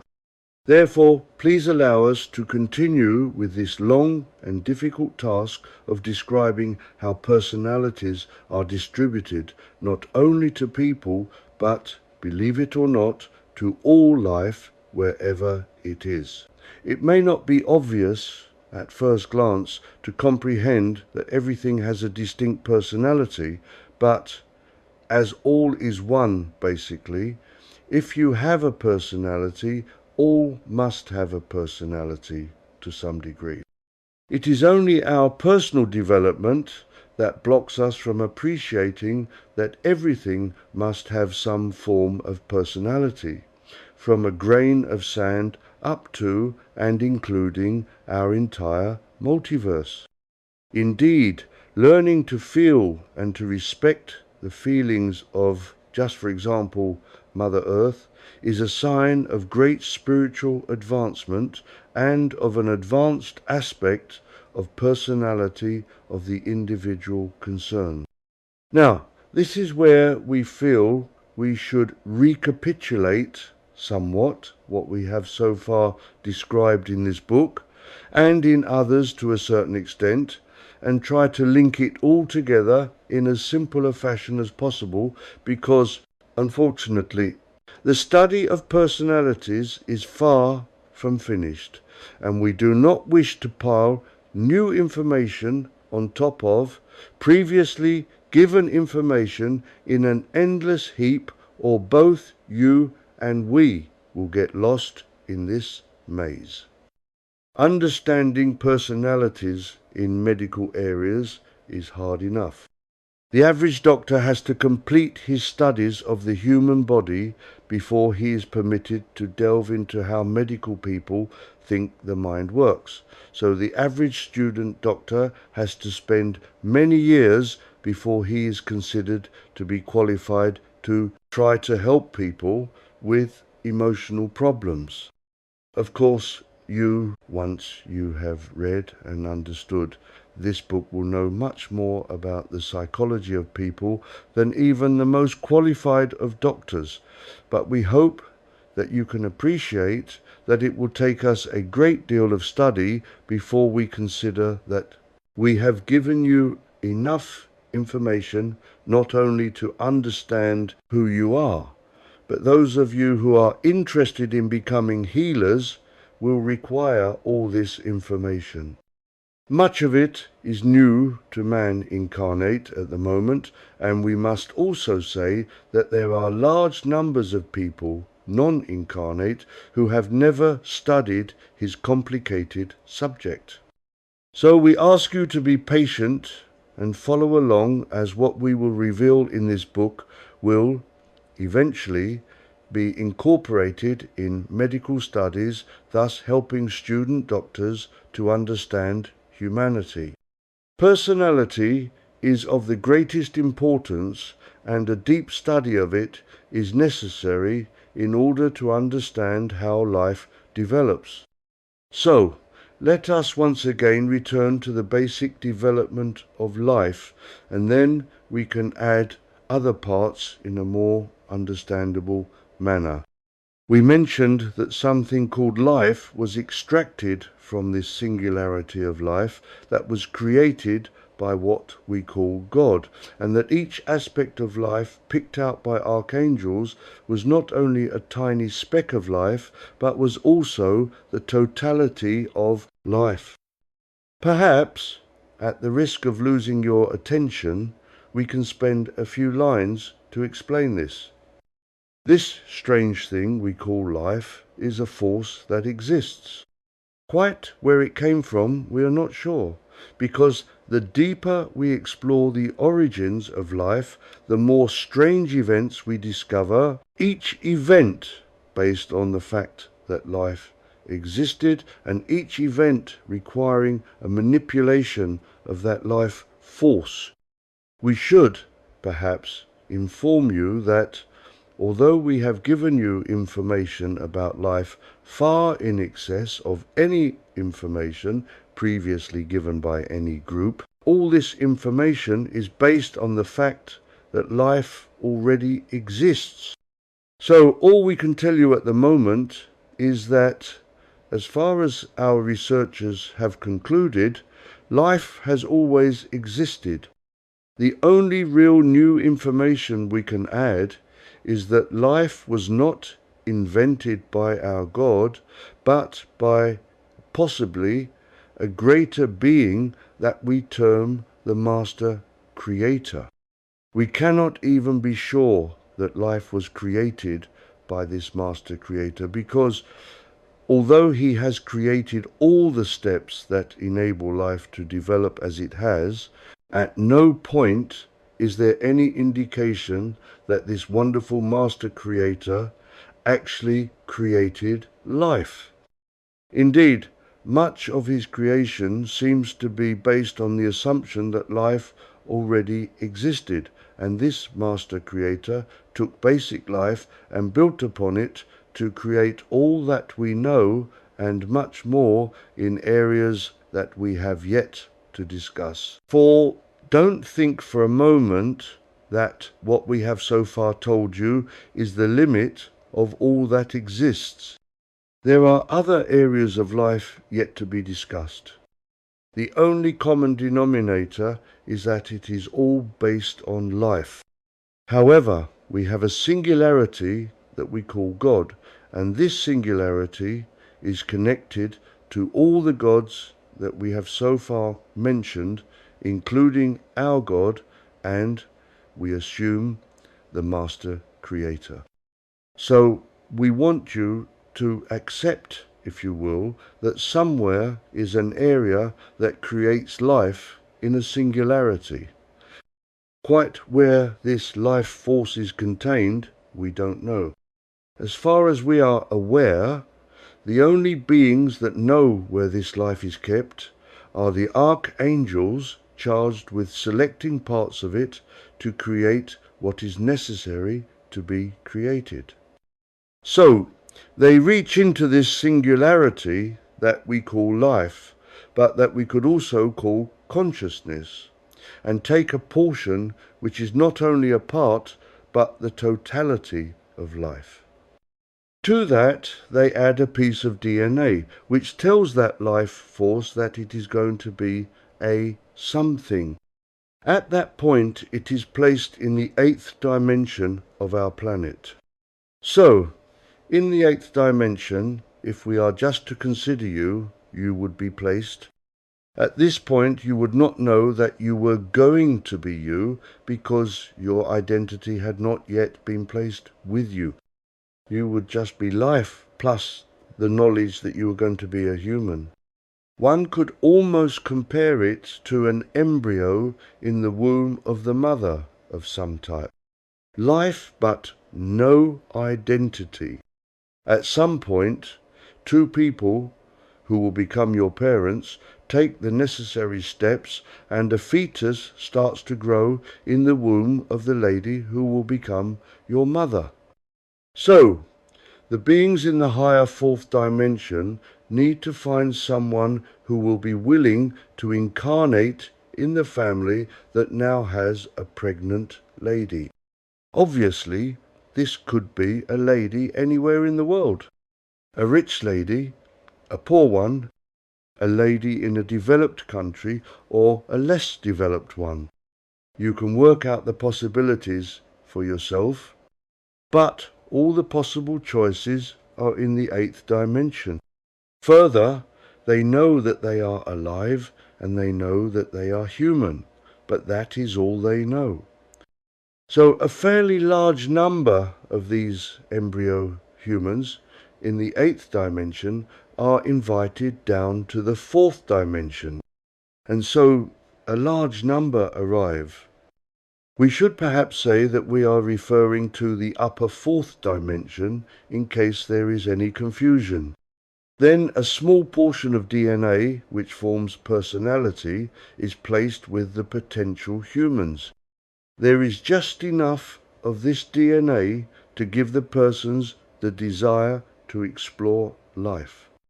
So they are placed in an oversoul, and what you might refer to as guides take them on conducted tours of all the areas of the heaven and hell that might interest them. Now, we will mention at this point that we gave you impression that these young humans were being trained to incarnate in a particular family which would have only given any young human the time of a gestation, 9 months, to decide what he wants to be. This was not true, and we just used the story to illustrate what happens. In fact, a young human might spend a long time exploring the heavenly realms before deciding what type of family he wants to be born in. Therefore, do not assume that an embryo spiritual human is chosen to be born in a specific family at the same moment that a physical embryo is created in the womb of the physical mother. A large number of non-physical human life forms are created and invited into the higher fourth dimension, given the necessary degree of life force and DNA to give it some degree of intelligence, placed in the care of an oversoul, and its education starts. Then, as we have said, note is taken of each young human's interests and, eventually, it starts its journey through the personality galaxies. So we will end this chapter here and describe in the next chapter how all this happens with regard to the personality galaxies, and we hope start to approach at long last how the Master Creator oversees all this. Chapter 11, the two parts of personality. So, in the last chapter, we stressed the importance of a young spirit not only having a life force, but also of sufficient DNA to tell it that it was a human, and sufficient special DNA to give it some idea of what sort of human it wanted to be. Before we go on to talk about the personality galaxies and the young human's path through them, we mentioned a special sort of angel who guarded the DNA that was required when life was created, or should we say required. We mentioned that this special angel guarded the DNA connected to personality in the Akashic record and issued it as and when required. Once again, this angel is not visible to us. It is far too advanced and holy, so its vibrational frequency is far above ours, which is why it is not visible to us. But it is aware of each and every spirit, young or advanced, incarnate or non-incarnate, and it issues or modifies personality amongst a few other things as required. We don't know if you have picked up the mention of the word incarnate. This implies that this angel is constantly surveying all life incarnate, including you, and alters the DNA connected to life and personality as required. This implies that you, as you go through your incarnation and as you develop as a human and as your interests alter, have the DNA that is required for you to develop these interests given to you by this angel. He monitors your interests, takes away those aspects of DNA that no longer interest you, and replaces them in the Akashic record, and takes from the stored DNA that corresponds to your new interests. Then, as time passes and you start to age, so you need modified DNA that corresponds not only to your aging body, but the modified interests that you reject or develop. Finally, at the moment of your demise from incarnation, this angel affects all the necessary changes required for you to acclimatize to life in the higher fourth dimension.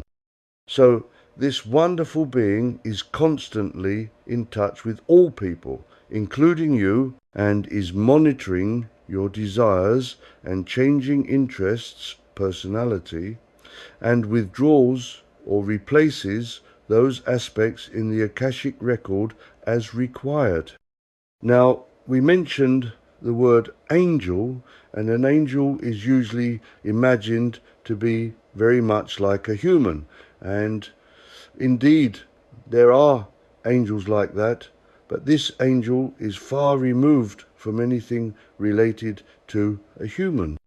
It would be difficult to describe what he is because, by the very nature of the tasks he has to accomplish each and every moment, no human type of person could possibly do all this.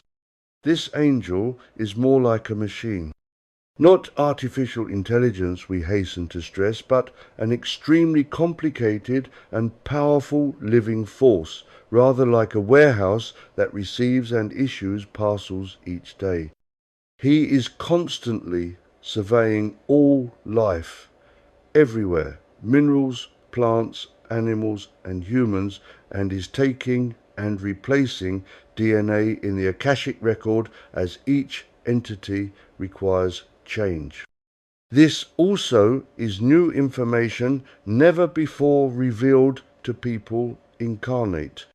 So, as this is new information, we hope you will forgive us if we expand somewhat on this extraordinary being that we described as an angel and how it is able to be in active contact with all life in all dimensions at the same time, and able to comply with the desires, hopes, and ambitions of all things simultaneously.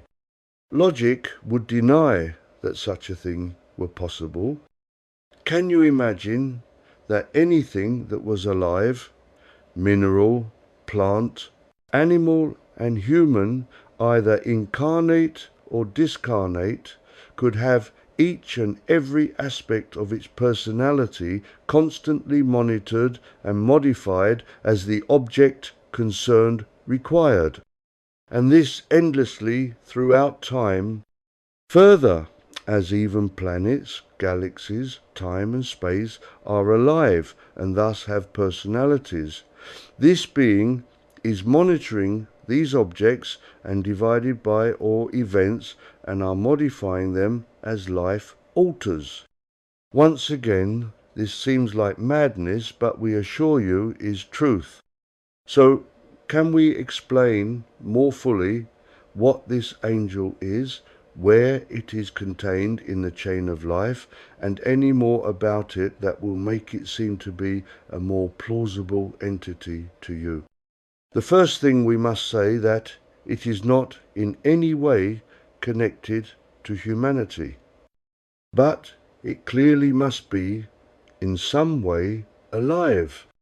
So this creates a problem. We have stated that everything created by God is alive. We will ignore all the various gods and master creator and just say that by God we refer to a creative force. So, anything made by a creative force must be alive. Now, we know that minerals, plants, animals, and humans are alive, and we know that all the various angels and archangels are alive. But what sort of life force is this being that we have referred to, capable of monitoring and altering aspects of personality endlessly? Clearly, by personality, we refer to what are called the signs of the zodiac. And we also said that for each aspect of personality, there was a galaxy created under the control of a god. But now we are saying that there is a being we called an angel stocking, storing and changing aspects of personality of all things, as if there was some entity in charge of all the aspects of personality and controlling these personality galaxies and their gods. This is getting very complicated, and we will need to explain all this very carefully, or none of it will make sense. Indeed, we wish that we did not have to explain this aspect of life to you, because we said at the very beginning of this book that we would be delving into areas of life never before explored.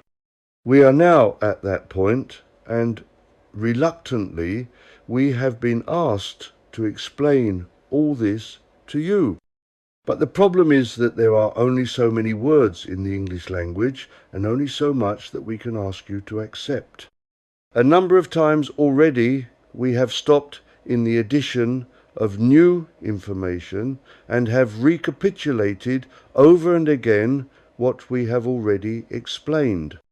We will not do so once more at this point, except to ask you, if you are not sure of the way life is piled piece by piece on top of itself, to go back to the beginning of this book and try to comprehend the layers.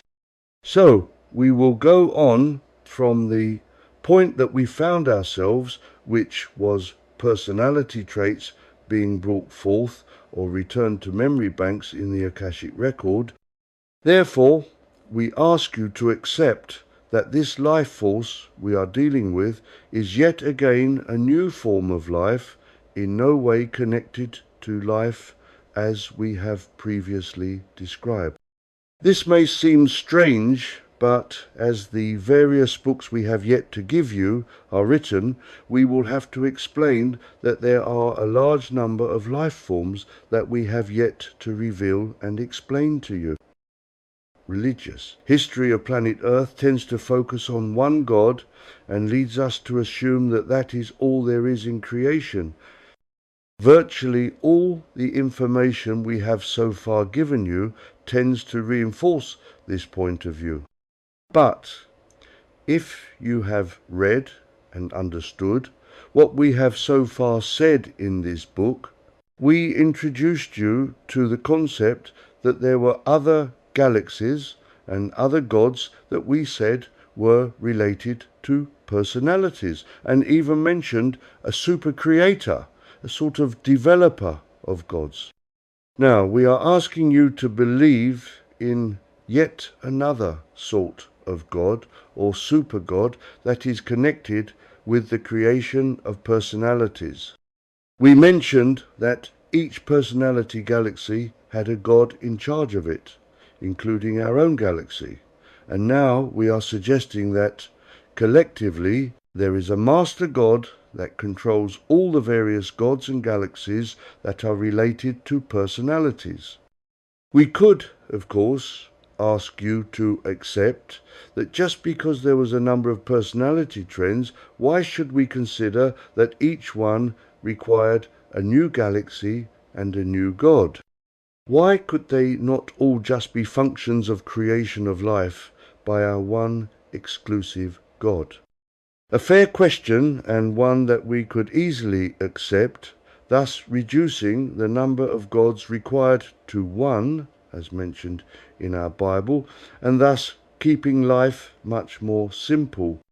But the subject of personalities is not that simple. We have found that personalities is a function of life, in that nothing that is alive is so in a sterile form. Everything that is alive requires a form of intelligence, of awareness, and that awareness we call personality. Now, we do realize that words are beginning to fail us here. It is difficult enough to describe life, and it is only the fact that you are alive and know that you are alive that enables us to get away with mentioning life without a long and difficult explanation. One would think that describing personality would be equally simple, but in fact, personalities are extremely difficult to describe, not because personalities are complicated, but due to the origin of personalities and their place in the chain of life. As we have said, personalities are a form of DNA and are stored in the Akashic records. Also, we said that there was a special kind of angelic being that was in charge of issuing or recuperating these pieces of DNA that correspond to personality. But we have also said that there are galaxies, each one under the control of a god that corresponds to the basic forms of personality. Lastly, we informed you that before incarnation you were placed in connection to the galaxy or galaxies that corresponded to who you were destined to be. The same would apply to not only humans, but to everything that exists. We hope that you can begin to see how complex all this is becoming, and it is the DNA that makes personalities that is responsible for all this complexity. So we are gradually getting around to the idea that personalities are actually a form of DNA. This is perhaps not altogether as surprising as it might seem, because even the police, when they examine DNA evidence from a crime scene, are able to define a number of aspects of the person whose DNA is being examined. For instance, examination can determine the sex, age, and even race of the person concerned, so it does not take too great a leap to realize that personality is connected to DNA. But where does this lead us in relation to the orbs that we originally discovered in what we called an orb galaxy? You may remember us describing a galaxy containing a large number of orbs that did not, at first glance, seem alive, but later we realized did contain a form of life, or at least of consciousness, and that were under the control of a god. Further, we conjectured that there were a large number of these galaxies, each one with its overseeing god, and each galaxy containing orbs, if not of living things, at least containing things that contained conscious objects. Now, in order to advance this book, we are going to ask you to accept that each one of these galaxies was there to promote a particular aspect of personality, just as our galaxy promotes the aspect of love, and just as our galaxy has a god to oversee that aspect of personality, so each one of these other galaxies has a god that oversees and promotes an aspect of personality. But we told you that personalities are DNA and are stored in the Akashic record. So, have we not a problem here? We have just said that personality is DNA and is stored in the Akashic record under the control of an angel, and now we are saying personality is a series of orbs contained in galaxies under the control of various gods. This sounds very much like a serious contradiction. How can we resolve this problem? Once again, we ask you to take a leap of faith with us and ask you to accept what we are going to explain, because we do not have the facts at our disposal to back up our claims. This evidence will be revealed one day, but is not yet available. We can only describe events and leave you to accept or reject them. What happens is this. The DNA stored in the Akashic record corresponds to personality. In fact, we could say that DNA is personality, or the aspects we are talking about are DNA contains a huge number of different aspects and helps control a huge amount of different parts of us, some physical and some non-physical. DNA is amazing. It is deeply involved with virtually every aspect of life, and although it is not actually alive, we can say that it has awareness, a form of consciousness. So, In the case of personality, we can say that the DNA that is stored in the Akashic record is the end result of education given to it by the galaxy orbs. By which we mean that for every type of personality aspect, angelic or archangelic beings calculate how many aspects of each personality are required.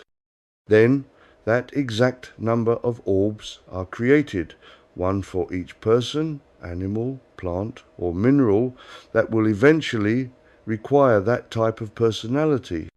We should say that each orb, which is a portion of that God, is given varying degrees of that personality aspect according to its need to have that aspect. Then, once that is done, the orb is passed to the angel in charge of DNA, and that orb is linked to a piece of DNA and it is placed in the Akashic record. This implies that the DNA of the orb and the DNA of the stored object is actually two pieces of DNA. Now, we have explained this very important manner in which personality is created in a very quick and throwaway manner, and we are sure that there are many of you that did not fully comprehend, so please forgive us if we explain all this again in a more expanded fashion and at a more leisurely pace. As you know, personality is very important, and we all have one main personality trait and a number of lesser traits that go to make up who we are from a personality point of view. Then we explained that personality is part of our DNA. We also went on to say that the DNA that makes up our personality, each separate part of it, is actually divided into two parts. One part is the actual personality trait, and the second part is the degree or intensity of that personality any person or object has. It must be obvious that, as all is one, every object, whether it is mineral, animal, vegetable, or human, must have the same emotions or personality. But it must also be obvious that a grain of sand does not require any personality trait to be present or developed to the same degree that many humans have. For instance, we imagine that a stone would not have the same emotion of love, or indeed hate, developed, whereas we know that humans are capable of extremes of these two emotions. So, this is where the two parts of personality come in. One part gives all life the concept of all the possible personality aspects as a concept, and the second part tells the personality aspect what degree of intensity of those emotions are required. To repeat, if we may, just to clarify the point, everything, no matter what it is, has all the personality aspects present, but each individual object or being has these personality aspects present in varying degrees according to the type of object they might be and according to the depth of development that any object might have. So, as we have said before, a stone requires a less developed personality than a plant, and a plant requires less than some animals. But, for instance, some animals are capable of projecting love more than others. At the top of the tree, of course, is man, who is capable of demonstrating extremes of emotion. So, emotions or personalities are in two parts: the basic personality concepts and the personal degree of development of these personality traits. All this is then stocked in the Akashic record. However, there is much more to the story than what we have so far mentioned. We must go on to delve into the way the personality traits are connected to our auras and how our auras affect us in our daily lives, no matter what dimension we happen to live in. There are also other aspects that we must touch on because personality is an essential part of our makeup, and if it were not for personalities, we would all be like robots. So, we will end this chapter here and turn our attention to other aspects of personality. Chapter 12. The Holy Spirit. So, to add to the confusion concerning personalities, we must now turn our attention to the way that what we have so far links to a different part of humanity. We refer to the parts of the God-life spirit that joins with the DNA involved with personality. This sounds like the usual gobbledygook, so let us go a long way back in the books we gave you to explain. At one stage we mentioned that the God Spirit that ultimately links with the higher self, nevertheless also links with the part of us that is generally ignored, but is actually a staging post between the God Spirit and the rest of us. It is possible that you do not remember us mentioning this part of the chain, or that you have never seen or read the explanation. This is a part that is often confused with the life spirit itself, and in the phrase the Father, the Son, and the Holy Spirit, it is the part that is the Holy Spirit. So we have the Father, which is God itself, and the Holy Spirit, which, despite any other connotation that various sectors of Christianity might put to it, actually refers to the staging post between God and the higher self, the Son. We do not wish to get into a theological or religious argument about whatever meaning any reader of this book might put into the three terms we mentioned. The part of the phrase that interests us is the third part, the Holy Spirit. So please accept, if you can, our interpretation of the three terms. In our interpretation, Father equates to God, Son equates to higher self, and the Holy Spirit is the part in between God and the higher self. The problem is that the higher self is part of the fifth dimension. As we have told you, there is only one higher self for all life, but we have also explained that depending on the degree of sentience, so whatever object is being considered, the degree of sentience can vary widely. A stone being less sentient than a human, or indeed an angel. This is where all the personality stuff that we have gone to great lengths to explain comes in, to help divide sentence according to the requirements of the various objects: animal, vegetable, mineral, or human.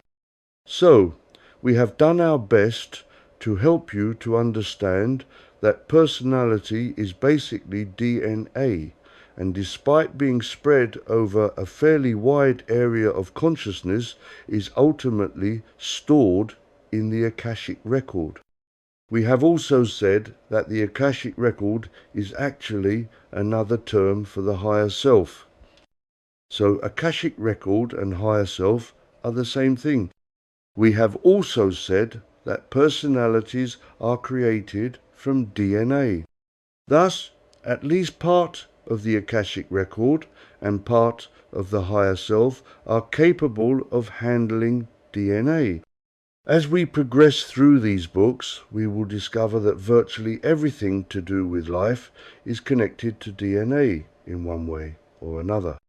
But the higher self is not DNA.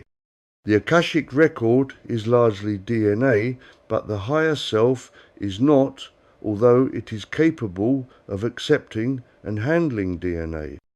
This makes another complication because we said that the Akashic record is virtually all DNA, but that the higher self despite being the same as the Akashic record, is not made of DNA. Therefore, for the higher self to be able to accept DNA, a sort of transformer is required. Strange as this may seem, this is where the Holy Spirit comes in. The Holy Spirit is pure spirit and, like God, is not contained in any dimension. But something is necessary that is capable of accepting information that is of a purely spiritual nature, but at the same time is capable of accepting information that is DNA based. The Holy Spirit is that transformer. We repeat once more that personality is of extreme importance in the construction of life, and the more sentient an object is, the greater role that personality plays in the construction of that object. By object, of course, we refer to anything alive, animal, vegetable, or mineral. As humans are the most advanced of God's creatures, if we ignore angels, etc., we will just concentrate on the way the Holy Spirit acts in regard to humans.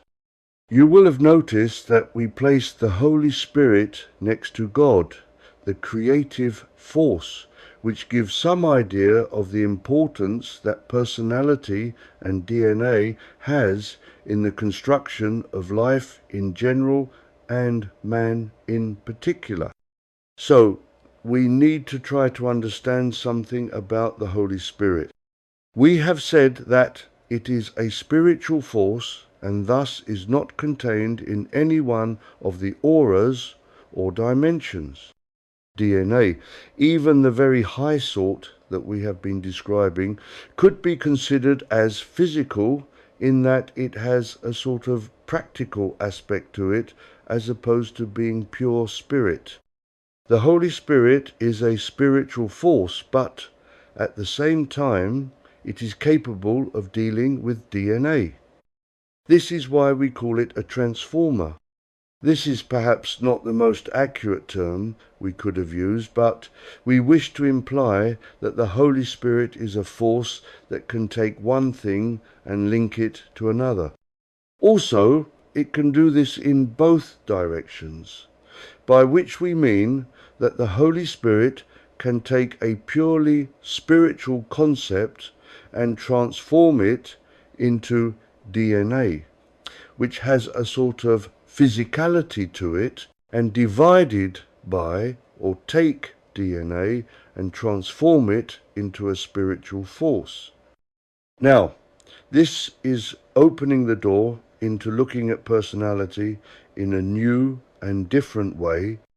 We are going to ask you to accept slightly new and different ways of considering a few words, because there are some concepts for which words do not exist. In the case of DNA, although this very high sort that we are considering in this book is not at all physical in the sense that we normally ascribe to the meaning, we are going to ask you to allow us to use the word physical when we mention this high form of DNA, as opposed to a truly spiritual force such as God. We hope this is clear, but we will repeat. When we mention DNA, we ask you to think of it as physical, but when we use the term spiritual, we are considering a force that has no concept of physical. Thus, when mentioning the Holy Spirit, we want you to consider it to act in two ways, the first being spiritual and the second physical. That is why we called it a transformer. It may seem bizarre to think of the Holy Spirit as being in any way connected to personality, but it is so. Until now, when talking about personality, we have tended to mention more or less exclusively DNA, which we described as physical, and avoided any mention of a spiritual connotation. We did this deliberately as personality is extremely complicated, and we did not wish to jumble the DNA aspect of it with any connection to God, but that connection exists, and we must now address that connection. To be honest, if we think of personality, and if we think of all the huge mass of life, it should be obvious that the creative force, God, if you will, should play a role somewhere. If you think back to the beginning of this book, and if you consider what we have explained chapter by chapter, it should be clear that personality is not only extremely complicated, but must surely be linked back to the creative force, God, somehow. So we are going to try to explain how the spiritual aspect of personality, using our terms, links to the physical, to create a more comprehensive understanding of what personality truly is.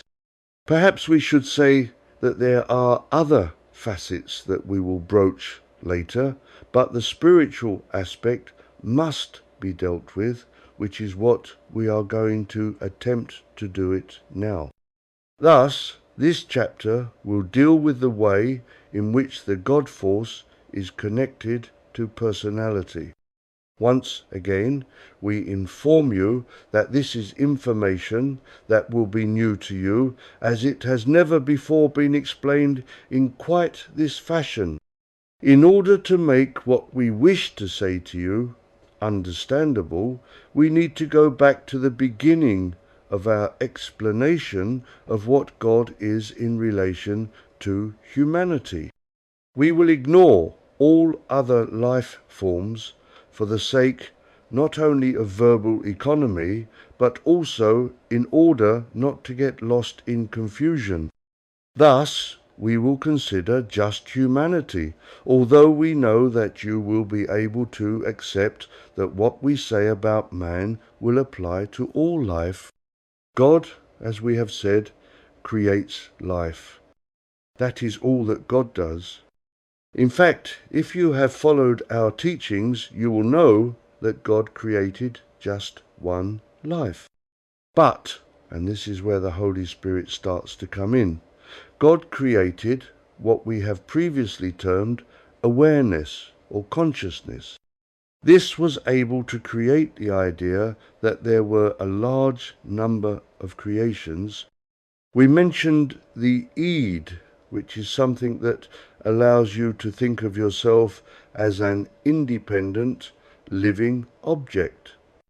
If you advance enough spiritually, you may reach the point where you can appreciate your oneness to all life, but your Eid is constantly informing you that you are you, an independent life force, separate and remote from any other life force, human or anything else. So we need to find which part of us provides us with the knowledge that we are an independent life force. In other words, we need to locate the source of the Eid. Not only do we need to locate where the Eid is, but we need to know why it exists and all that we can find out about it, including if it is physical or spiritual. Now, it may not surprise you that the Eid is connected to personality, which itself is connected to DNA. Therefore, we could consider the Eid to be linked to our meaning of the word physical. But we also link personality to spiritual, in that personality comes from the fact that God, a spiritual force, created not only one life force, but also created the concept of multiple life forces. This is starting to get complicated again, so let us try to explain it in simple terms. Life is created by God, but God only created one life force. However, God required more from life than just one life force. So the concept of multiple life forces was introduced. This concept is spiritual. However, as we move into accepting multiple life forces, we start to call that the id, but we tend to link the id to DNA. At some point, we need to create a change, a link from a spiritual force to a physical force. Or, we could say, that is just a change from pure spirit to DNA. However we look at it, we need to transform pure God construction to physical DNA and also link it all to personality. This is where the Holy Spirit comes in. The Holy Spirit accepts the one God force into one side of it and then splits it into a myriad of separate parts and gives each new part of the concept of the id, which is the way that all things think of themselves as independent life forms. This id, which is DNA, can thus link itself to personality. Let us repeat this to make sure that it is quite clear. God created life, but God only created one life. Realizing that this one life was not satisfactory, God's archangels, implementing God's desire, needed to find a way in which this one life form could be persuaded to think of itself as countless life forms. First, the concept of DNA was created, and then a form of personality was brought into existence. This form of personality is called an id. There is actually only one id for all life, but the magic is that through personality, all life thinks it has a unique access to the id in a personal sense. This is achieved by altering the spiritual force of the creation of the one life force to the spiritual force of the one id, and then changing it into DNA, which allows it to think of itself as multiple life forces. We do realize that we have not explained this very clearly, but it is not easy to find words to describe taking one thing and, by changing it from spiritual to physical, creating the idea that from this one life force, countless life forces can be imagined. Anyway, this is the task that the Holy Spirit accomplishes. The Holy Spirit takes the one spiritual life force and transforms it into a multitude of physical entities. The editor of this book asked Great White Brotherhood if they would clarify further their understanding of the id. These few lines, written in italics, were what the editor was told. The id is, at its base, a spiritual manifestation. That is why there is only one. So, if we consider the major spiritual aspects, which, being just one of each, are not connected to physicality, we have three. 1. The God Spirit itself. 2. The higher self. 3. The Holy Spirit. Now, the id is more difficult to place as it is both spiritual and DNA, physical. It is not contained within any of the auras whilst it is in its solo spiritual form, but is when it is used by life to help create personality. Thus, in what we might term its physical form, helping create independence, part of it can be found in the sixth dimension. So it is, in a way, on either side of the higher self. In spiritual form, it is close to the Holy Spirit, but in its DNA form, it can be found close to personality. Then it is on the physical side of the higher self. We must admit that what we have described is not the exact truth, because there are other aspects to the Holy Spirit that it would, at the moment, be inappropriate to mention. It would just cause confusion, but we do not like to hide truth from you, so if we can, at some point in this book, finding an opening to describe more of the Holy Spirit, we will, for the moment, please accept the explanation we have provided. It is complicated enough, we think you will agree, without piling more on top. We have not yet finished explaining the transformer function of the Holy Spirit. The question, amongst others, is how the Holy Spirit can take a spiritual force and transform it into what we term a physical force. Or, to put it in other words, to take a spiritual, godly force and change it into DNA. As always, there is an easy answer and a complicated one.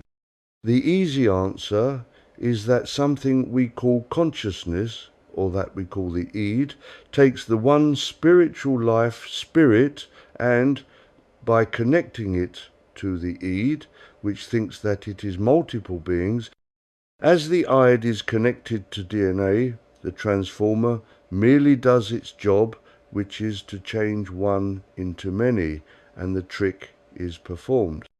Obviously, this is not the whole answer, because we need to explain what this trick is, that we also called magic. Although, as you should know by now, there is no such thing as magic. It is all just advanced physics. Any of you who have even basic knowledge of electronics will know that a transformer can take one voltage and change it into another. Equally, on one side of a transformer, we can measure a single voltage, and on the other, we can measure multiple taps of different voltages. Also, from a transformer, it is possible to take alternating current, AC, and with the help of a circuit, convert it to direct current, DC. So we are used to having transformers converting electricity according to the needs and desires of the circuit designer. Real life is often not too different to life as we live it. Let us use our imaginations somewhat and try to use the electric or electronic transformer concept and see how it equates to real life. We start off on one side of the Holy Spirit with the one pure Spirit, God Force. Now, the God Force is vibration, frequency, that we could call AC.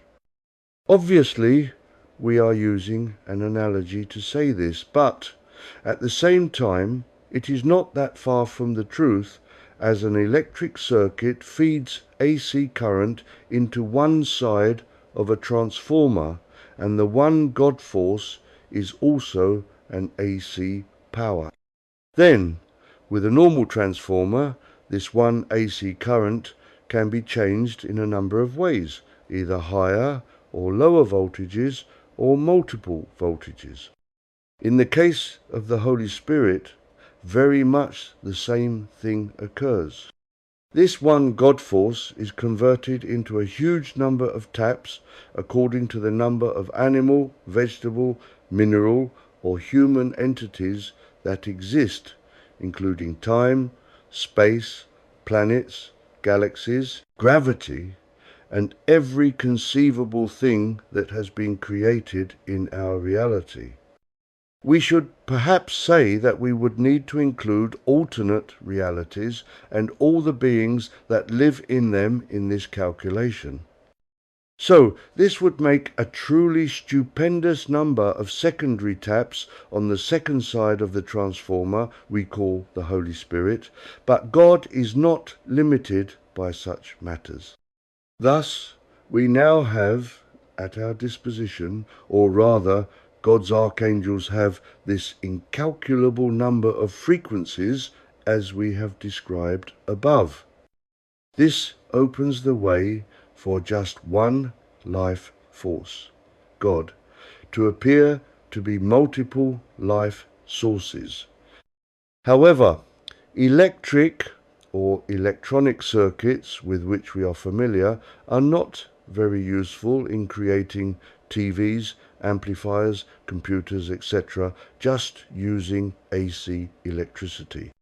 Many of them tend to require the AC current on the secondary taps to be converted into DC before they can be used to create electronic devices. The reason for this does not concern us at the moment, but we will go on comparing God's created life to electronic circuits, if we may, for a bit longer. Electronic circuits often require a circuit that converts AC current into DC. Now, God does not require this exactly, but there is attached to the secondary taps of the Holy Spirit a circuit that changes the AC that came from the secondary taps of the Holy Spirit transformer into DNA. This circuit obviously does not exist in any way that would be understood like one might understand a DC converter. This circuit is another form of DNA. DNA can take many forms, and especially when we are dealing with personality, there seems to be almost no limit to the varieties of DNA that are employed.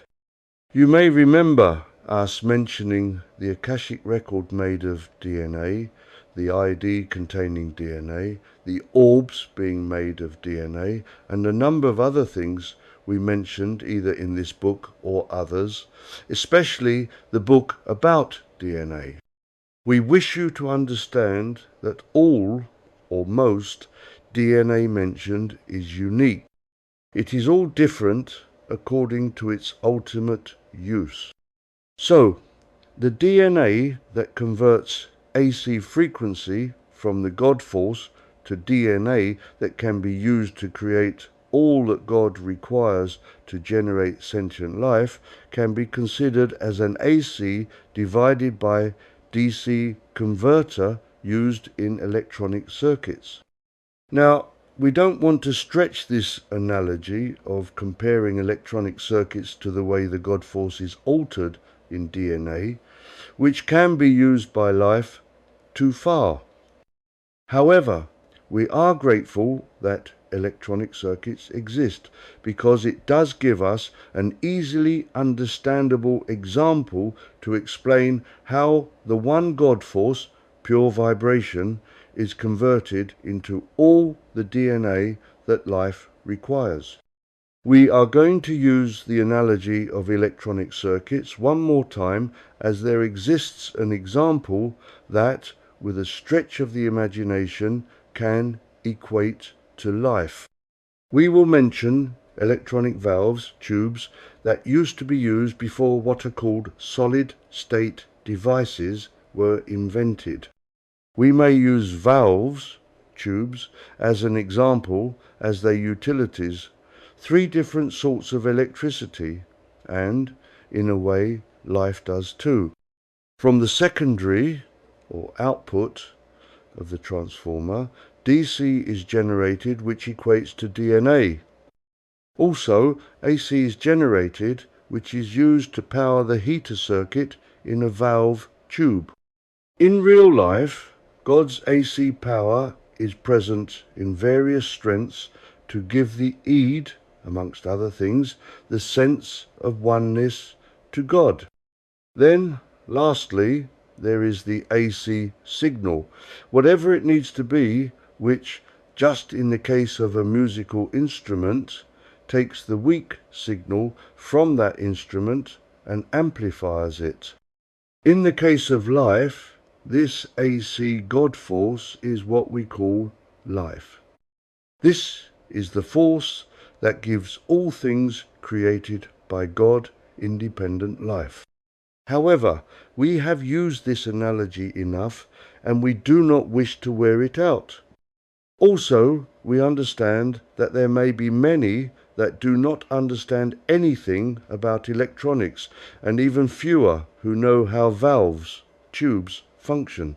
But we needed to find something that we could use as an example of how the Holy Spirit functions. And that was the best that we could find. For those with no knowledge of electronics, we ask you to forgive us, and we hope that you have managed to follow how the Holy Spirit works anyway. We must also say that what we explained was by way of simple analogy, and that in reality the Holy Spirit does not act exactly in the way a transformer does, although the comparison is close enough that we feel comfortable using it. The next problem is that linked to the output of the Holy Spirit are a vast number of connections, mostly DNA, that combine to create living creatures, including humans. If we tried to describe all these links, it would require a book in its own right, and we wanted to limit this part of the explanation about personality to just one chapter. We think that what we described so far concerning the Holy Spirit is complicated enough without giving a complete picture.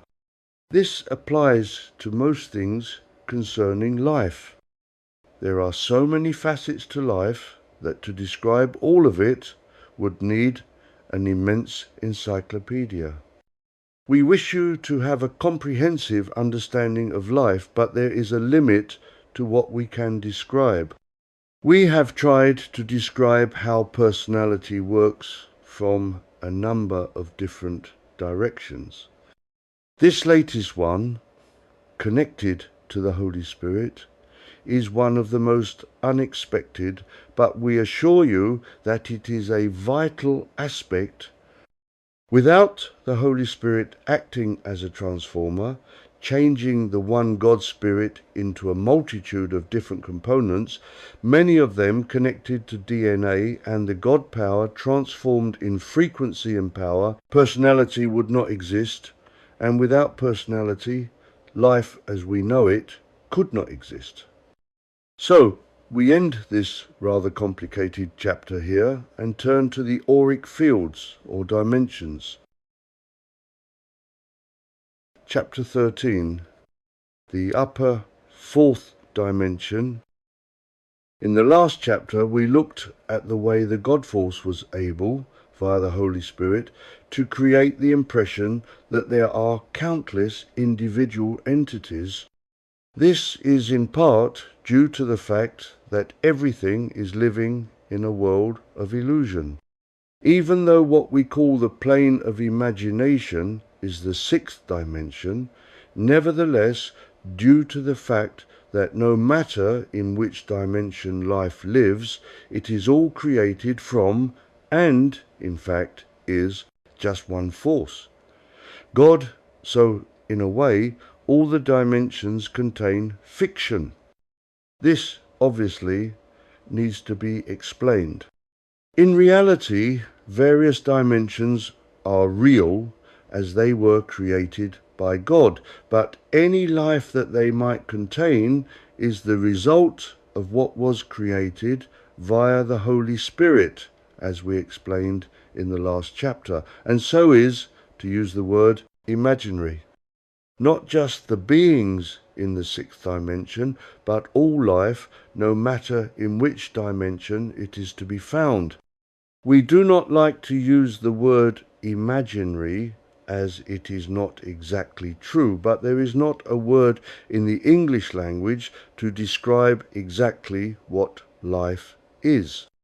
If you have read and understood chapter 12, you will know that from the one spiritual God force, thanks to the Holy Spirit, DNA and personality, this one force thinks that it is everything. So, this must be illusion, but it is illusion created from one reality, God. Thus, we have two realities in one.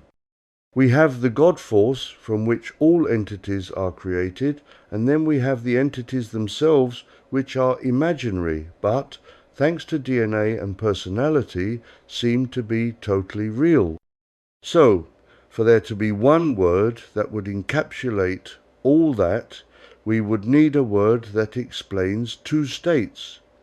one real and one imaginary or created. Such a word does not exist. But it is important that the student of esoteric matters understands clearly that he divided by she divided by it is living in two states simultaneously. The first being the one unique God force, and the second this created illusion. In another chapter we mentioned that there were other galaxies and other gods, and that they too contributed to the creation of personality. Once again, these galaxies are distantly connected to our galaxy as they help create personalities. So they are creating illusions also, although the gods in charge of these galaxies are real. Lastly, we mention the Master Creator, which obviously is real. We will just mention that this is not the end of creation, as there are other areas to explore, but that must wait for other books, as any description of other realities, truly real or imaginary, must wait until we come to the books we intend to give you. We are exploring personality at the moment, and we think that you will find this difficult enough to comprehend without worrying about yet other matters. We merely mention this to help sow the seeds of a pigeonhole in your mind in which, eventually, to store more information. This chapter, as we said, is about how the auras relate to personality. Now, we have mentioned auras or dimensions before many times and have given you a book about them. Auras and dimensions being two words to describe the same thing. We tend to use the word aura when describing how they interact with life and dimension, when describing the nuts and bolts of them, if you will forgive the expression. We do not intend to explain in any great detail the auras, as we have given you an entire book, and if you are not sure what auras or dimensions are, please read the book on auras. However, as we unfold this chapter, we will mention that dimensions 1, 2, and 3 do not concern us, dimensions 1 and 2 containing hate-filled creatures, even though they are illusionary. But we prefer not to mention them if and when we can. Dimensions 3 is empty for the moment, so there is nothing to talk about in that dimension. It may be that God has future plans for that dimension, but for the moment it is not used. So this chapter will limit itself to dimensions 4 to 8, and then only in as far as they concern the construction of personalities. So, let us try to explain one more time these various dimensions and how life, as we imagine it to be and as we visualize it, is placed in them. The problem is, of course, that having given you a complete book on the subject of dimensions and, indeed, life as they are placed in them, life in plural, it should be possible to link it all together without our help. But we are considering personalities, and they are linked to DNA. So we will consider how life links to DNA, and thus to personalities from this point of view, which presents a new aspect of understanding life. Let us take the top two dimensions, referred to as 8 and 7. Perhaps, if we repeat ourselves somewhat, you will forgive us, because we must consider the many people who have not studied the information we have given you on dimensions or auras, the same thing. So to make sure we are all on the same page, we will need to explain a few things once again. Perhaps we should say, to start off, that there are 8 dimensions. Despite these 8 dimensions being split into countless subdimensions, each subdimension created to house an aspect of life, nevertheless there are just 8 basic dimensions. Next, in order to try to explain the way life unfolds in, on, and around these dimensions, none of them have any more spiritual importance than any other. We know that there are people who create fantasy concerning dimensions and create the most fantastic nonsense concerning them. The first is to say that there are more than 8 dimensions. We have heard people claim to have spirit guides from ever higher dimensions, far in excess than the 8 that actually exist, and give the impression that the higher the number of a dimension, the more holy it is. Thus, we have heard people state that their guide is from a ridiculously high level that is just below God itself. Indeed, we have heard people claim that their guide is God. Equally, if not God, it might be Jesus, saint this or saint that. Now, we do not like to criticize anyone, but we would suggest that if you come across any information created by anyone pretending to be channeling a guide from some very high dimension, or from God, Jesus, etc., you treat that person and their information with the greatest circumspection. There are 8 dimensions, and although each one serves a unique function, none of them are any more holy than any other. The dimensions are just bands of frequency created by God to allow life to unfold and expand. They are not in any way connected to higher and higher levels of holiness. This is not to say that there are not levels of higher or lower holiness, but they are not spread out across an immense number of dimensions.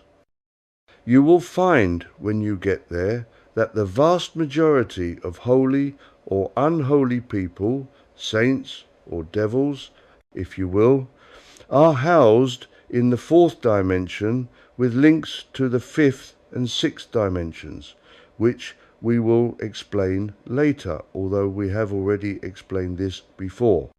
The degree of holiness or unholiness is connected to higher or lower personal frequencies within the 4th dimension. Once again, we have explained all this and have linked it all to the law of mutual attraction. But life, as we know it to be, starts off in the 8th dimension, at which point aspects of God are placed there just as points of life without any denomination. This denomination will at some point be given by God's archangels, placing a logos with them that tells them what they are going to be: animal, vegetable, or mineral. This logos is actually DNA, and the origin of that DNA can be traced back to the Holy Spirit, as we explained in this book. Once a point of life has this logos with it, it knows what it is going to be, and it then moves down to the 7th dimension to develop somewhat according to its destination. But let us just consider humans, and just as far as it concerns personality. A human obviously requires a lot more treatment than a life spirit destined to become a grain of sand or a raindrop, but as all is one, so they all follow the same course. It is the degree of education that varies according to the needs of each object to have advanced knowledge or not. This advanced knowledge is provided in the form of DNA. A human or a grain of sand follow the same course, but the type of DNA that a grain of sand is given is much different than that given to a human. There are a large number of different sorts of DNA, and they are under the control of the angel we mentioned, and are stored in the Akashic record until required to be distributed to the life aspects. The DNA stored in the Akashic record is in the fifth dimension. The fifth dimension, amongst other things, contains the Akashic record, and it also contains the higher self. So, life in general, and humans in particular, are given links to the fifth dimension from which it can do a number of things. The God Spirit itself is connected to the embryo human via the fifth dimension, and the DNA that helps form the spirit is also contained in the fifth dimension. Now, this next bit might seem a bit complicated. We said that life, once given a logos, was placed in the seventh dimension, but we mentioned that DNA was in the fifth dimension.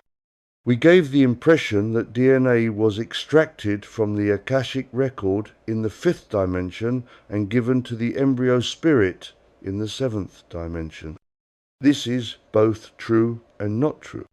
It is true that DNA is attached to the spirit in the seventh dimension, but it is not removed from the fifth dimension.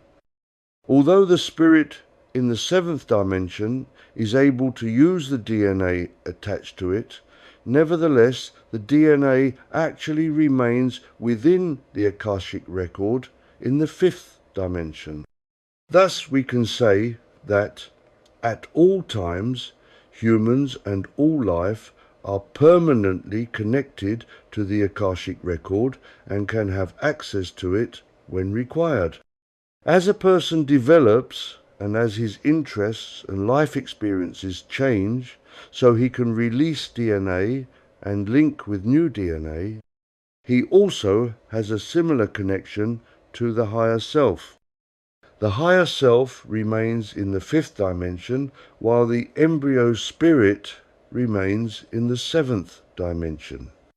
Further, in the case of the higher self, and there is only one, but obviously there are countless life spirits, so it is only through independent frequencies that form a connection between the life spirit and the higher self that enable the embryo spirit and the higher self to have a permanent link. Then, of course, we move on to the sixth dimension, which is the one, amongst many things, that deals with imagination. Once again, the young spirit remains in the seventh dimension, but has a permanent link to what is going on in the sixth dimension.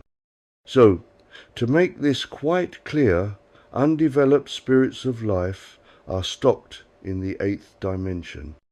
Once they have been chosen to be something, they move to the seventh dimension. It is at this point that they start reacting with DNA and start to become more recognizable as something, whatever that something might be.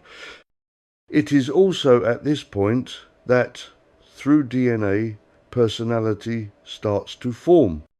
It might be possible for a grain of sand or a raindrop to live without much personality, but in the case of a human, if they did not all have distinct personalities, they would be very strange humans indeed. The personality is DNA, as we have explained. Finally, it is usually required that the life spirits of all types move to the upper fourth dimension. Once again, we remind you that virtually everything, if it is going to go to an incarnation, will move to the upper fourth dimension. You may know this as the heavenly sphere, but it is much more than that. It is about the busiest dimension of all. Most people that know about the fourth dimension only know of the heavenly spheres, but there is an enormous amount more going on than just heaven. So, although we said that this chapter would just consider how dimensions and personality are linked, we will take the opportunity of expanding somewhat on this dimension, especially as much of it concerns personalities and their associated DNA. We must first say that the fourth dimension is divided into two parts, the higher and the lower. If you have followed the wisdom we have shared with you, you will know this: the higher fourth being the area of positivity and the lower negativity.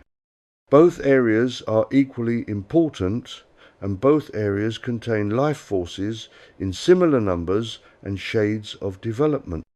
Obviously, the DNA that forms their personalities and thus their actions is vastly different, but all life follows the same pattern, and thus the DNA that is issued to life forms, either in the higher fourth or the lower, is stored in the Akashic record. All is one, we remind you. But let us first consider the higher fourth before moving on to consider the lower, although once you have understood what is occurring in the higher fourth dimension, you will easily understand activities occurring in the lower fourth, as they are very similar. But our interest for the moment is to try to describe what occurs in the higher or upper fourth part. We must first say that what separates the upper from the lower is frequency, vibration. The fourth dimension, like all dimensions, has a basic carrier wave, but within that carrier wave are a vast number of sub-frequencies, one for each living object that is found there. So, the sub-frequencies start off at a certain vibration and rise in frequency until there are sufficient sub-frequencies to allow each living objective being to be housed, by which we mean that each and every entity, whether he be positive or negative, has the same basic frequency as his sub-frequency carrier wave, which allows him to maintain his connection to a sub-frequency within the fourth dimension. We wish also to say that each entity, whether he be saint or demon, is alive and has the God Logos with him, just as you have. All is one. So, everything that is in the fourth dimension started out as a point of life in the eighth dimension, was selected by archangels and given the DNA that told it what it was destined to become. Understanding this fact has startling consequences. As we have often said, you were at one point long ago just a point of life in the eighth dimension, but by chance was selected to become a human, and you were given the Logos, which is actually a sort of DNA that made you into a human. But before you were given that stamp, that Logos, that DNA, you were just a point of life created by God, and you could have become anything. Indeed, you could have not been selected at all, and thus could still be a point of life in the eighth dimension. Thus, we wish you to understand that when negative creatures were required, the archangels could have selected any point of life in the eighth dimension, but just selected the number of points of life required to fulfill the need for positive or negative creatures, gave them the necessary DNA, and moved them to the seventh dimension. It is important to understand that negative creatures are not much different from you or any of us. We all started out in the eighth dimension, were selected to be something, and then moved to the seventh dimension.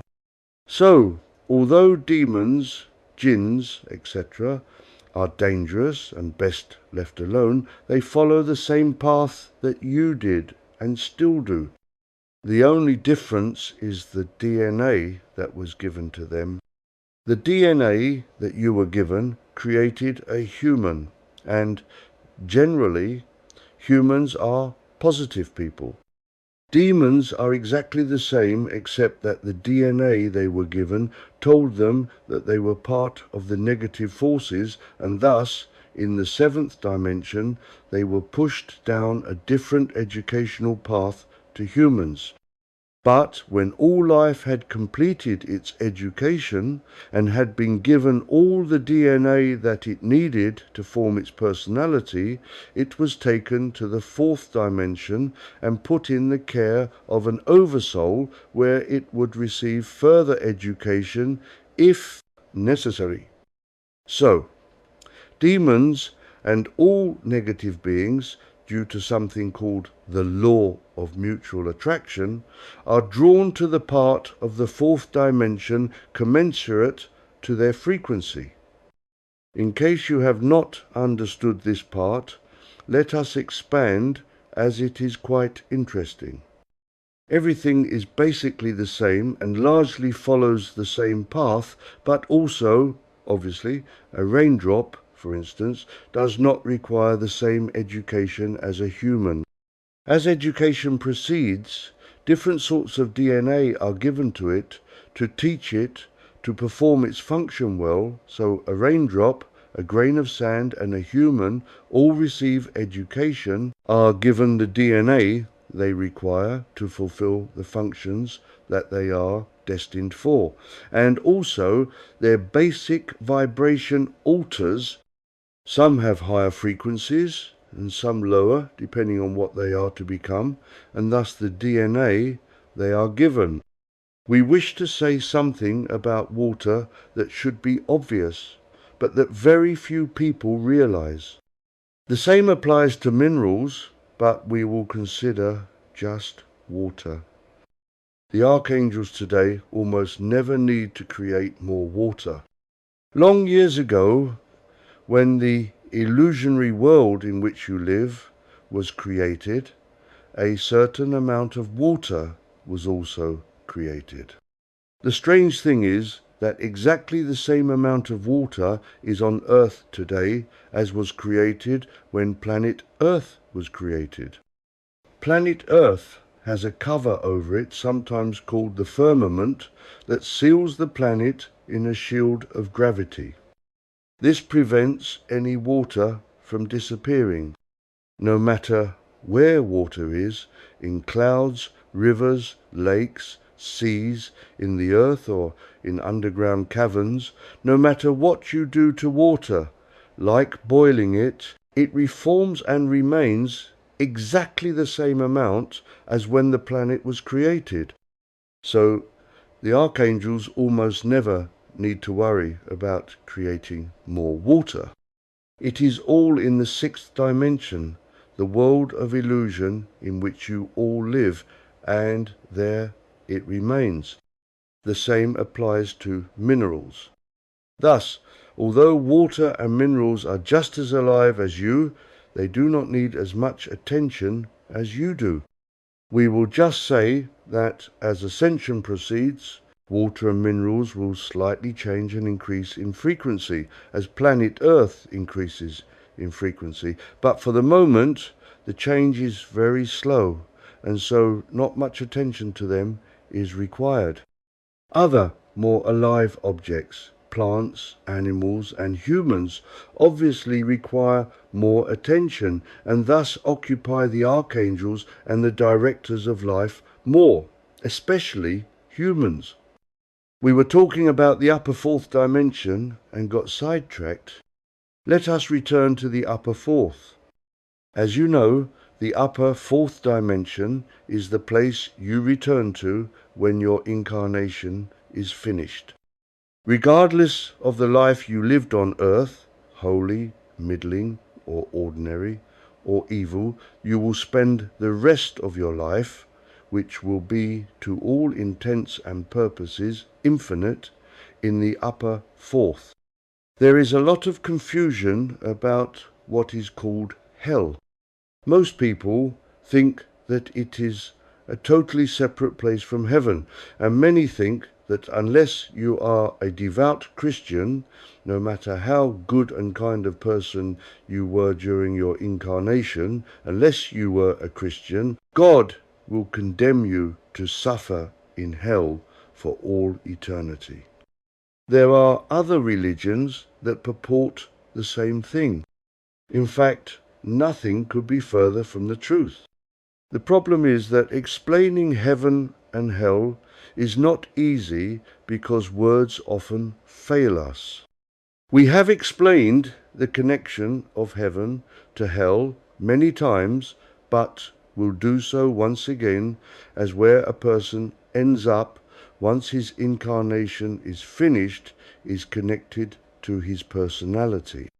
So, we will explain once again.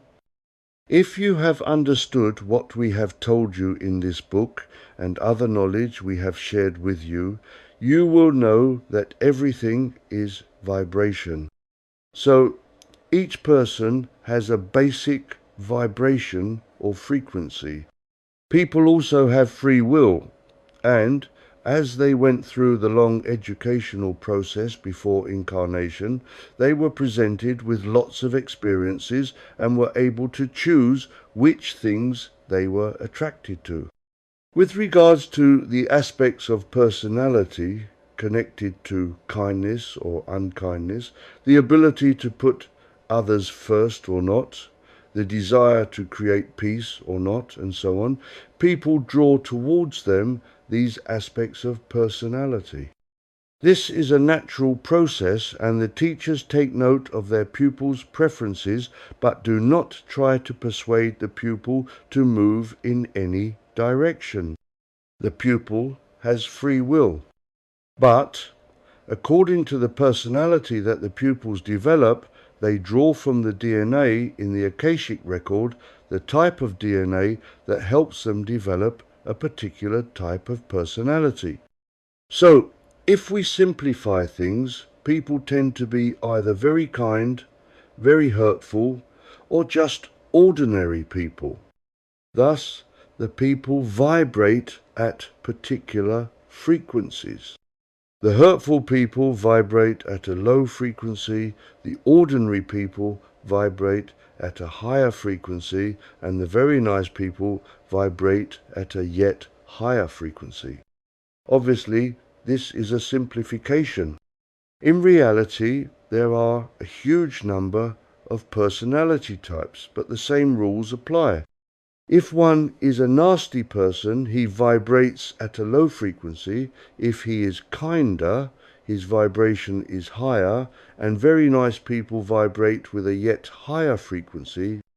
All these frequencies are connected to the type of person one chooses to be and are created through the personality trend provided by the DNA that he draws to him. We hope that you have understood this. It is not complicated, but has great consequences once one's incarnation is finished and the person returns home to the upper fourth dimension. Let us now look at heaven and hell. Contrary to what people think, both heaven and hell are an integral part of the same portion of heaven. They are separated by vibration. So, what are referred to as heaven and hell occupy the same portion of the upper fourth dimension, but contain a vast number of frequencies which will correspond to the frequencies of people. People that vibrate to a low frequency will be naturally drawn to a part of heaven or hell that matches their frequency, while people that vibrate to a higher frequency will be drawn to a part that matches their frequency. It is all quite simple and is all a natural event caused by the law of mutual attraction. We will explain this again to make it quite clear.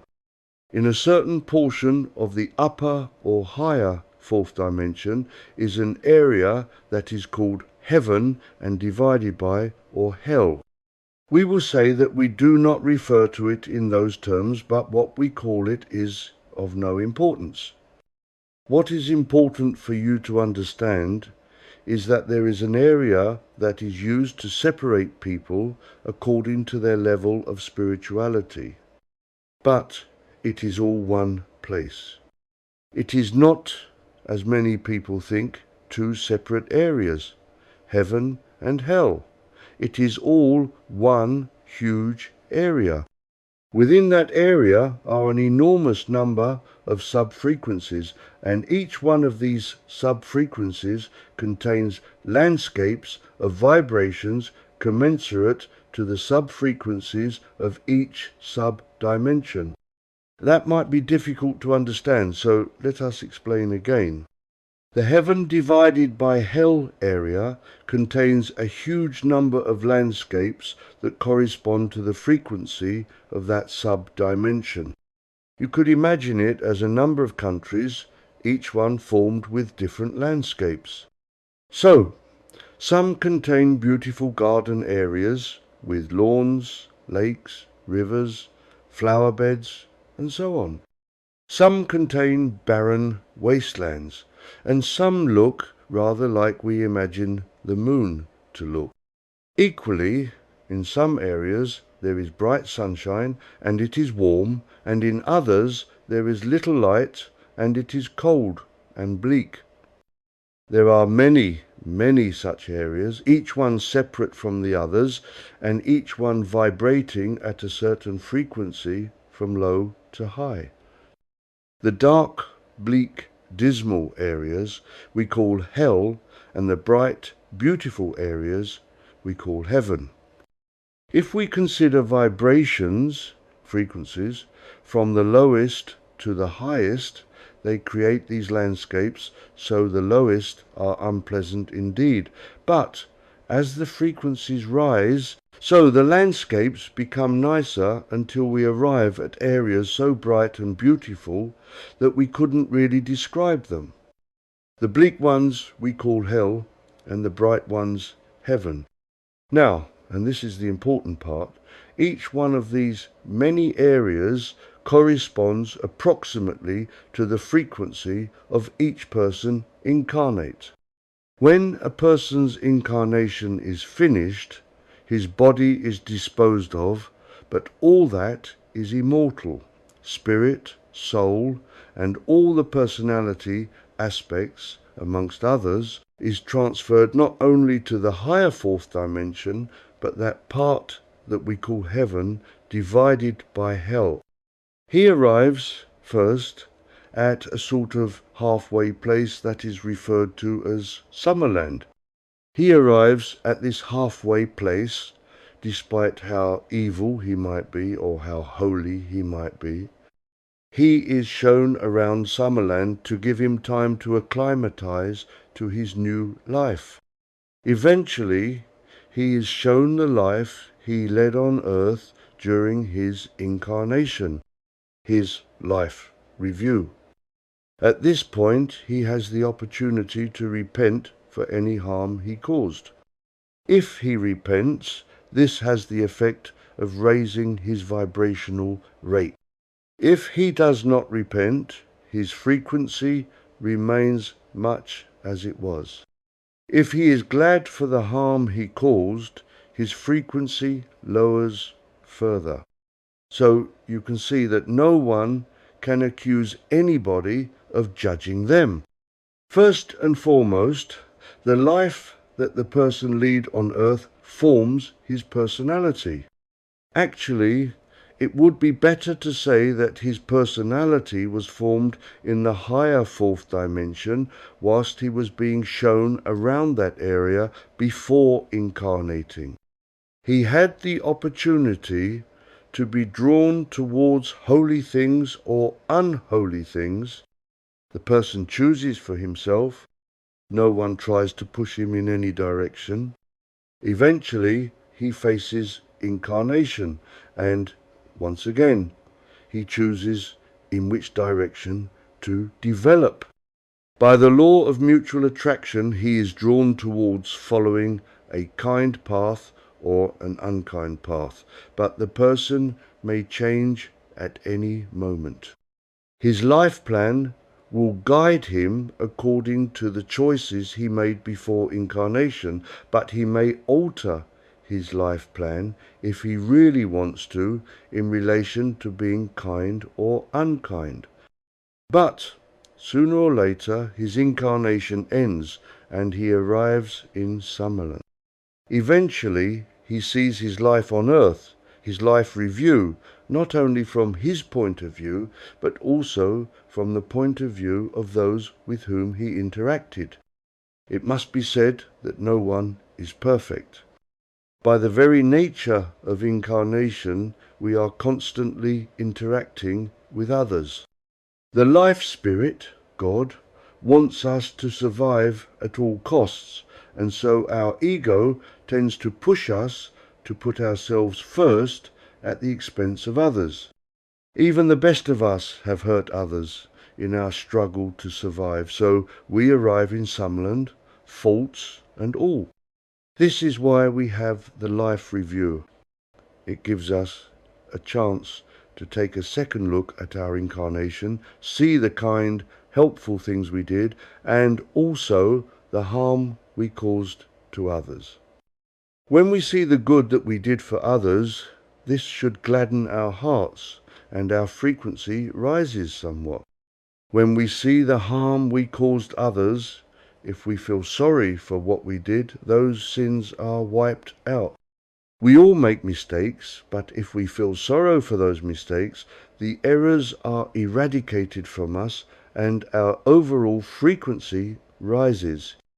If, however, we are glad for the harm we caused and are sorry that in the higher fourth dimension we can no longer cause more harm, our base frequency lowers. So, to recapitulate, before incarnation we form a life plan. This, inevitably, whatever path we choose, will place us in situations where we must decide to harm others or to help them.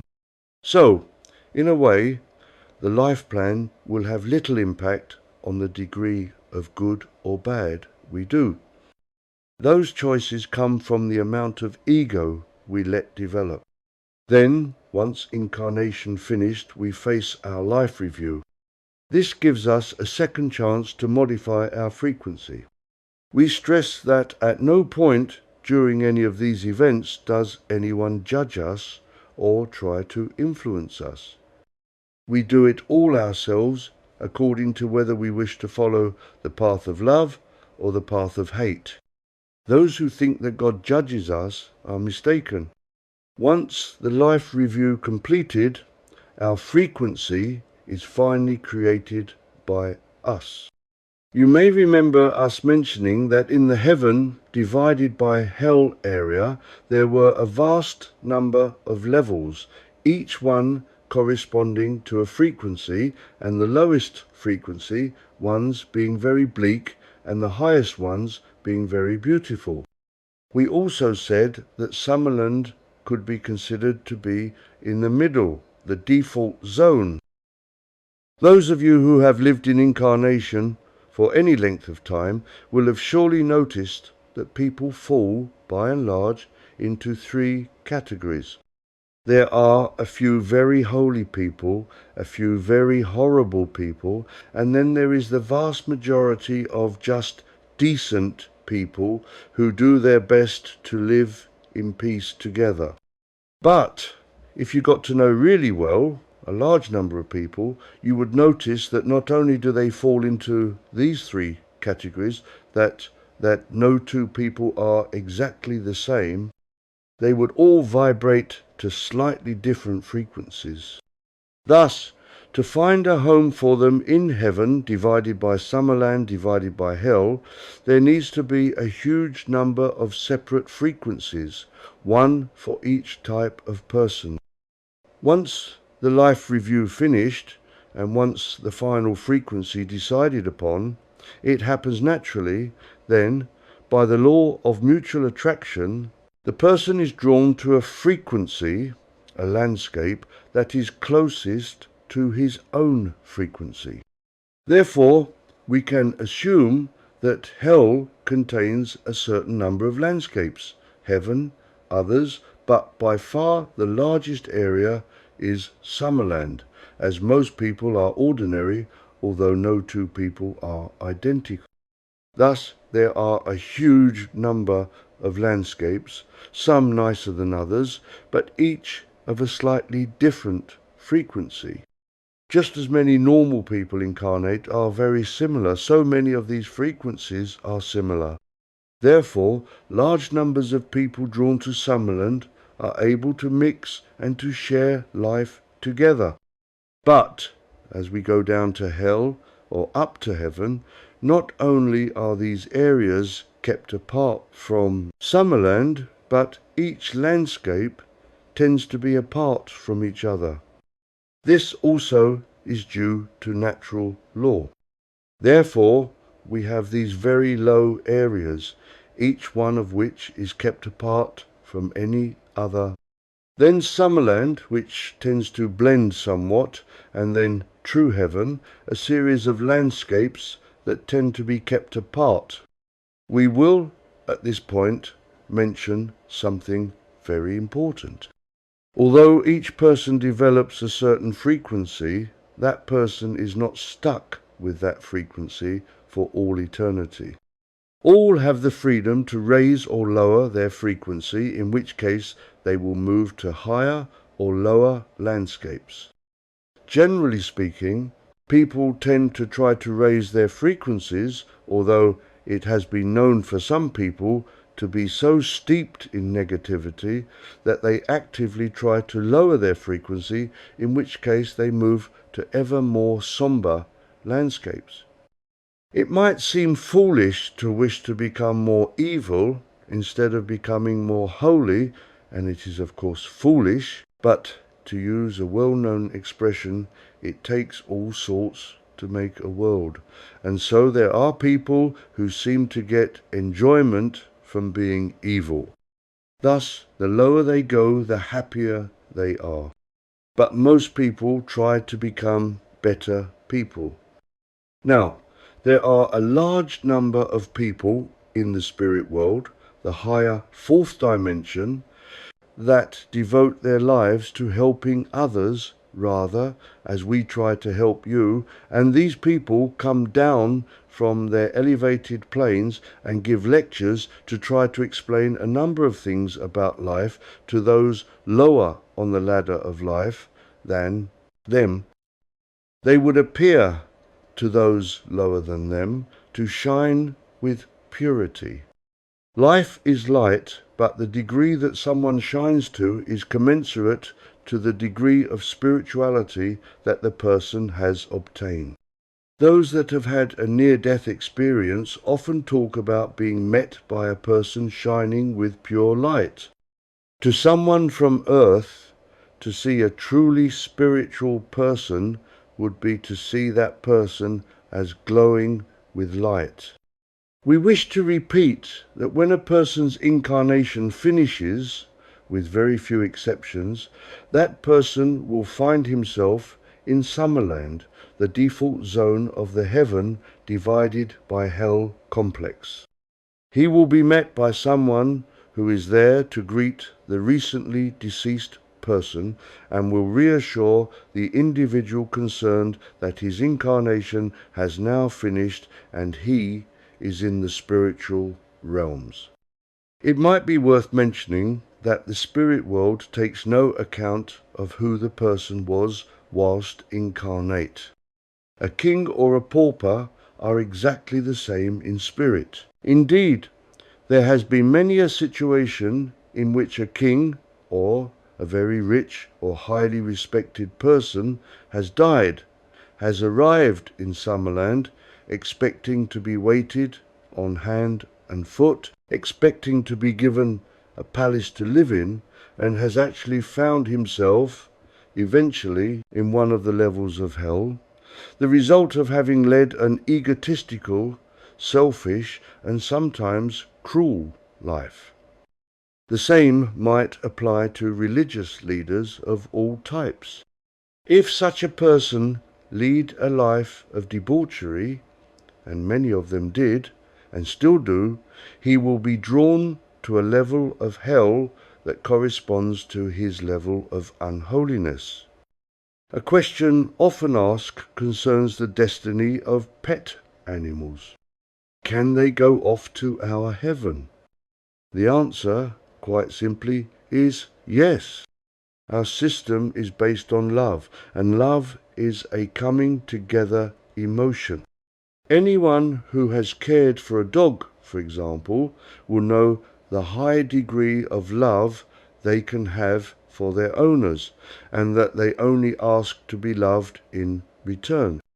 Of course, there are a large number of pets of all sorts that display love in varying degrees. But we wish to assure all pet owners that if they have a pet that they truly loved and that loved them, that pet will be there in heaven ready to continue the journey together. Now, we mentioned love. This implies that only people that have an affinity for each other will see each other.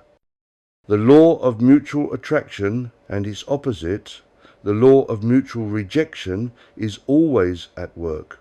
And so, if you knew anyone that you did not like or get on with, you will not see that person in heaven.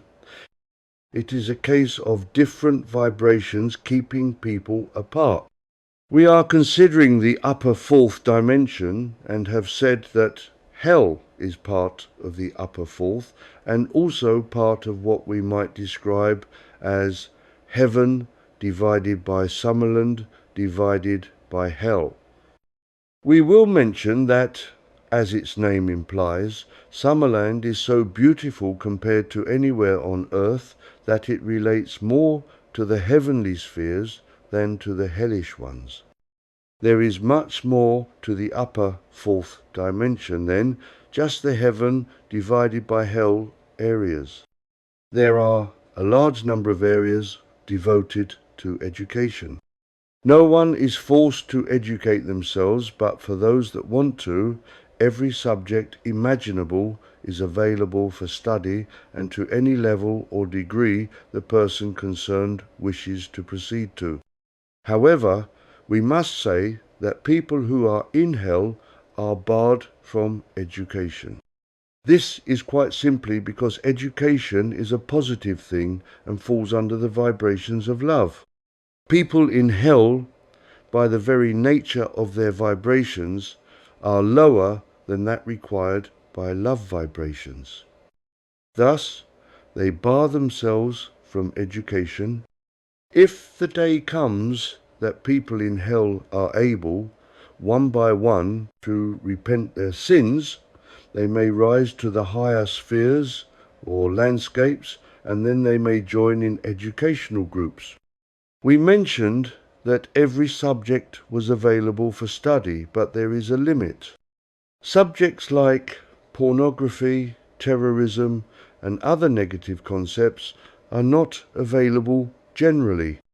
There are wise beings that keep an eye on such subjects so as to be aware of developments on earth, but students are not permitted to study them. We mentioned that by the law of mutual attraction, we would only see those to whom we feel attracted. There are many groups of people, just to consider Summerland, that have widely differing personalities, egos, and interests. This automatically creates particular frequencies, which means that individuals and groups vibrate at different frequencies. The result of this is that groups can be invisible to each other.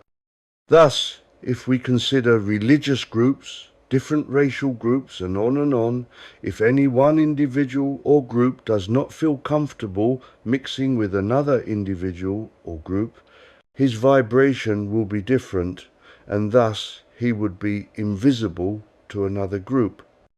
For example, if a person is a Christian and another a Muslim, and they do not feel comfortable mixing together, their vibrations keep them apart. The same applies to race and so on. Then there is the situation in which people decide to come from higher spheres to teach or to go into the lower spheres, from true heaven to Summerland or to hell, in order to encourage those there to try to become better people.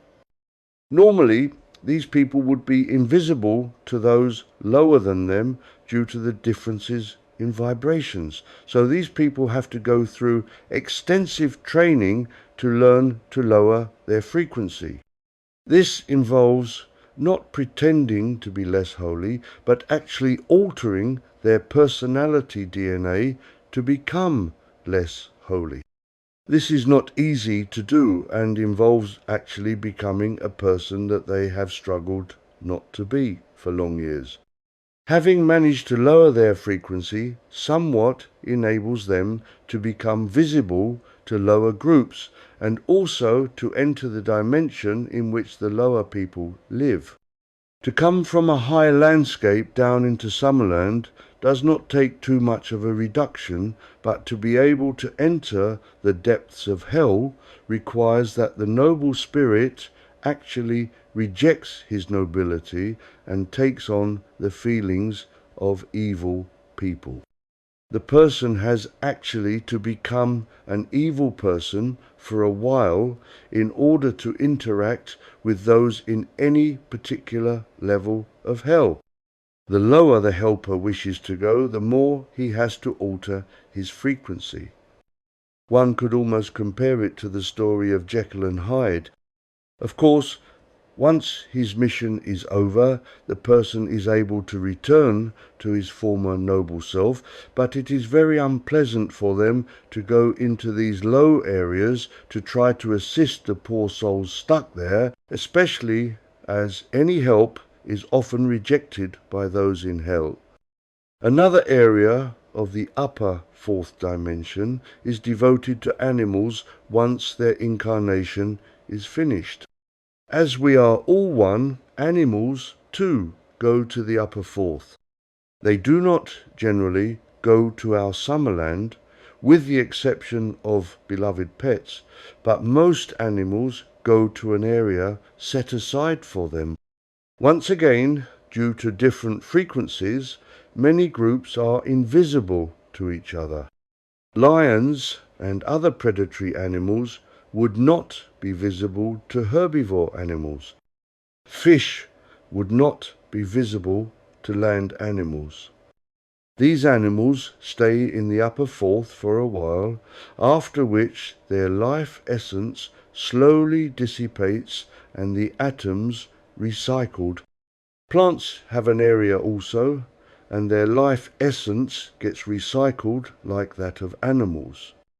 In principle, there are areas for stones, water, etc., but in truth, these things last so long on earth that we do not need to consider them. We will say that in the upper fourth dimension there are areas for what you call aliens. These beings are not exclusively in the upper fourth any more than life generally is. Most life, whatever dimension it finds itself in, seventh or fourth, maintains links to the fifth and sixth dimension, as we have explained before.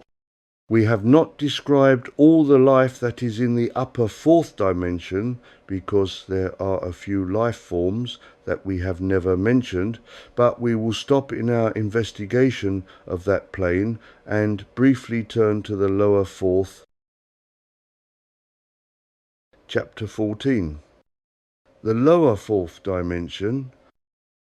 We mentioned in the last chapter that this chapter would investigate the lower fourth dimension, which, as a lot of students of esoteric wisdom know, is the area that contains the negative forces. We have said that dimensions 1 and 2 also contain negative beings, but they really do not concern us, as the individuals in those dimensions have nothing to do with us.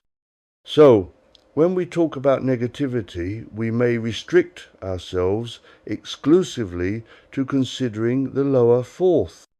The lower fourth is a connected dimension to the upper fourth. The only difference, as far as the dimension is concerned, is frequency. But, although both the lower and upper parts are separate, it is only frequency that separates them. They are both part of one dimension, the fourth dimension. However, what goes on in those two subdimensions differs greatly.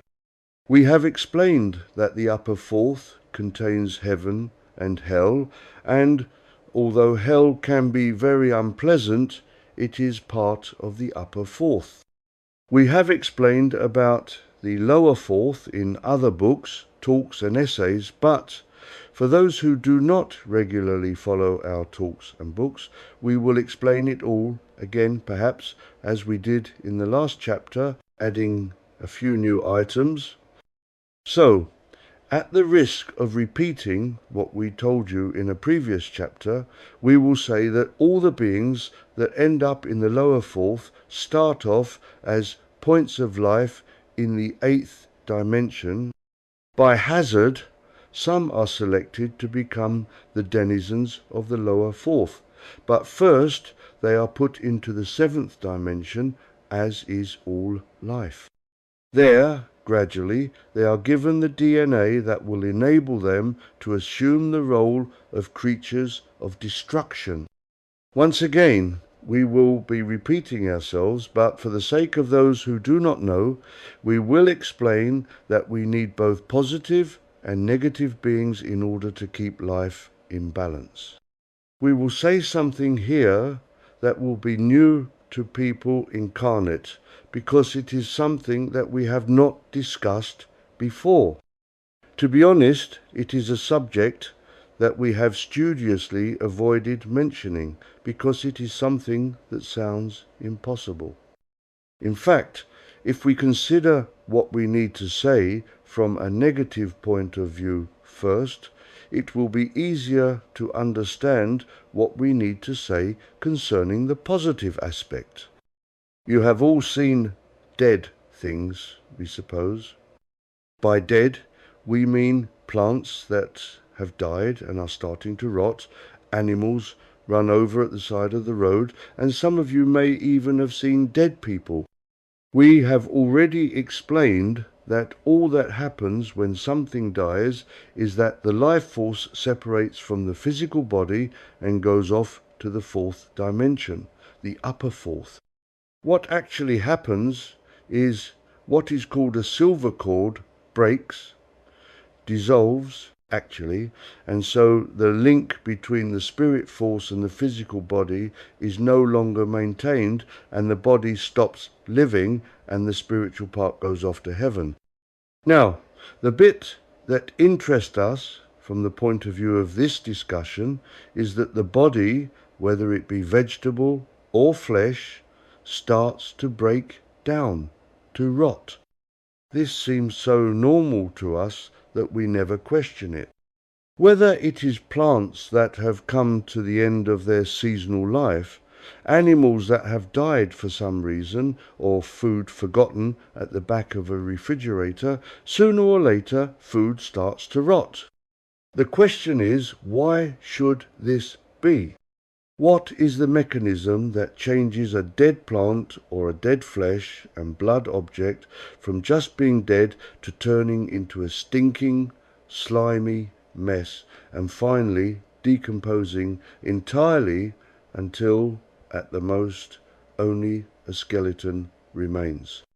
There are angelic beings in charge of this process, and what they do is bombard the dead object with certain rays, vibrations that have the effect of changing the frequency of the dead object from the natural frequency that all things on planet Earth vibrate to the quiescent frequency of planet Earth, to a lower one. Thus, the structure of the body of the plant or animal alters, and as it is no longer in harmony with planet Earth's vibration, it cannot maintain its integrity and, in effect, is rejected by the planet. This seems strange and is not something that has ever been revealed before, as far as we are aware.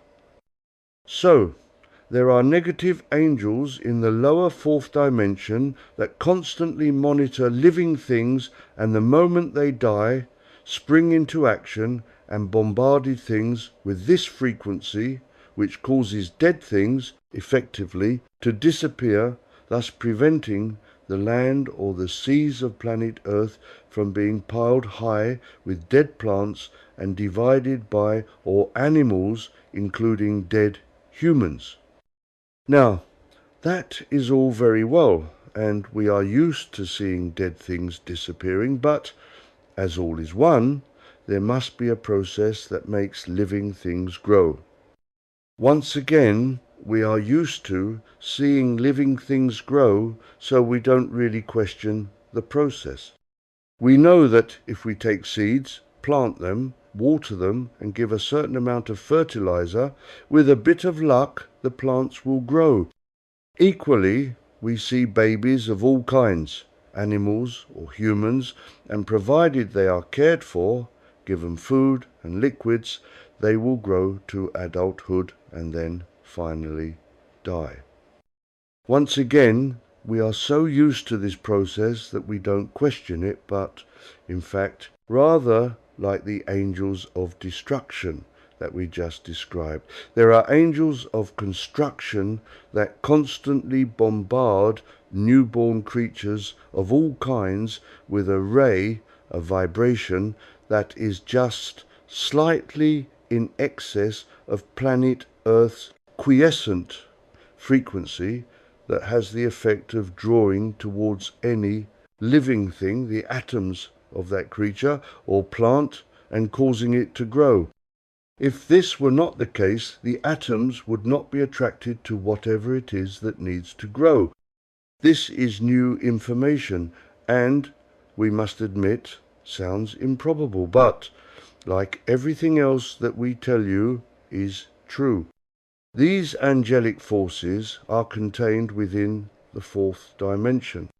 The angels for construction are within the upper fourth, and the angels for destruction are within the lower fourth. In the case of the angels of construction, young creatures are bombarded with this frequency of a greater power than when it approaches adulthood. As the entity approaches adulthood, the strength of the rate is reduced. So in infancy, when the ray is strong, the infant grows quickly, but from adulthood onwards, the ray is reduced so that the entity does not grow much at all. It can happen, if an object reaches great age, that it starts to get bombarded by both rays at once, albeit both of a very limited power. This has the effect of the object staying alive, but part of the physical body deteriorating. We see this in some trees, some animals, and some humans who reach great age, but their physical bodies start to decay, causing all sorts of illnesses. But let us return to the lower fourth dimension. We mentioned the angels of destruction because the lower fourth dimension is largely concerned with destruction, just as the upper fourth is concerned with love, which relates to construction. This is not to say that the lower fourth is connected to hate, although humans that are consumed with hate can use the beings contained within the lower fourth dimension to put into operation their evil plans. Now, the aim of this book is, by and large, to discuss personality, although we take the opportunity to expand somewhat and introduce other topics, some more or less directly related to personality. The problem is that, as all is one, all is connected, and so as we are discussing one topic, this often leads us onto others. If we think that these extra topics are somewhat relevant and that you might find them interesting, we mention them at the risk of making this book rather large and possibly confusing. However, if you have followed out other teachings, you should be able to follow along. We will add one further comment here, if we may. Much of what we tell you is complicated, and some of it is new, and maybe above your level of comprehension. If this is the case, please do not let it worry you. These books are given now, but we hope will remain in circulation for many long years into the future, and so, as people evolve, their level of comprehension will grow, and so that which seems confusing now will become obvious in the future. Once again, we got sidetracked. Let us return to the lower fourth, the creatures that reside there and their personalities. Unlike the upper fourth, the lower fourth is not concerned with incarnation above and beyond destroying dead objects, as we mentioned above. Also, there is no concept of heaven and hell. It tends to be one area. However, it contains a sufficient number of life forms to fulfill the requirements of keeping dead and dying objects under control, which is why it exists. The positive regions that we have mentioned at great length in this and other works can be intricate indeed, but the actions emitting from the lower fourth are much more simple. Construction is always more complicated than destruction. For instance, it may take months to construct a house, but with explosives can take a second to destroy it. So, there are a number of negative creatures in the lower fourth, each one or each group programmed to destroy a particular aspect of creation in order to keep all in balance. These creatures, that we tend to call devils, have been carefully trained to fulfill a particular function. Now, religion tends to connect these devils with the negative aspects of some humans, but that is because some evil people have learnt to harvest the negative energies of these beings to cause harm to positive people. In fact, the devils are trained to control destruction. Whether it is just disposing of dead and dying life forms on earth, or whether their power is harnessed to cause mayhem on earth, is not the fault of these devils. They do their job, which is always destruction, and do not have the ability to pick and choose for whom they work. They are not given sufficient personalities to pick and choose. If they receive a message that they should destroy something, whether it be a dead plant or the life and health of someone, they spring into action and perform that duty. The people to blame are the black magicians who harness their energy. But let us delve into the lower fourth and see what it looks like and what is going on. Those of you who have developed the ability to enter Summerland in the upper fourth, or have had a NDE, would have immediately noticed a few things. They will be aware that they have entered an area of bright light, warmth and beauty. So, it does not require much intelligence to work out that the lower fourth is the complete opposite. Those who enter the lower fourth will be aware of Stygian darkness. It is pitch black there. Temperature does not seem to play a great role, but we can say that it is not the least bit warm. The next thing we notice is a feeling of abject terror. In the upper fourth we are surrounded by love, but in the lower fourth we are surrounded by terror. It is a feeling that has to be experienced in order to appreciate. So great is this feeling of terror that many visitors from the higher fourth dimension cannot stay there. It is literally indescribable. Now, although it is pitch dark, such is the nature of the astral world that visitors can nevertheless see. So, what would they observe? First, there is no life as we know it in the sense of plants, rivers, lakes, etc. It is all just a barren wasteland.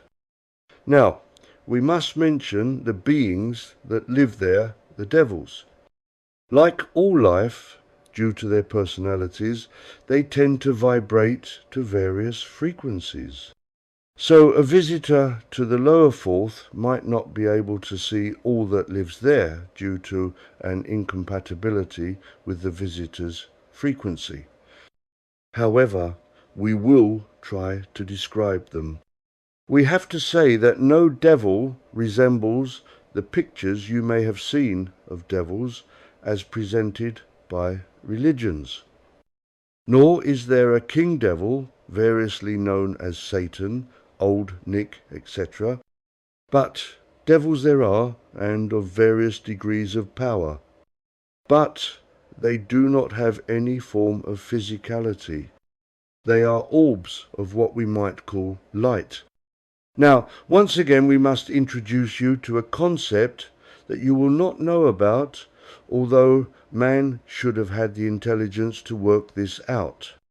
Light is vibration, frequency. The higher the frequency, the brighter the light gets. And it is a positive frequency. However, there is more to life than that. There is a negative counterpart that we might call a negative frequency. So, light can exist, but is observed as a negative light, by which we mean that as positive light manifests itself in ever-increasing frequency, so negative light manifests itself in degrees of ever-increasing negative frequencies. This may be difficult to comprehend, but if we take pitch black as a starting point, positive light starts with the slightest glimmer and increases to the light of the sun or a star. Equally, people, angels, etc. glow with similar degrees of brilliance. Now, from pitch black there is another version of light that starts off with pitch black and gets ever darker. Because of the way our eyes work, we cannot see this negative light, but it exists. Similarly, negative creatures correspond to degrees of this negative light. The more negative a being is, the more it radiates negative light.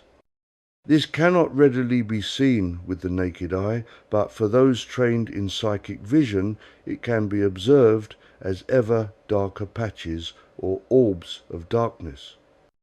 So, when we are in the lower fourth dimension, depending on our skill to operate in the esoteric realms, it might be possible to observe orbs floating about of various degrees of negative light. The more powerful a devil is, the more negative light he would emit. When these orbs, these devils, are in their domain, the lower fourth, they can cause no harm to humans. And even if we are foolish enough to go into their realm, generally they will not harm us. But it must be said that going into the lower fourth is a bit like going into a lion's den. You may be aware that in the upper fourth dimension there are all sorts of positive beings. If we ignore humans that are there, there remain a large number of creatures that range from quite low-powered beings through the angels up to extremely powerful archangels. They are all there to serve God in keeping his kingdom in growth. Equally and oppositely, in the lower fourth, there are a large number of negative entities ranging from low-powered up to and including negative angels and negative archangels. Their function also is to keep God's kingdom in order, but not from growth, but from the point of view of clearing up the mess caused by things dying. So they are equally as important as the positive angels and life would be chaotic if they did not exist, constantly clearing up the debris left by dying entities. We have no doubt that many readers are curious to know the names that are attributed to these negative individuals or groups. This is not easy because although there are a large number of them ranging from almost harmless to extremely powerful, they do not really have names any more than the positive forces do. But we will try to explain a little. You may have heard of jinns. These tend to be quite low-powered compared to true demons, the negative equivalent of archangels. But they exist and have varying degrees of negative power, some more than others. The function is to instigate the destructive process of plants and other easily disposed of objects. The harder a flora would be to dispose of a tree, for instance, the more powerful a group of jinn would be dispatched to deal with it. A blade of grass would only require the attention of a low-powered jinn. But these jinn have developed the ability to transform into objects that we can see. Although they have a destructive function, like all things, they have free will and can move into physicality or a replica of it. They also have curiosity and like to ape sentient animals and even humans. So, if and when they are seen, they might just be seen as grey orbs, or they might be observed in the form of cats, dogs, rabbits and other animals, or even as a sort of human, although they are not very good at aping human morphology. The striking feature about jinn is, if alarmed, they will return to the astral realms by forming a sort of black, smokeless smoke, if that makes sense, from their rear or lowest end, and, in a flash, transforming into invisibility by drawing that smoke into themselves from the lowest exterior towards the head, and in a second they are gone. It is difficult to describe, but is impressive to watch. This smokeless smoke is, of course, them returning to the darkness of their natural colour, negative light. They can be used by black magicians, and often are, although they have no loyalty to the magician, and will be equally content to harm the magician as his intended victim. The image of a jinn is often used in the children's tale of the genie in the lamp, and the jinn can be seen with a vaguely human head and torso, but the rest of his body as smoke. We will try to explain somewhat about a true demon, the equivalent of an archangel. Once again, they were points of life that started out in the 8th dimension, were given the Logos by God and moved to the 7th. By now, it knew that it was going to be part of the negative forces. In the 7th dimension, it was given the necessary DNA to help form it into a demon, went through the relative orb galaxy and became a fully fledged negative archangel, a demon, and finished up in the lower 4th dimension, from which it fulfills its function of decomposing dead things. Now, really powerful demons do not concern themselves with clearing up dead grass and things like that. They would be kept in reserve for dealing with very serious events like cataclysms. All of these various demonic forces can be harvested by man, but the more powerful a demon is, the more difficult and dangerous it is to deal with them. Any black magician should be aware that the function of a demon is to destroy, and any demonic force would be just as happy destroying him as it would any victim. We will not describe the steps needed to be taken by a black magician for controlling jinns or demons, but we will say that sooner or later, and the power of the magician will fade, and he will almost certainly fall victim to the negative influence of the negative entity he is trying to control. There is an aspect of life that should be obvious, but that few neophyte magicians ever seem to consider. If a person wishes to study the esoteric arts, whether he desires to perfect what we might call white magic, although it is not magic but physics, or whether he desires to perfect black magic, he needs to follow a similar path, although in the desire to achieve opposite results. Anyone desirous of following the path of light will, as we have often explained, need to do three things. 1. Pray to Almighty God, thanking Him for the blessings He sends. 2. Meditate on a regular basis, which opens the path to connection to the higher self. 3. Aid and assist all life when appropriate. These three simple acts will, over time, open the doors to all the positive acts and attributes that man calls the gifts of the Spirit.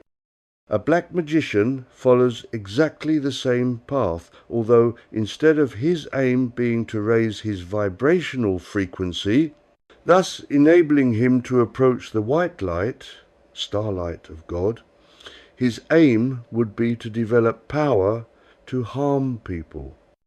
As his skills increase, so his vibrational frequency drops and he lowers his frequency towards blackness, the opposite of the starlight of God. Now, the law of mutual attraction is always at work, drawing like to like. You may know that you are never alone. Even if you live in a cave, you always have spiritual entities that watch over you, rather as a child is watched over by his parents. Even children abandoned by their earth parents will never be abandoned by their spiritual parents. The fact is that basically we are all one, and the fact that we have a certain frequency causes, by the law of mutual attraction, certain spiritual humans to be drawn towards us and us to them. We must also remember that we are part of a soul group, and that soul group will always stay linked to us whether we be in incarnation or not. Thus, we are never alone. As our frequency increases through following the path of holiness, so the beings that we attract to us will also be of ever higher frequency, until, if we are actively engaged in spiritual work, assisting our fellow man, the beings associated with us could be called angels. We must mention that to do God's work, it is not necessary to become known publicly. It suffices to live quietly and correctly, meditate, and, above all, help all life when it is appropriate. Then, gradually, our frequency rises, and such people can, by the law of mutual attraction, be surrounded by angels.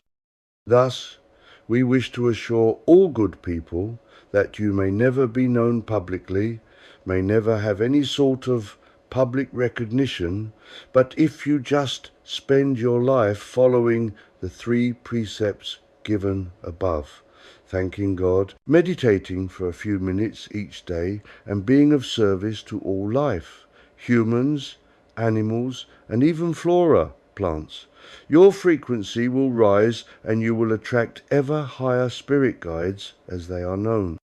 Thus you will be helped through your incarnation by ever more holy guides, and your place in heaven is assured.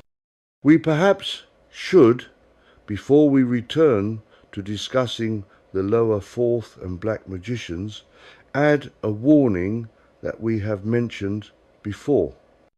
There are people who start out following the correct path to God, that we mentioned above, but find that they achieve a certain fame and who fall into the trap of allowing their ego to influence them. As one advances along the path, it usually happens that the gifts of the Spirit, as they are known, start to appear. These gifts are much admired by those whom we might consider ordinary people. Thus, the person who finds that he or she has a certain control of these gifts is tempted to exploit them.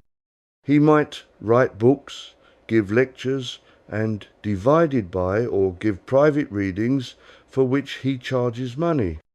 Now, the gifts of the Spirit are gifts given freely by God to those willing to follow the path of righteousness.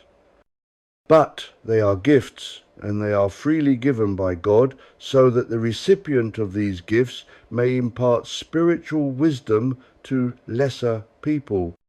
The thing is that they are freely given and should be freely shared.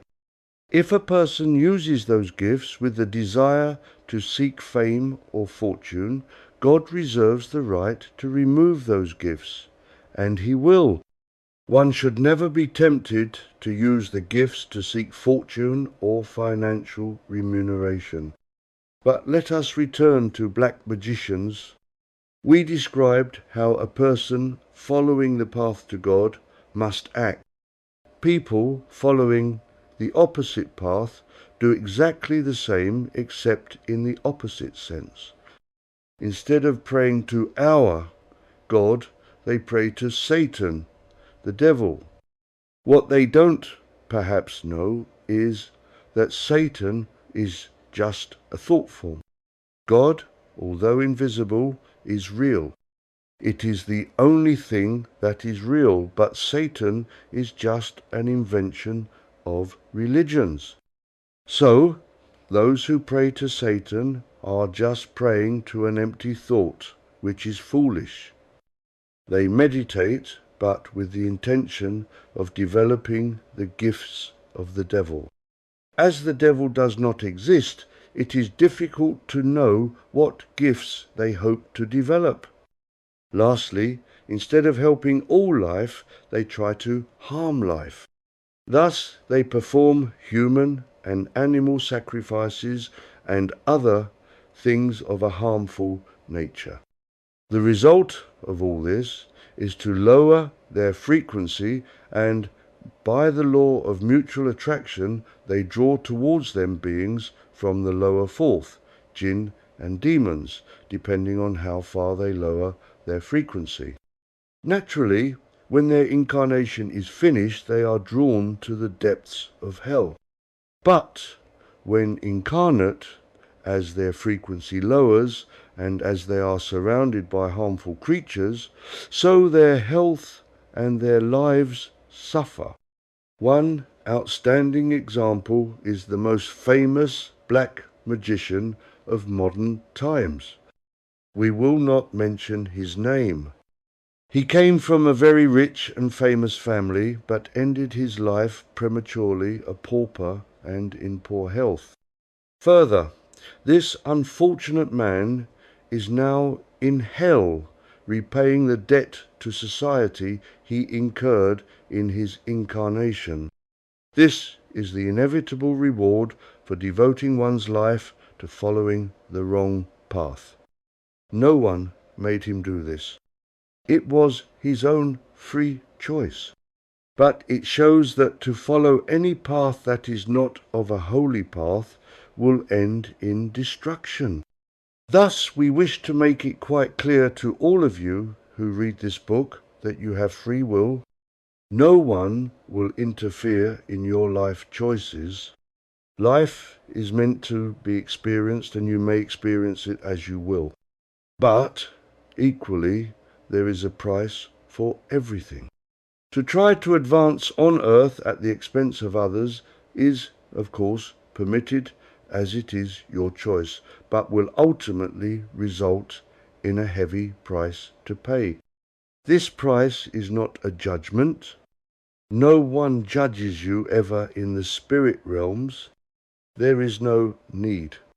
You automatically rise or fall in vibration as you live your life. And thus, when you get to the spirit realms, and indeed, to a certain extent, in physicality, you will draw towards you the landscape and the type of life commensurate to that vibration. Thus, in a sense, you judge yourself, or at least you create the conditions which permit you to be drawn to a certain landscape. Having explained that, one would expect most, if not all, people to follow the path of righteousness, but how many actually do? Enormous numbers of people are engaged in negative activities, crimes of all sorts. Others are engaged in selling inferior goods to gullible people. Yet others are engaged in military, police and prison activities which, whilst perhaps necessary, are hardly the best path to peace and love. We could go on, but we have said enough. All we can do is to advise you to follow the path to God, and you will attract God's angels to you who will guide and protect you. Only if you allow your ego and personality to push you down the road of evil will you meet creatures from the lower fourth who will guide you further down the path of evil. Don't forget, the function of devils is to destroy, is greater than they will be just as happy destroying you as they would any victim you might wish to harm. Even in the best scenarios, according to the way you lead and lead your life, if you follow evilness, you will lower your vibrations, draw bad things towards you now, and will finish up in the low regions of heaven. All this can be avoided by being a nice person and putting others ahead of you. Jesus said, "Love thy neighbour as thyself." What he meant was, do unto others as you would have them do unto you. Equally, never do to others that which you would not like done to you. If you treat all life with love, by the law of mutual attraction, you will draw love towards you. Gradually, step by step, as you follow the path in peace, gentleness and love, your personality will improve and you will become a better person. Inevitably, your frequency will rise and you will attract ever more Holy Spirit guides to you who will assist you to become a yet more holy person.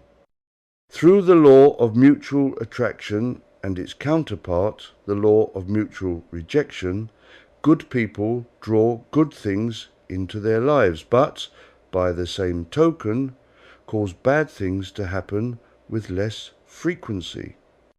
As we live in this so-called physical world, inevitably problems will arise from time to time, but a holy person can draw positive forces to his aid.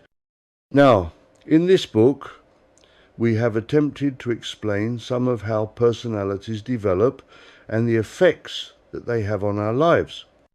We have not explained all.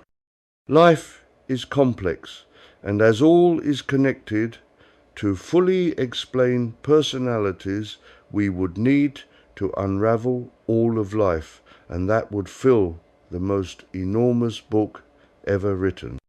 Life is endless, and personality is an important part of life. The more advanced a being is, the more his personality is important. Thus, humans, as they advance, develop stronger and stronger personalities. If one were lucky enough to meet a human archangel, his personality would be overwhelming. This obviously is a positive personality, and it can happen that the personality of the archangel is so strong that it can overpower a person who is seeking guidance from him and effectively push away the seeker's auras and have them replaced by the auras of the archangel. So, the archangel and the seeker of guidance become one for a short time.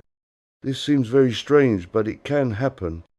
The seeker might be discarnate or incarnate, but if he is overpowered by a good human archangel, the archangel can effectively replace the seeker's auras and thus his personality, and so the archangel and the ordinary person become one.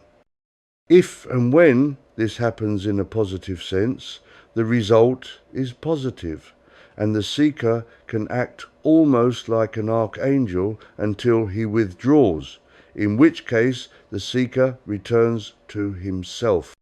But should the same thing occur and a powerful demon take over the personality of a black magician, the magician can act for and with the same power as the demon. Thus, the demon and magician might be able to accomplish remarkable things for the duration of the overshadowing, but once the demon withdraws, the magician feels exhausted, having used all his reserves of energy to produce the works he wanted. We hope that you can see that the difference between two people, one of whom is following the path of holiness and the second the path of evil, is largely the same path. The only real difference is direction. One aims to help life and the other aims to harm life. These different paths are, of course, the result of personality. Two people having virtually the same training, but as a result of different personalities, becoming totally different people. We could say much the same concerning positive or negative angels or archangels. They too follow very similar paths, but the direction of their education being opposed. One is taught holiness and the other evil. We must stress a difference between the two groups of angelic beings, the first inhabiting the upper fourth and the second the lower fourth, and it is this. In the upper fourth, the angelic beings are only too willing to share their knowledge with those lesser than them, including you and us. But in the lower fourth, this does not happen. By spiritual law, living a holy life is to recognize that all is one, and so it is important to share all wisdom with all good people.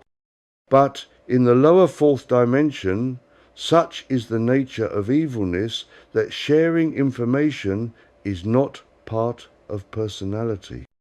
Higher evil beings sharing information with lower beings does not normally happen, and thus, should a black magician wish to learn from a devil, he must strike a bargain, give something, perform some evil act in order to be given information. Had he taken the path of righteousness, he could have freely got similar or the same information from holy angels without having to strike a bargain. But such is the nature of black magicians that they think that everything has to be paid for, which is why they hold their disgusting rituals called black masses. Another aspect of the lower fourth that would be remiss not to mention is the UFO aspect. We have mentioned this before. Now, many long years ago, life was in the depths of the negative swing of this pendulum of life, and so life on earth was in the grips of negativity. We must say that this was before the human group who are on earth at the moment came to be. The group that were on earth at that time were very advanced, technical, logically, but tended to be drawn towards evil. Thus, a group of negative angels wondered if they could possibly enter 3D Earth environment, and so, with the help of some Earth scientists, created the UFOs that are sometimes seen flying around the skies. they all the same machines, or duplicates of them, that were invented all that long time ago. The demons also invented little robots and are still creating them today. It must be realized that the UFOs and the robots have two aspects to them. They can be astral, or they can lower their frequency and appear in our world. But it must be remembered that they are negative. Not so much the UFOs that are just machines, but the little robots are under the psychic control of demons. So if you are contacted by these creatures, bear in mind that behind them and controlling them are demons. We feel that we have explained enough about the lower fourth dimension, so we will stop here and close this chapter. Chapter 15.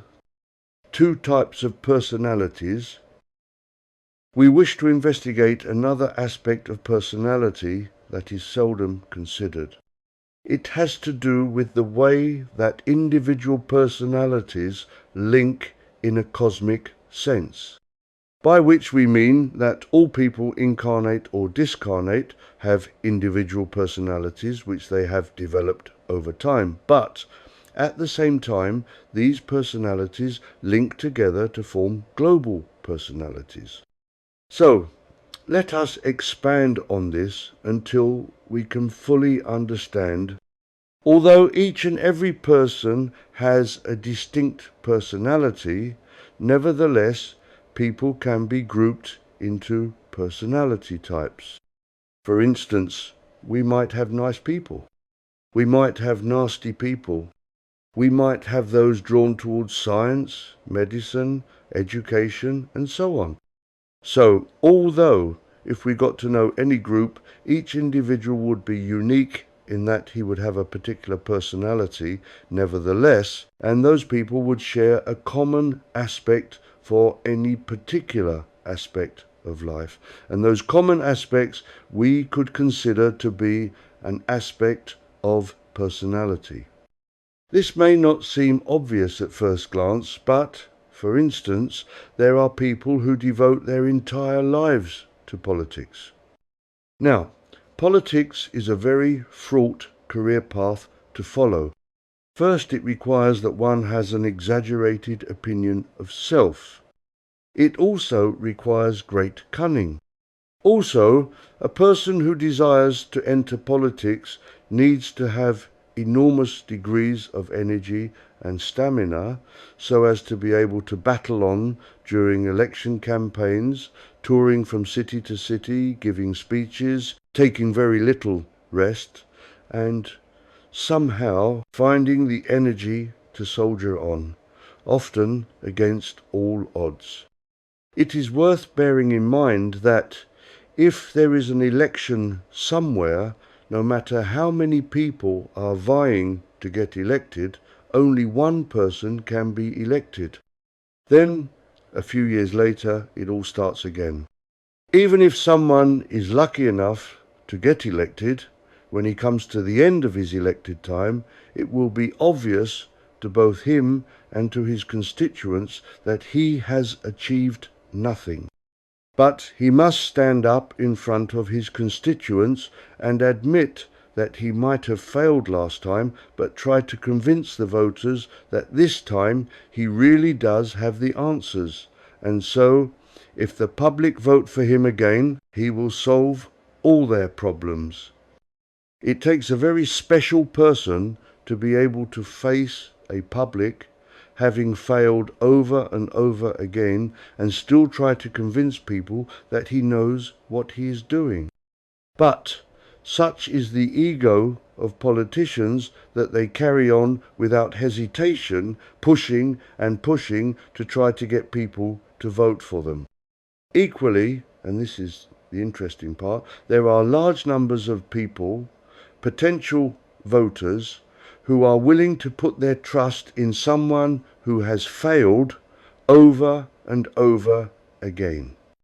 But, through sweet talking, the electors are willing to put their common sense on hold and vote for someone who has no idea what he's doing. So, it is often the case that large numbers of voters accept into their personalities the personality of the particular politician. This is interesting because if we look back over the history of any particular group of politicians or a political party, at no stage is the public actually helped. The only people who have been helped are the individual politicians who are paid large salaries plus exorbitant expense accounts to pay for apartments, hotels, restaurants and travel expenses. The actual voters get nothing in return for voting for a politician.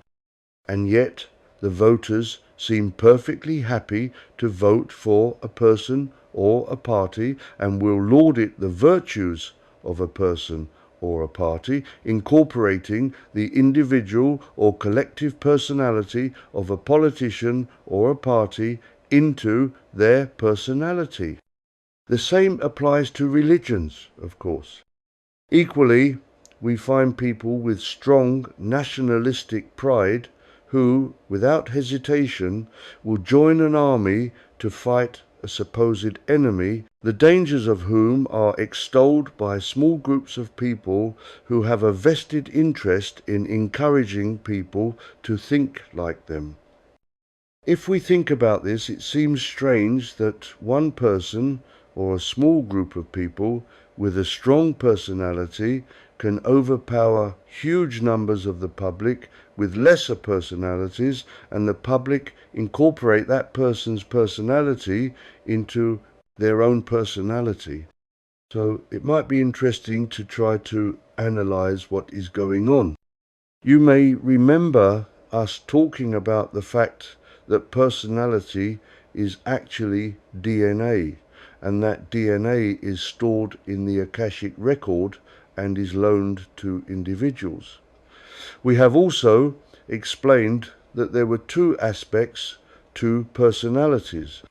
One, the different types of personality that we choose according to our different and varying interests. Two, the power that we develop of these personality trends. But there is more to personality than just the fact that the types of personality trends are stored in the Akashic record and are loaned to people. The personalities are taken on loan, so to speak, from the Akashic record and are copied into the various auras. Before we go on explaining this, we remind you that the auras are multitasking and perform all sorts of duties, and distributing our personality aspects throughout the various auras is one of them. Therefore, many of our auras, not all of them, are influenced by the DNA that concerns personalities and are connected to our auras. But the thing about auras is that whilst each and every one of us is influenced by our auras, the auras also act in a more global sense, in that we are all connected via our auras. The auras act both in an individual sense and in a collective sense. Our DNA is connected to our auras, and thus our personalities are connected to our auras. You may remember us saying that if you were contacted by an archangel, it may happen that the power of his personality would be so strong that it would push your auras aside, and his auras would overtake you, overshadow you. Powerful people incarnate, politicians, religious leaders, trade unionists and other leaders can do the same to a certain extent. They may not have the power of an archangel, and they certainly would not have the wisdom, but they have sufficient power to be able to influence the auras of undeveloped people, and thus to push them to think like them and, if necessary, to vote for them. So, to a certain extent, one of these leaders can reach out push weak people's auras aside and replace them with their own twisted views. This is obviously not a good idea because, in effect, instead of the public being able to decide for themselves which path to follow on any subject, the public are being forced to think like any leader to which they feel drawn. Now, all people have their own basic personalities and thus will naturally feel sympathetic to certain parties, right wing, centre or left, or drawn to any religion, but when on top of their own policies they are being brainwashed by powerful politicians who effectively reinforce any person's basic views. That person becomes convinced that his point of view is the correct and only valid point of view. This is why there are so many ordinary people who are convinced that a certain political point of view is the correct one, any religion is obviously correct, and so on. The fact that these leaders might, in turn, be under the influence of archons or negative forces does not help. There are, unfortunately, a number of leaders all over the world that are being fed negative information by a variety of negative entities in the astral realms, so that these leaders are expressing, in part, their own views and, in part, the views of negative beings, and who, in turn, can influence, in part, their own views formed by their own personalities, but mixed with the views of leaders who, in turn, are expressing, in part, the views of evil spirits. The net result is that whole swathes of the world's population finish up spouting the views of evil forces. This is why the world is in such a mess. The general public are always seeking guidance, but the only people to whom they can turn are these so-called leaders. If these leaders are spouting information given to them by evil spirits in order to harm the world, we are going in the wrong direction. This has gone on for long enough. During the long ages, when the world was in the negative part of the biological clock effect, known as ascension, or perhaps we should use an opposite term, decline. Nothing could be done about it, but now we are truly entering the positive aspect, ascension. It is time that old-time politicians or religious leaders saw that they are spouting nonsense and either retired or turned to meditation to fill their auras with positivity. But it is not in the nature of politicians or religious leaders to admit to going in the wrong direction, nor is it likely for them to retire. Power, it is said, is the greatest aphrodisiac. This is true, and it is easy to work out why, but we will not investigate that aspect of life. With power, generally, comes money. Money and power generate respect. Thus, anyone in power can live in a world where he is surrounded by people willing to do his slightest bidding. Magnificent houses to live in, the finest food, the finest clothes, chauffeur drive limousine, first class train ticket, first class air ticket, top hotel. It goes on, and politicians and other leaders quickly become accustomed to this way of life and will cling on tooth and nail rather than admit any failure. One can understand this, but, unfortunately for them, the pendulum swing into positivity is ineluctable, and so, sooner or later, they will be voted out and their places taken by positive leaders. This will take time, as the pendulum swing is very slow, but it will happen and nothing will stop it. There will be two noticeable effects from this change. The first will be that those leaders, when they lose their positions of power, will find themselves in exactly the same position as the working classes they exploited for all those years and will struggle to make ends meet. The second will be that the masses that were influenced in a negative fashion by negative leaders will now be influenced in exactly the same manner by positive leaders.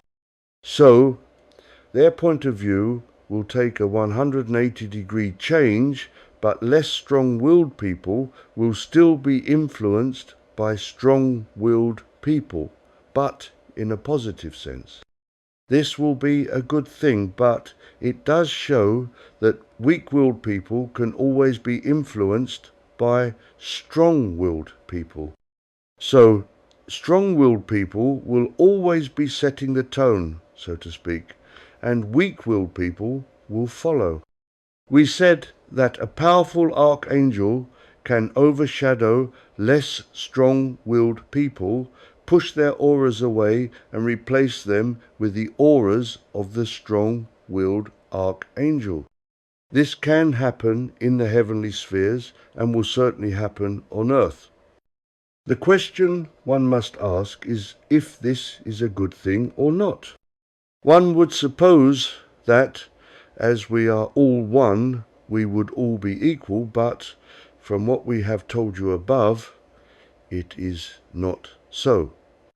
Some people, both good and bad, have stronger wills, stronger personalities than others, and a strong-willed person, through his auras, can influence the auras of large numbers of others.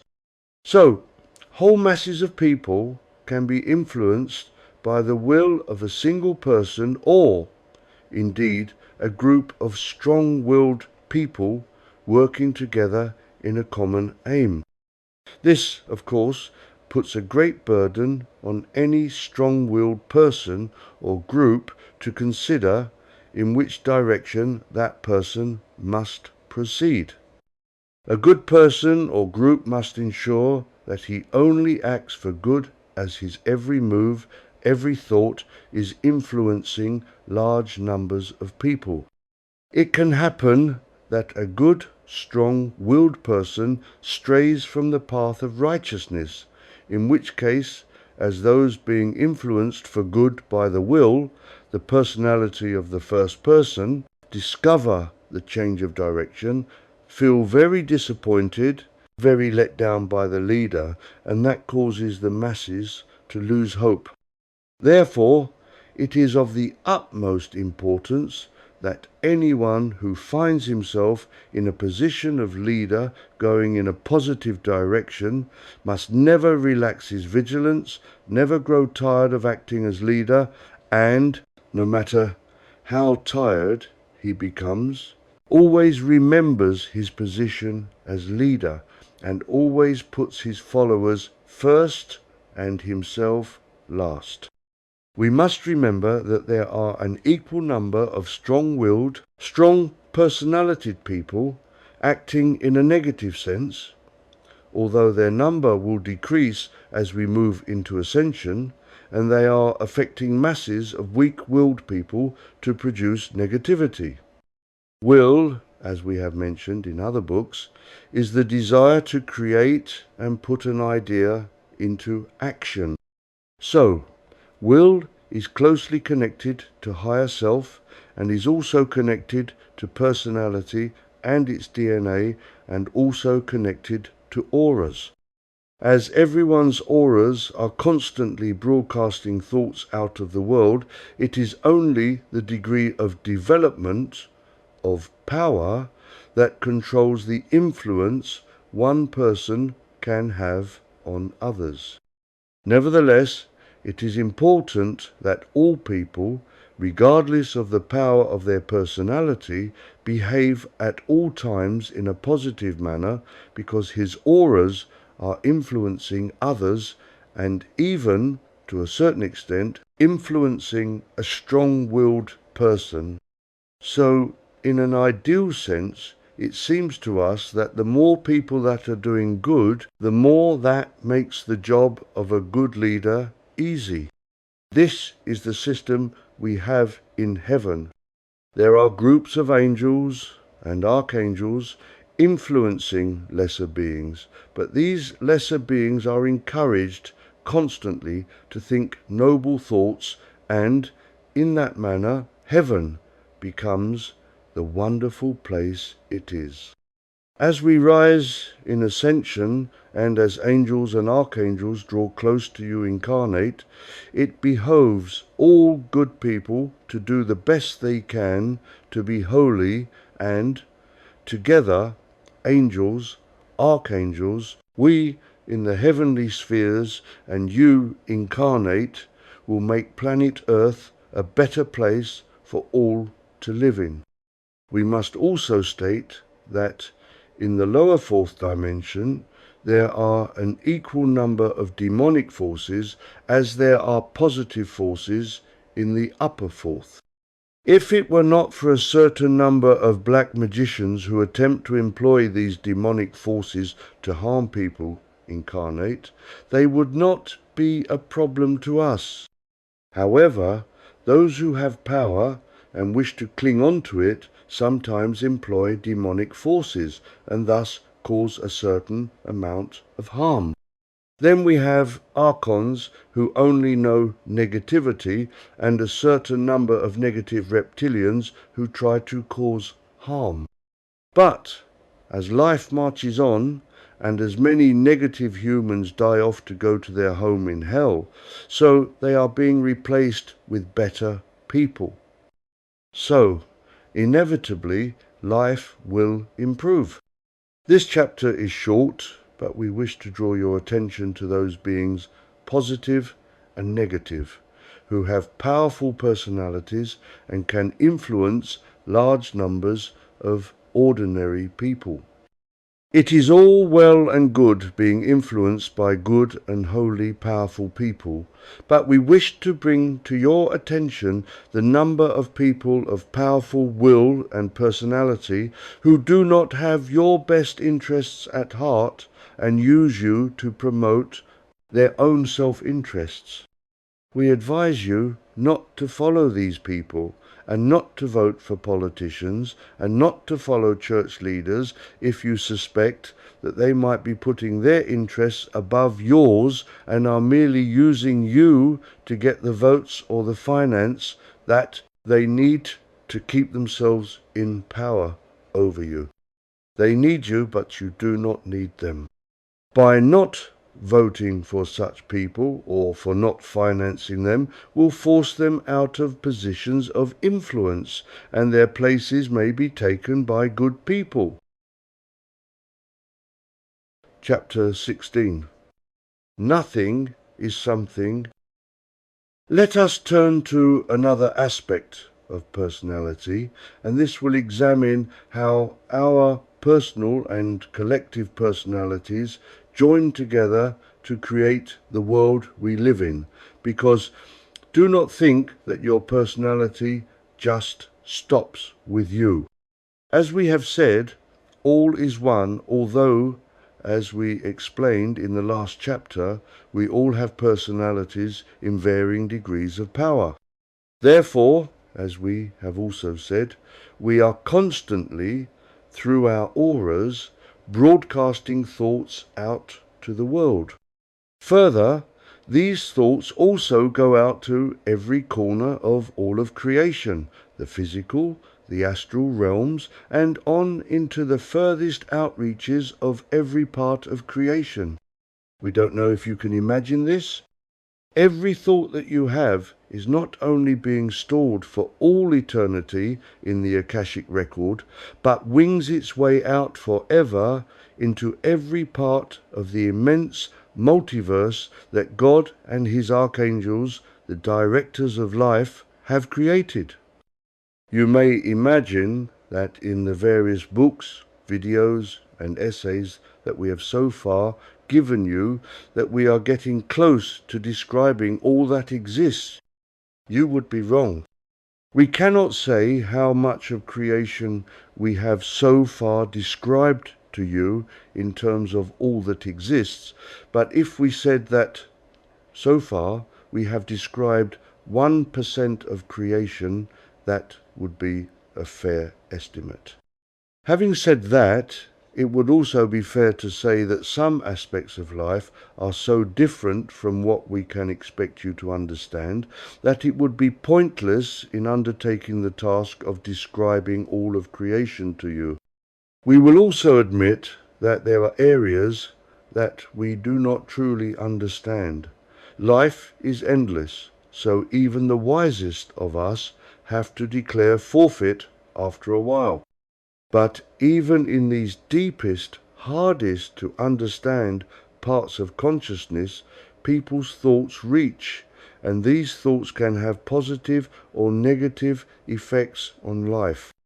So please accept that in this chapter we may well describe events and actions that may be difficult to accept.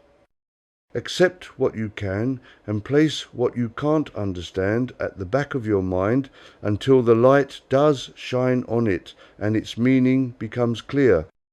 So let us begin to dissect how people's personalities affect life. If you have read and understood all that we have told you in previous chapters of this quite long and complicated book, you may be ready to take this next step. If you are not ready, until you do understand what we told you earlier, you may struggle with this chapter and, indeed, any following chapters. But we have to make some bizarre and startling claims. From what we told you in earlier chapters of this book, you may have picked up that personality is of great importance and is linked to DNA, which invades the vast area not only of people, animals, plants and minerals, but also links to virtually every aspect of life. Higher self, will, imagination, and all the countless aspects of life. Personalities may well be stored in the Akash, but, as was described concerning the personality orbs, stretches out into galaxies that are known as the signs of the zodiac. And it goes on and on. Our task in this chapter is to describe as best we can some of the outreaches of personality. We will jump in at the deep end, which is not something that we usually like to do. We prefer to proceed slowly and getting to the main point being made after we have given good cause as to why the point we are making is acceptable. But in this case we are going to make a statement and try to justify it later. The point we wish to make in this chapter is that if it was not for personalities, the galaxies would be empty. There would be no creation, no life. The various dimensions would just be empty carrier waves, bereft of any form of life.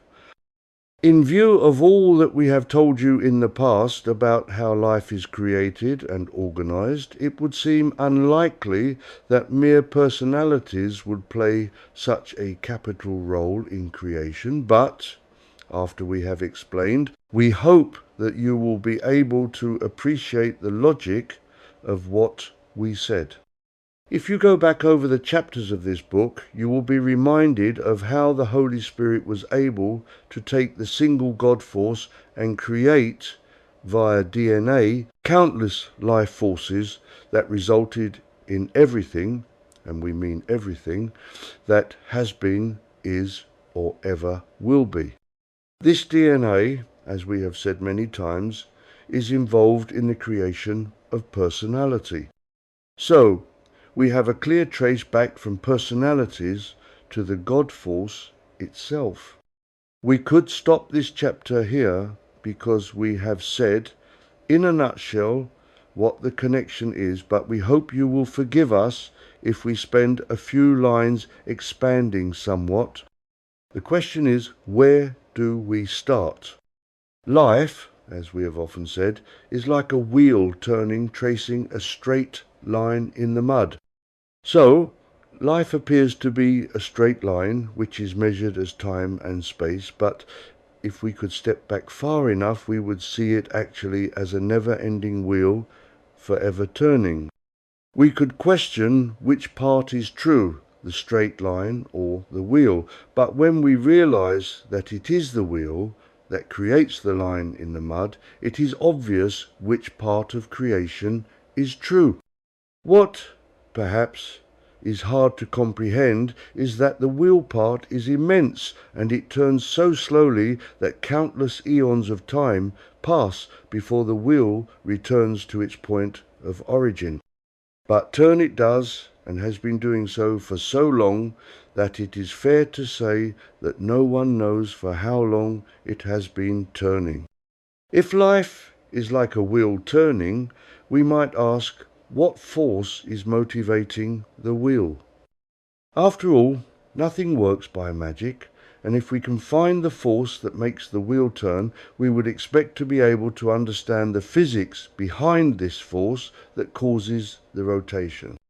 We might even be able to comprehend the nature of this force in the sense of, is it electric or some other power source? It is said that God created everything, and this might be true in our galaxy, but as we have found out through our investigations, our God is not the only one. Behind the various gods, we develop the concept of a master creator coordinating the paths that the various gods take. Now, we don't like the idea of a master creator because it provokes the idea that is there just one master creator, and if there are more, how many creator gods are there? Are there an infinite number of gods stretching endlessly backwards in creation?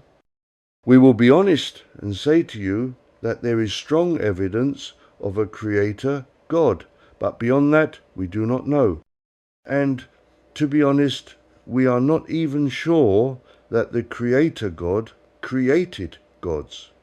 We call him a creator God because we assume that he created all that exists, but we cannot confirm if he created gods, nor do we know who created the creator God. Gods just seem to be, and yet this is not an answer. Nothing appears like magic, although we have had to accept that our God, at least, seems always to have existed. This also is not a satisfactory answer. If something exists, it has to have come from somewhere or been created by someone, and yet we really struggle to find answers to these questions. Is there any way of resolving this or these questions? Apparently, before there was God, any God, there was nothing. So, we are back to the impossible question. How can something, God, be created from nothing? It presupposes that there must have been something, but what could have been that something? Was it another God somewhere? We have mentioned a super God that works in many areas far remote from us. But then, who created that God? The question cannot be answered like that because we just go on quoting God after God like a record stuck in a groove. Common sense tells us that that cannot be right. If so, how many creator gods are there? 10, 100, 1,000? Where does that end?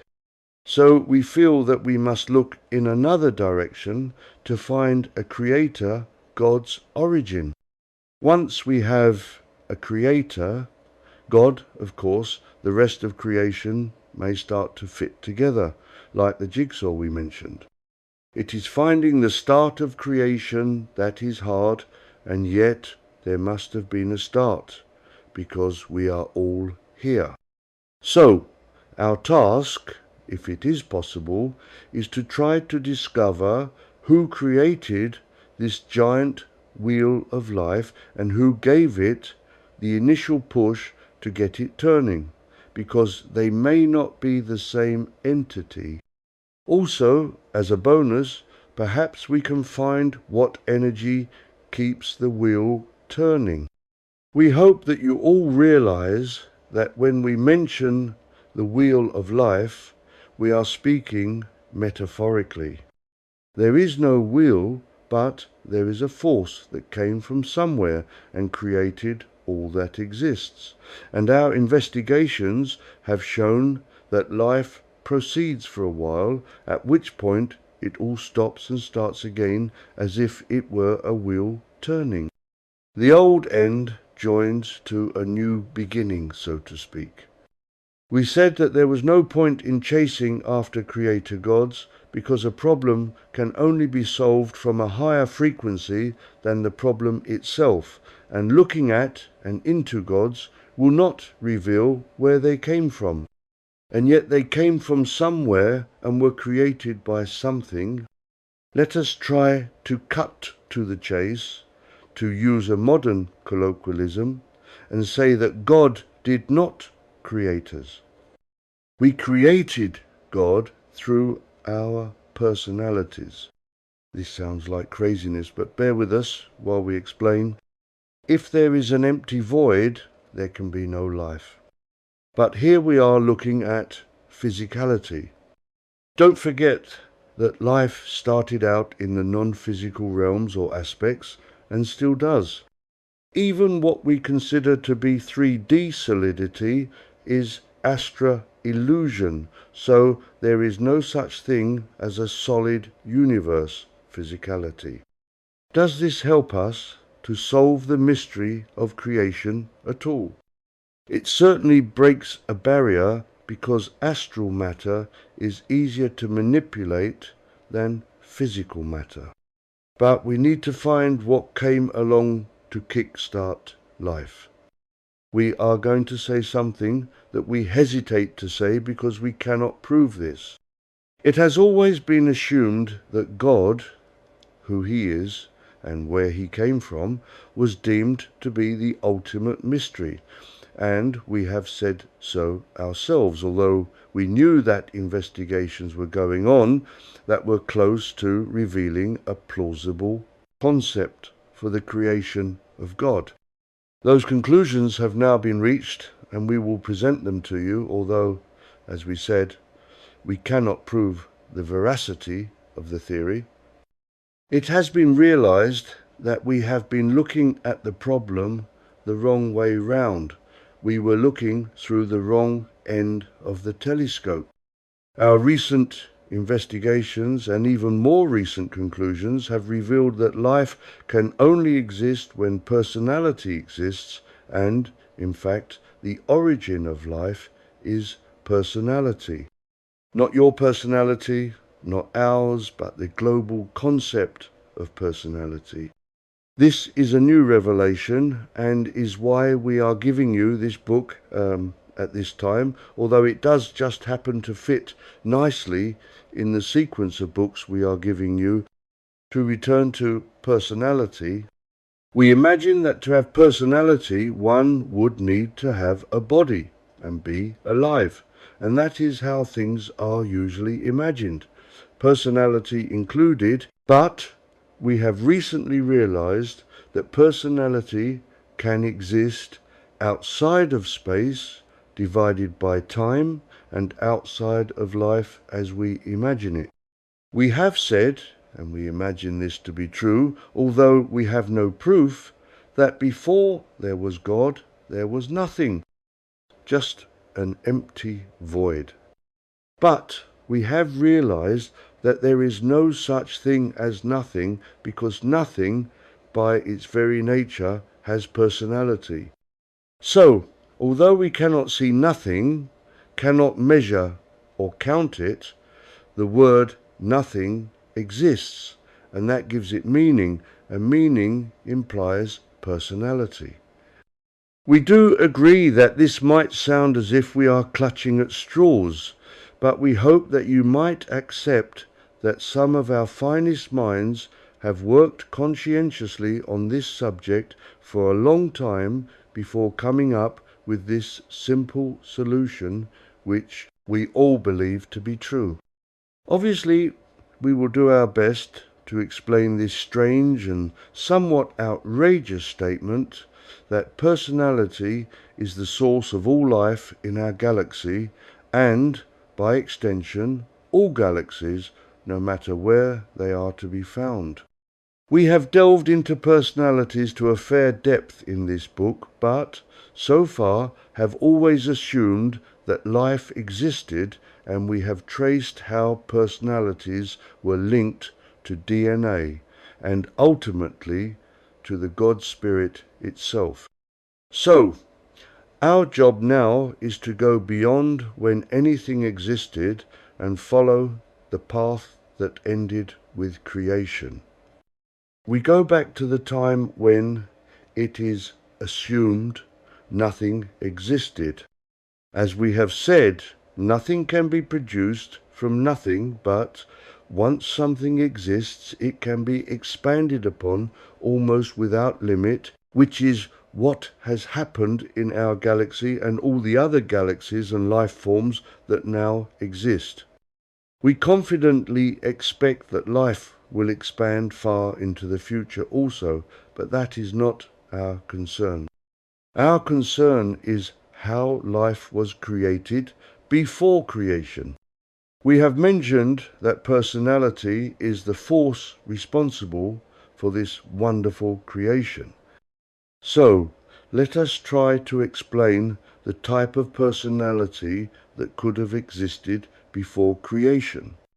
Personality is connected to consciousness, but the type of personality we wish to describe preceded consciousness. In this long ago time, when, so we are told, there was nothing, as we said, there had to be something to fire the starting pistol, so to speak. This something was and is a form of consciousness that we have managed to link to personality, which leads to life. We must explain further to convince you. It has always been assumed that before there was something, there was nothing, and this nothing has been described as no planets, no air, no lack of air, no life forces, no anything. This we accept. Difficult as it is to visualize somewhere where nothing exists, we can imagine it, because those lucky enough to have been taken to where the higher self exists, and, by extension, our God, will know that God exists in this nowhere place and will have had the strange experience of talking to their higher self whilst in this nowhere place. So, we know that this nowhere place exists, and we must try to explain how life came to exist in this nowhere place that, in turn, over vast eons of time, created all that now exists in all dimensions. This is where we need to expand our minds and take a leap of faith. This nothingness, this nowhere place, could not exist quite in that meaningless fashion. To have nothing can be looked at another way, and can be calculated as a lack of something. But by the very act of having nothing gives meaning to the word, and so to have nothing is in itself a positive force. This is difficult to explain, but let us give a childish example. Suppose we assembled 100 people and asked them to break into two groups, those who had money on them and those that did not. Most would have some money about their person, but in these days of the use of credit cards, there are people who might have no money on them. So, we break the group of people into two groups, those with money and those without. Now, the group without money still have a presence. The fact that they have no money is sufficient to be able to identify them, and they exist as a real group. So, we hypothesize and present for your consideration that to have nothing does not mean quite what it suggests. Nothing can be an identifiable force in its own right.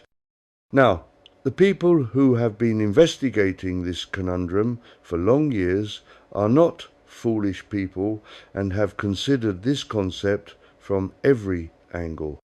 The scientific rule is that something can only be accepted as true if it is true in all cases.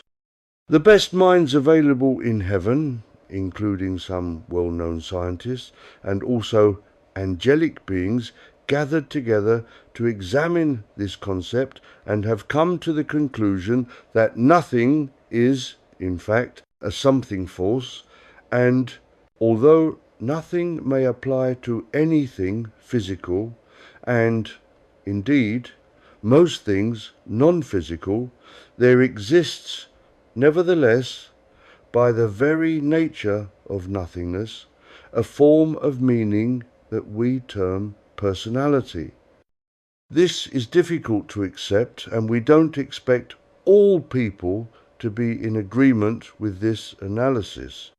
So, can we explain this form of personality that is so different from the traditional meaning? This personality implies that nothing, in the sense we give to it, is to say that this lack of anything has a deep intelligence. It might well be the opposite of traditional intelligence, but for those who have been able to link with and to explore the area before there was anything, were impressed by just how concentrated, how focused this nothingness was and is. It became clear that this nothing, this was as dynamic a force as any life could be. More so, in many cases, nothingness does not really exist. It is just an alternative force that had been, until that point, unknown. So the wise beings that explored the area before life, as we now know it, became more and more convinced that this area had its own form of creation, of personality. So, over a long period of time, the finest minds explored the concept and were drawn to the inevitable conclusion that nothing exists in its own right and has meaning. It has personality. Of course, one could argue that if nothing has meaning, then who created nothing? But search as we might, we can find nothing that existed before nothing, if you follow our trend of thought. But it does give us a breathing space and allows us to accept that life was able to develop from the concept of nothing, and so we cling onto that concept for the moment. We repeat, the latest wisdom suggests that before creation there was nothing, but nothing is a real force and has personality. From this strange nothingness, life was able to develop. This is as far as we have got in our investigations, and these revelations are very recent. We in the heavenly spheres can accept the idea of nothing being a real live force. Perhaps not alive in any sense that we could identify with, but most of us in the Great White Brotherhood and beyond have expanded vision and thus are, perhaps, more able to accept concepts that many others would stumble at. We do accept that it is easier to say that if nothing exists, then nothing exists. But if you think about it, to say that nothing exists is to give existence to nothing. Nothing becomes something. But we must say that our investigations never cease, and if, at some time in the future, we find another convincing meaning to how life started, we will amend our conviction. We are never blocked behind any theory. So we present this idea to you, which we believe to be true, and leave you to accept or reject the concept. Assuming what has been concluded is true, it gives the notion that personality is of paramount importance and existed before creation. Chapter 17. The End and the Beginning.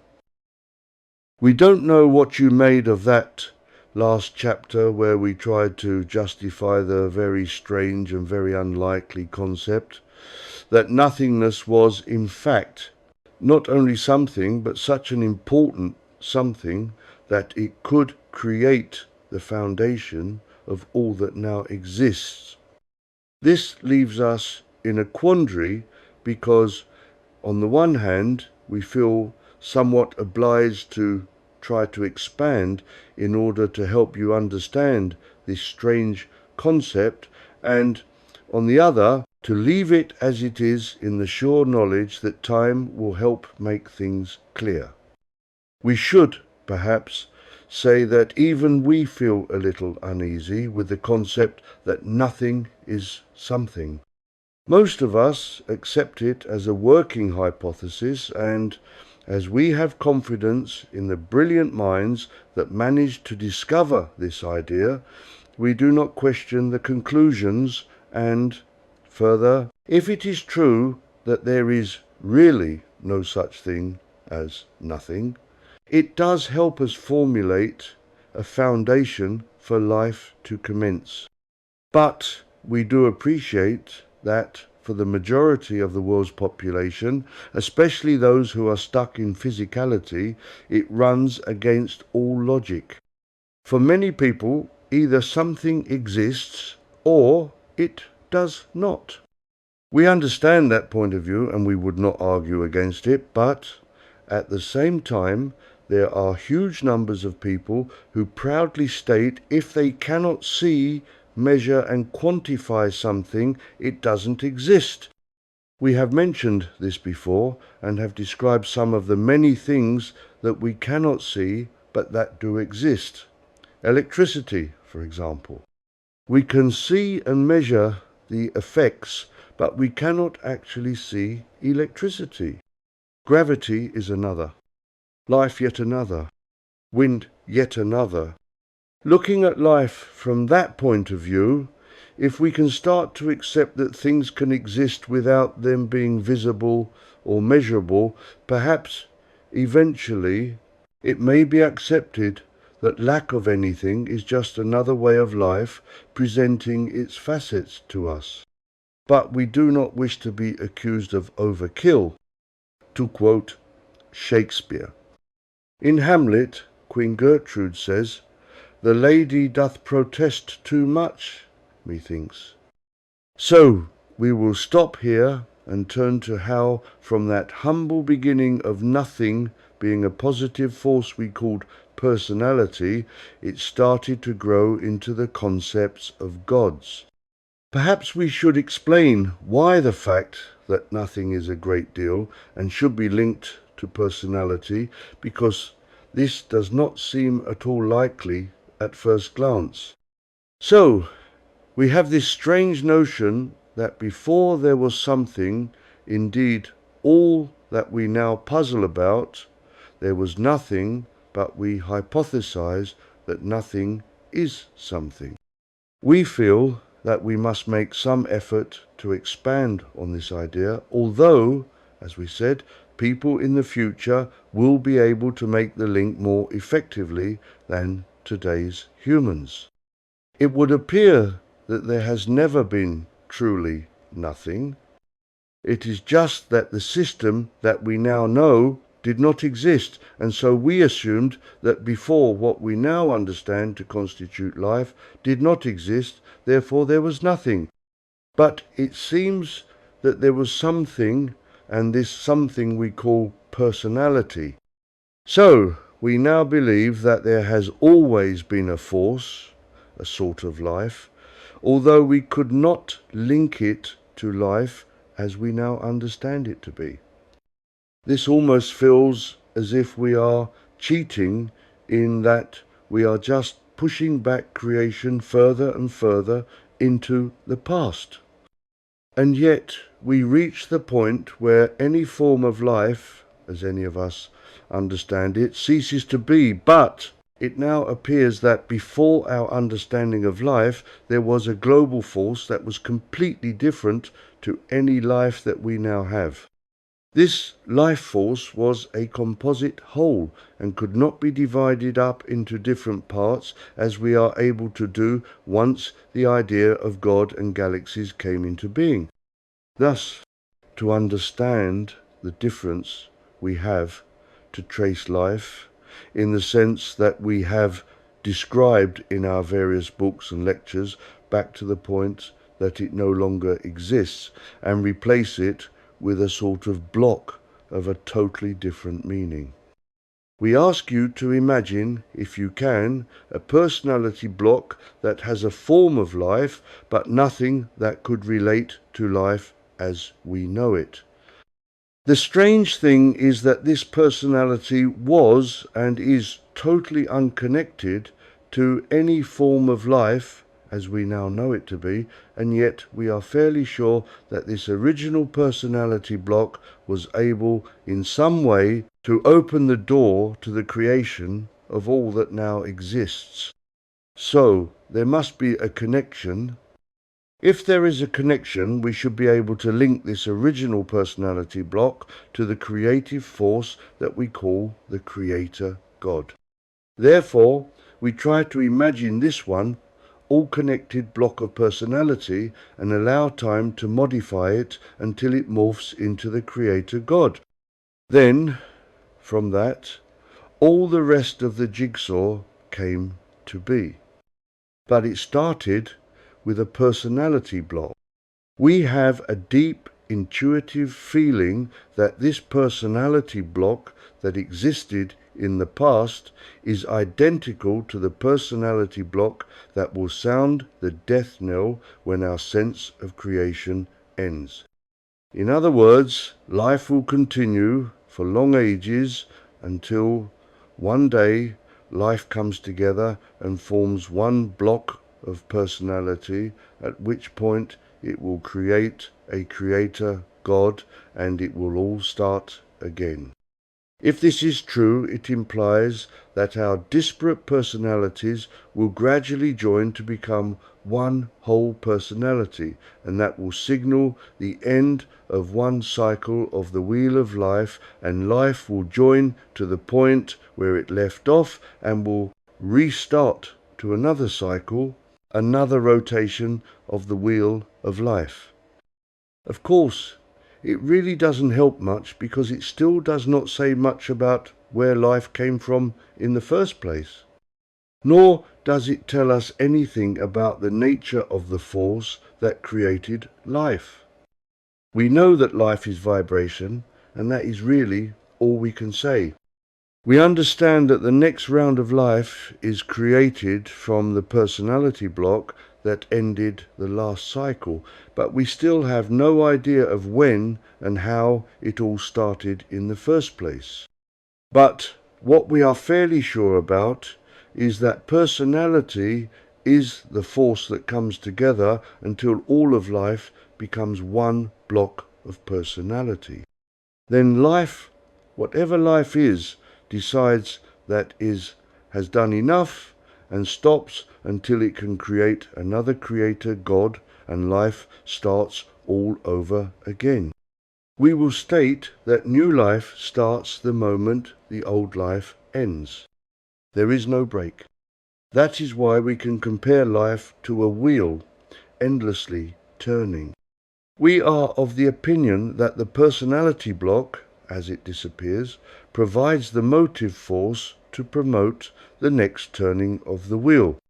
This implies that as life comes together to create one personality, at the moment when the last life form gives up its individuality and joins the global personality, then it all disappears, releasing a vast amount of spiritual power, and that is used to give the next wheel of life its spin. So, once it's started, it all works automatically. all the various life forms progressing towards perfection and, more importantly, gradually giving up its sense of individuality, its ego, and joining together with all like-minded life forces to create this global personality. This raises another point that we should explain. We have stated in previous works that the God force, the id, is constantly pushing us to survive at all costs and at the expense of other life forces if necessary. We see this with plants that spread their leaves to get all the light they need and spread their roots to get all the nutrients they need. Animals do much the same. It is survival at all costs that is important, but survival is a selfish act. Caring only for self at the expense of others. This is what psychopaths do. But at the same time, this only applies to physicality, and physicality is only a drop in the ocean of life. Therefore, in order to reach the point where all life joins together to think as one would imply that physical life as we know, it could not exist.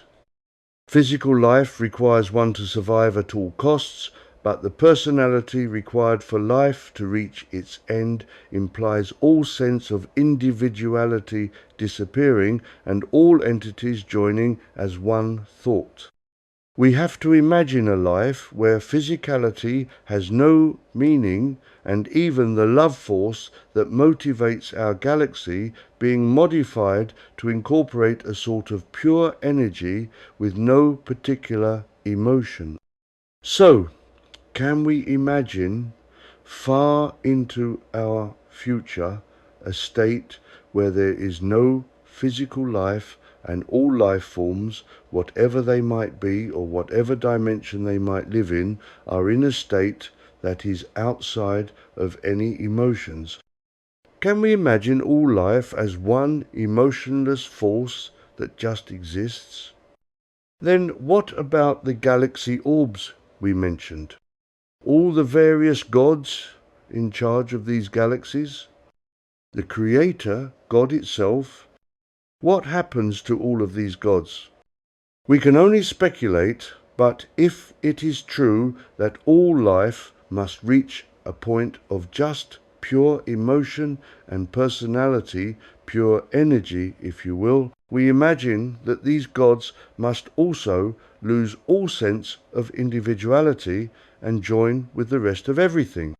Now, our relation to any god has always been difficult to comprehend.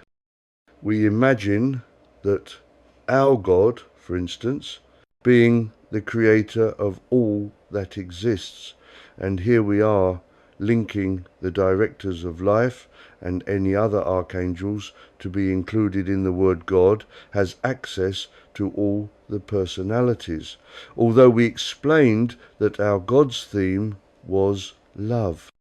So, it would seem that our God, if he has a personality like us, would be consumed with the desire to explore and create love in all its facets. For those who have difficulty in understanding what we mean by this, we must say that to understand what love truly is, we must explore also hate, because it is only possible to understand the subject if we also understand its opposite, hate. Therefore, hate must exist as an anvil on which to strike with the hammer of love. We could describe this in the opposite manner also. The hammer of hate striking the anvil of love. Either way, we need two forces, love and hate. This is how love is truly understood. But we must assume that our God, along with all the other gods we mentioned, must at some point give up their creative power and join with the rest of us in being this formless personality. Lastly, we must also assume that the original Creator God relinquishes its power also. Then, at some point, everything ceases to be and starts again with, we assume, a Creator God being instantly formed from the power released from the demise of the old system. Perhaps this is where the concept of the phoenix bird rising from the ashes of its previous incarnation comes from. Having tried, to a small extent, to explain and justify this strange concept, it all seems abstract, as if it only concerns other life forms and not us, but we would be wrong. We are very much a part of these life forms, and so at some point, far into the future, we will discard our personalities and eventually disappear as all life disappears. We know that there are people who have little understanding of life and will start to be uneasy, thinking that this event will happen soon. We wish to reassure such people that, although we are fairly certain of what we are explaining and sure that these events will happen, we will say that it will occur far in the future. Could we put a timescale on it? The answer is no, but we would guess that we are talking about billions of years in our future, so there is no need to panic. All of us will continue our lives as they are now for long years into the future. We hope this reassures you. For the moment, we are moving into the positive phase of the pendulum swing of creation. This will last a long time. Also, the population of Earth is steadily growing as an ever-increasing number of spirits volunteer to incarnate to take part in the ascension process.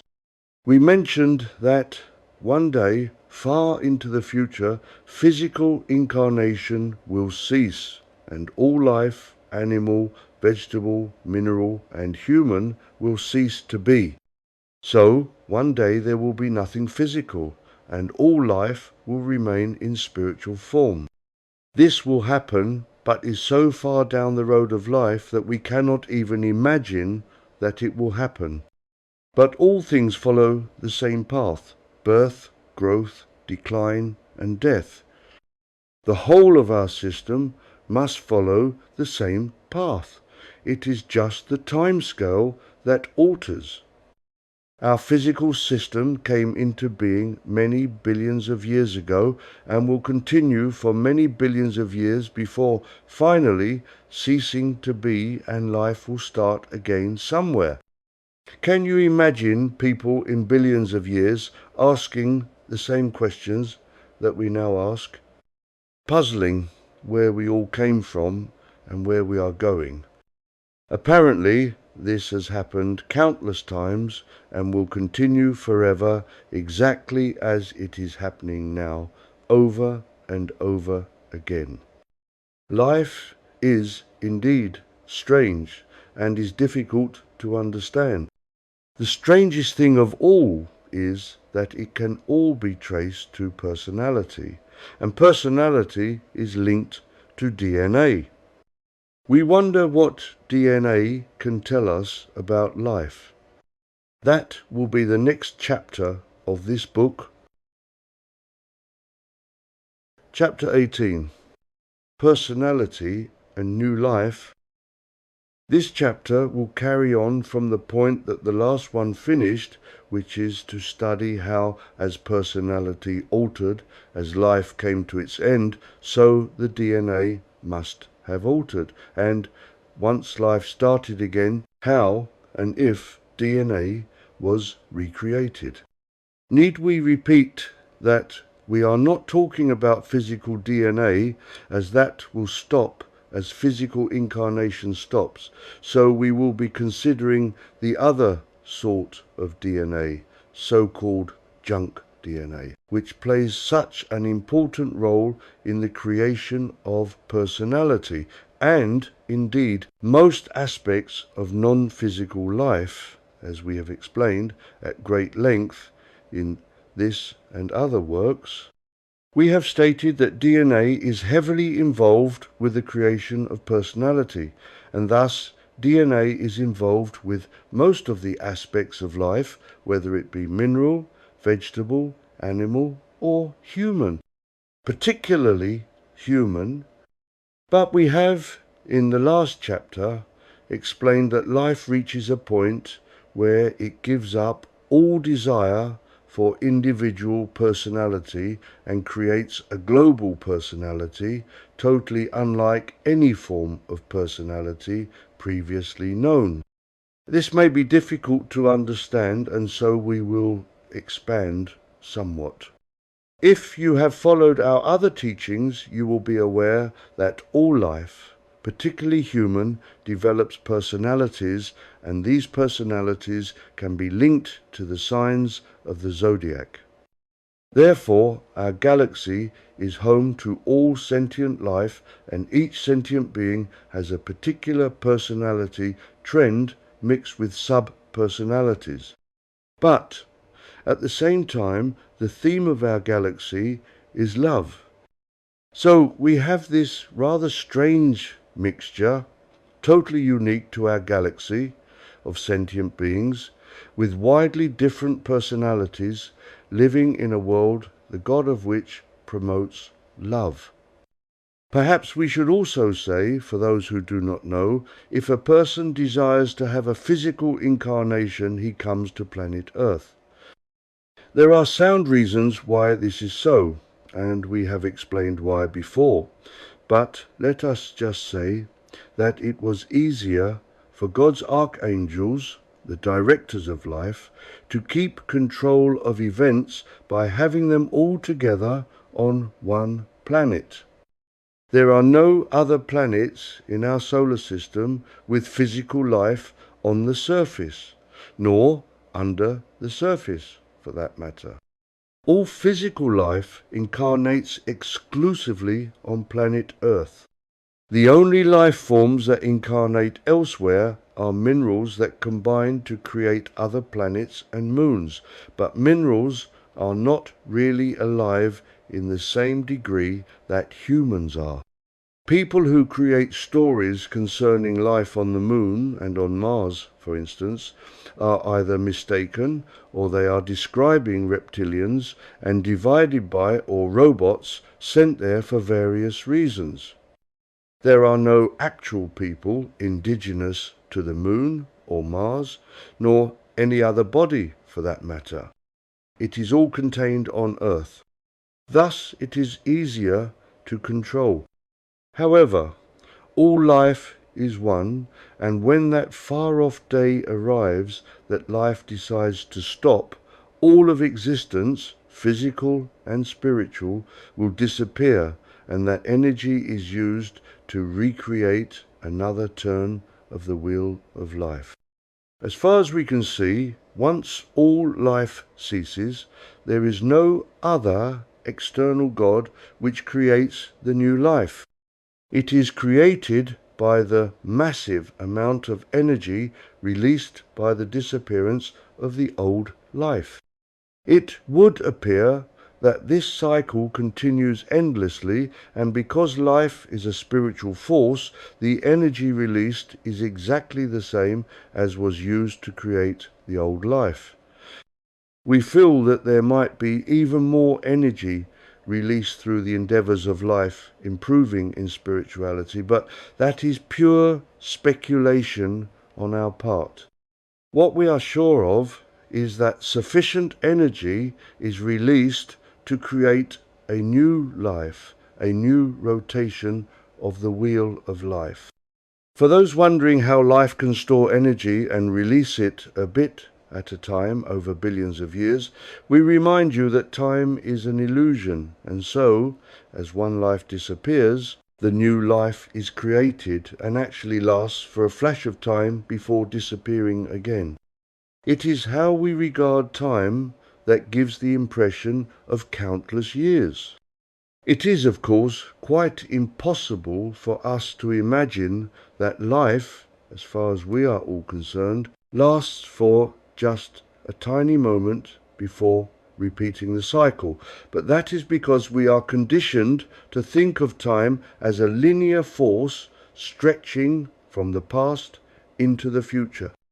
But it is of no importance to worry about that. Life is complicated enough without us trying to imagine life being created, destroyed, and recreated billions of times a second.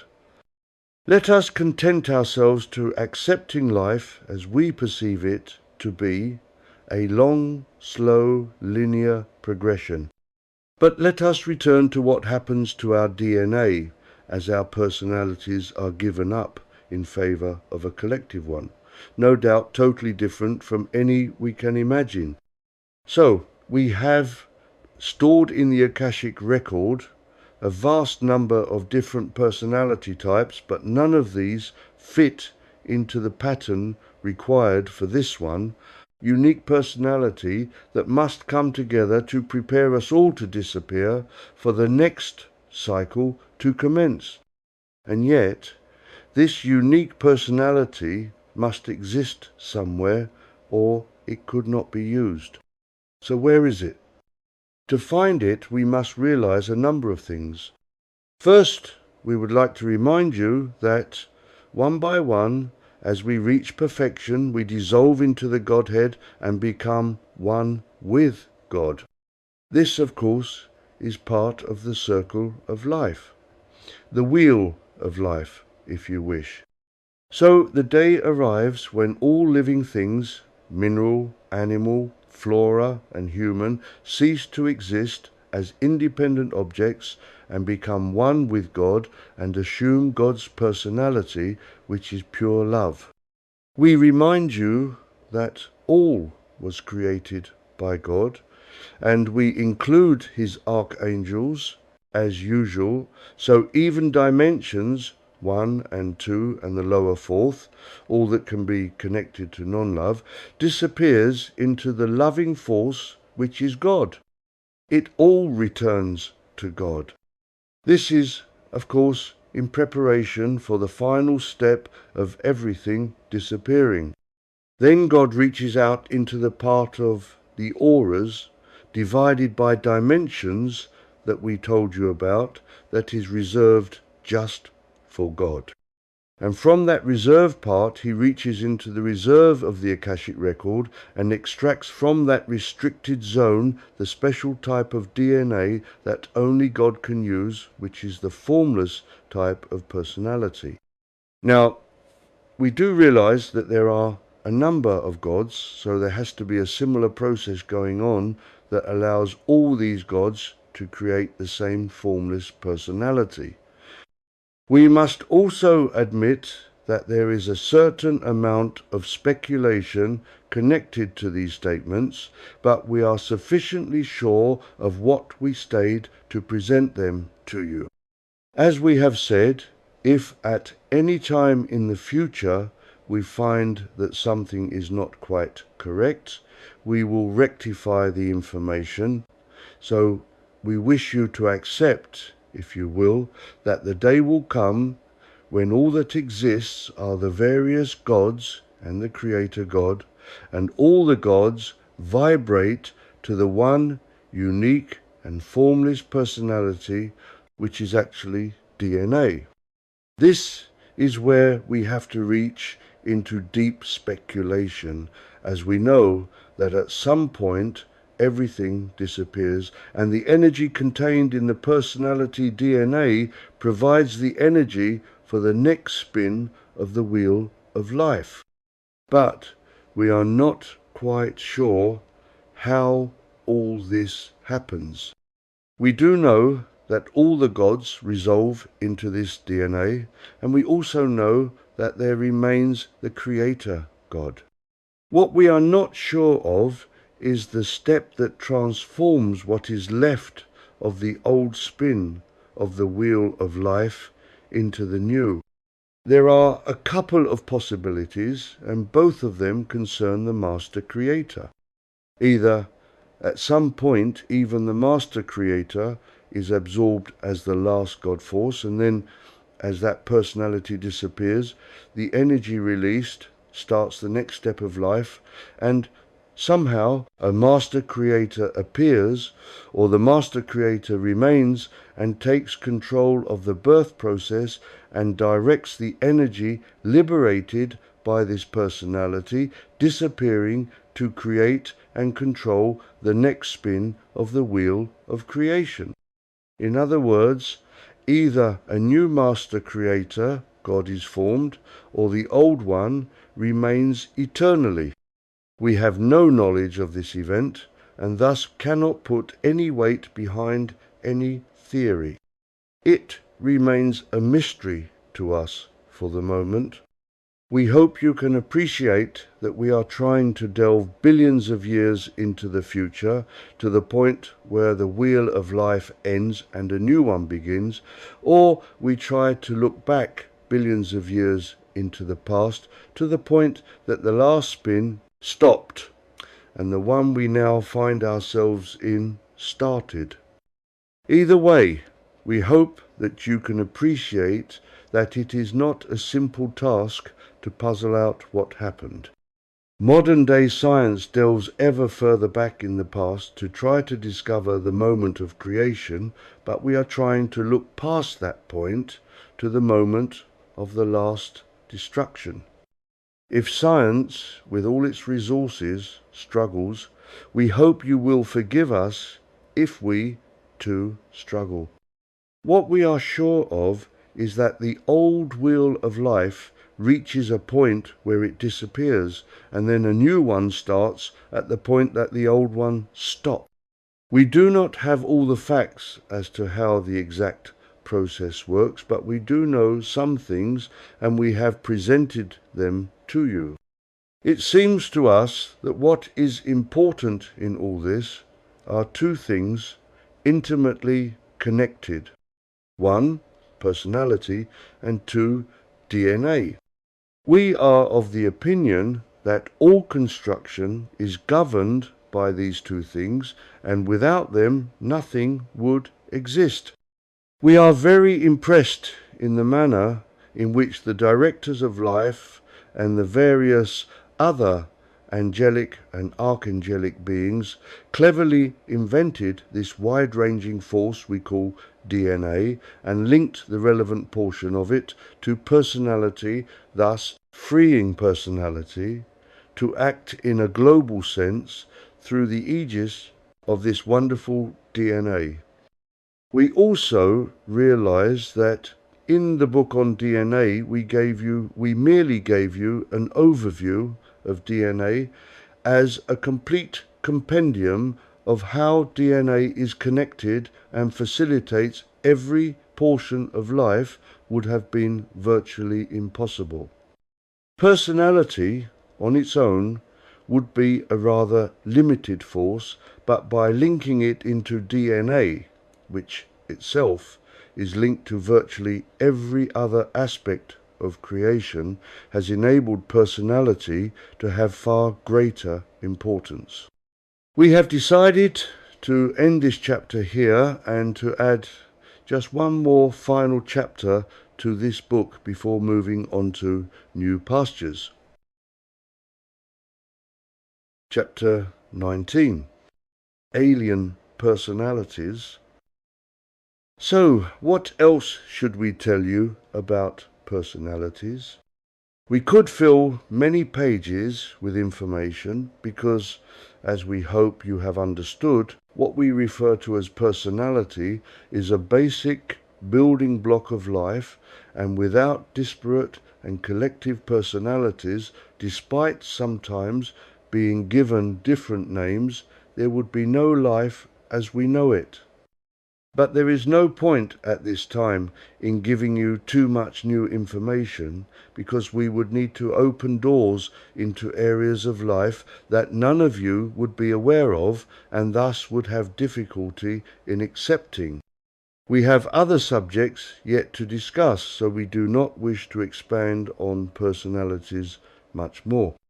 But we thought that in this last chapter, as many of you are interested, in alien life, we would explore, to a certain extent, the personalities that aliens might have, assuming that they have personalities.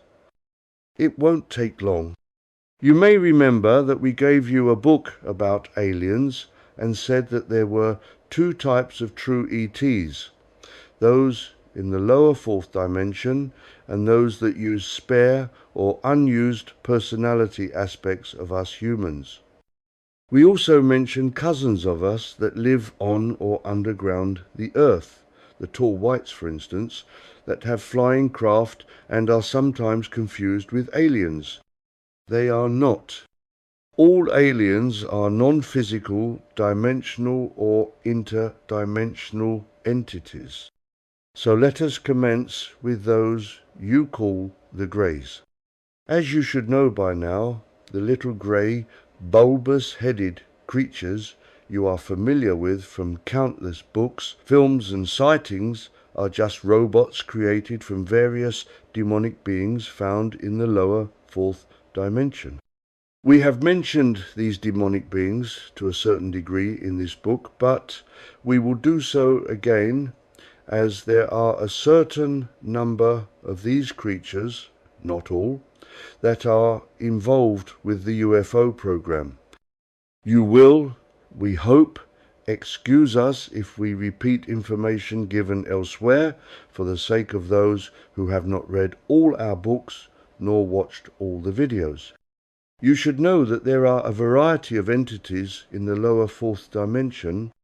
They are all negative, and they are all of various negative power according to the destructive tasks they were created to do. Their prime function is to act in the opposite fashion to the angels of construction. As all life in incarnation comes to its end, these demonic forces spring into action to lower the vibration of whatever is dying, and gradually the silver cord breaks, the spirit of whatever it is, plant, animal or human, goes off to its astral home, and the demonic forces cause the object to break down into its constituent atoms. Now, as we have said, there has to be a variety of demonic forces according to the tasks that they must achieve. It does not take a very high-powered demon to break down the atoms of a blade of grass compared with the forces required to break down a complicated structure. Thus, we might say that the various demons would have a varying degree of intelligence, IQ, if you wish. The basic jinn would have a limited intelligence and thus a rather basic personality, just sufficient to perform its task, whereas some of the much more powerful demons have a large degree of intelligence. We remind you that all of these beings are negative, and so their intelligence or personality is always concentrated on negativity, destruction. We might break off here to explain how a demonic force in the lower fourth dimension knows that an object in the sixth dimension, which is considered physical, knows when an object is dying and can spring into action.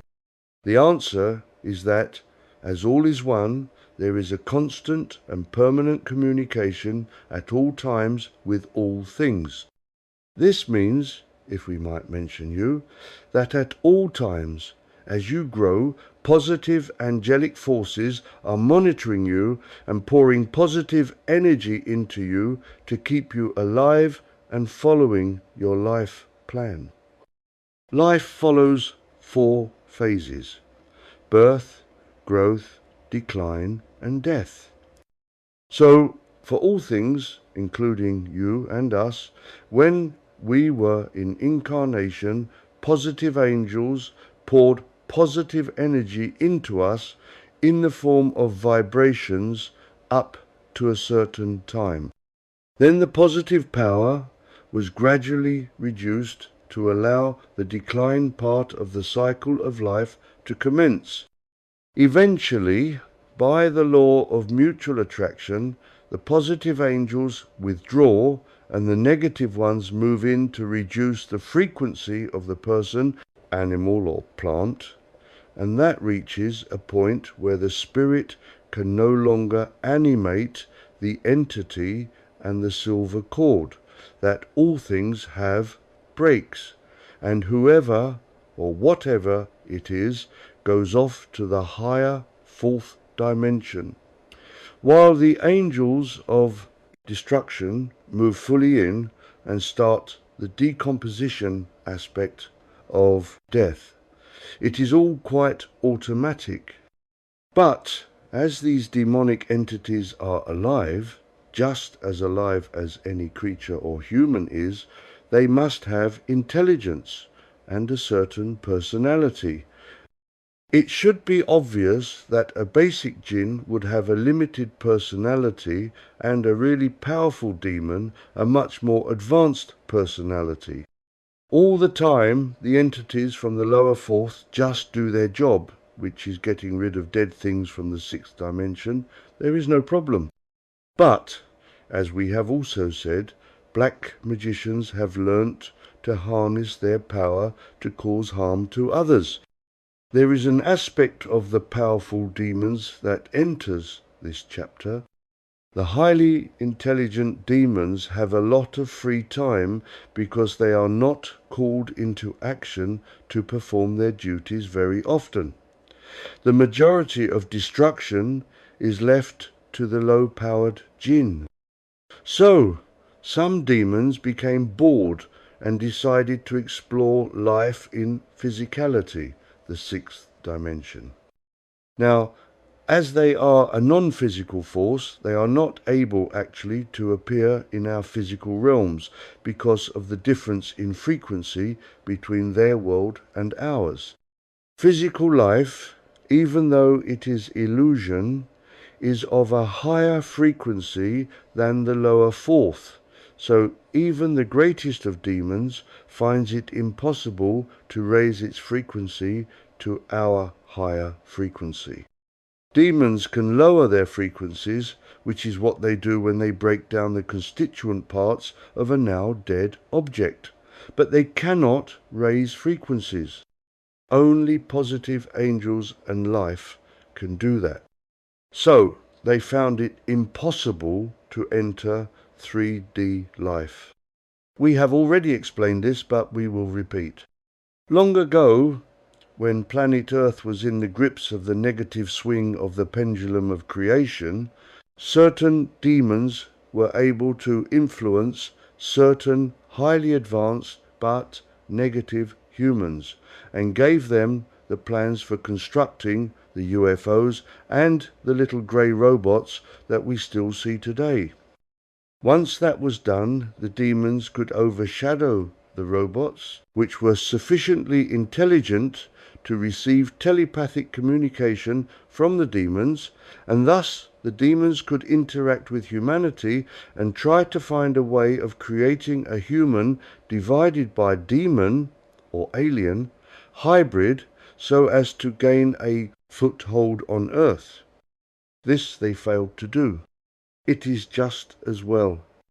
Could you imagine people walking about with the personality of a powerful negative demon? It would be bad enough, but if ever they got into positions of power, the effect would have been catastrophic. Life is bad enough on Earth with the Archon influenced people who control the planet.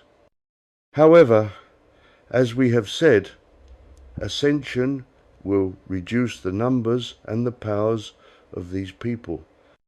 It is perhaps surprising to find that the alien life that we think we discovered interacting with us quite recently has in fact been happening for many hundreds, thousands of years, but it should not really be a surprise, as even cave paintings often depict images of craft and divided by or beings clearly far different and far in advance to modern life.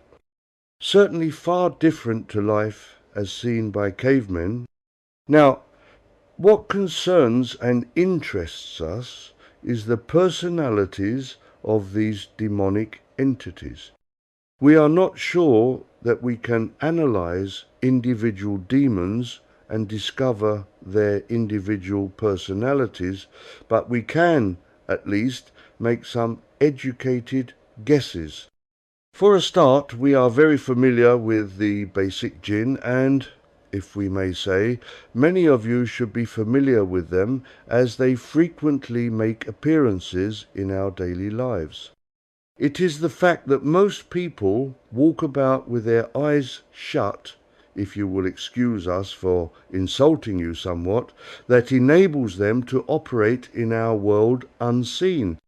In fact, basic jinn cannot really enter our 3D reality, as we have just said, but they can enter the etheric realm, which is so close to physicality that many people can see into it.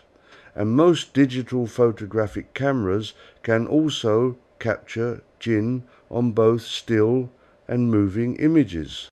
Jinn are able to enter the etheric because they are so basic in nature that they are not really evil in the sense that highly developed demons are, and thus their frequency is not far removed from the etheric realms.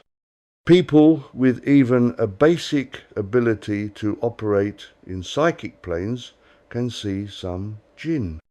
However, most people have trained themselves to ignore any strange phenomena, and so the jinn pass unnoticed.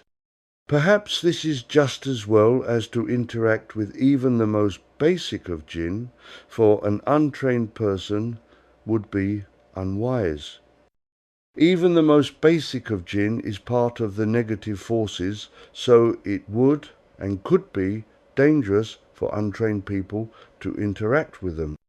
Those firmly on the side of good would want nothing to do with them, leaving only those interested in negativity to desire to interact with them. But do jinn have individual personalities? We think not. We would consider them more to be like worker ants or bees, just doing their job. However, this is not quite true, as they have often been observed aping human or animal life, pretending to be something like a cat, a dog, or some other life force. They try to imitate humans, but the resulting shapes are not very convincing. We notice that they do have curiosity and also fear quite developed, so those are two aspects of personality. More than that is less obvious. However, high-powered demons are different indeed. It is their advanced intelligence that has enabled them to have UFOs and robots constructed. No demon can influence a good person due to the difference in frequency between them and good people. But they can and do influence people who have negativity in their personalities. So this suggests to us that high-powered demons have a developed but negative personality and have for a long time been able to overshadow negative people. This is still going on, of course, in the underground bases where negative types of scientists of many disciplines work with the robots who are being controlled by demons. Therefore, we assume that, by the law of mutual attraction, if there are scientists, politicians, and other rulers of the world, many of whom we consider to have negative personalities, the demons would have similar personalities.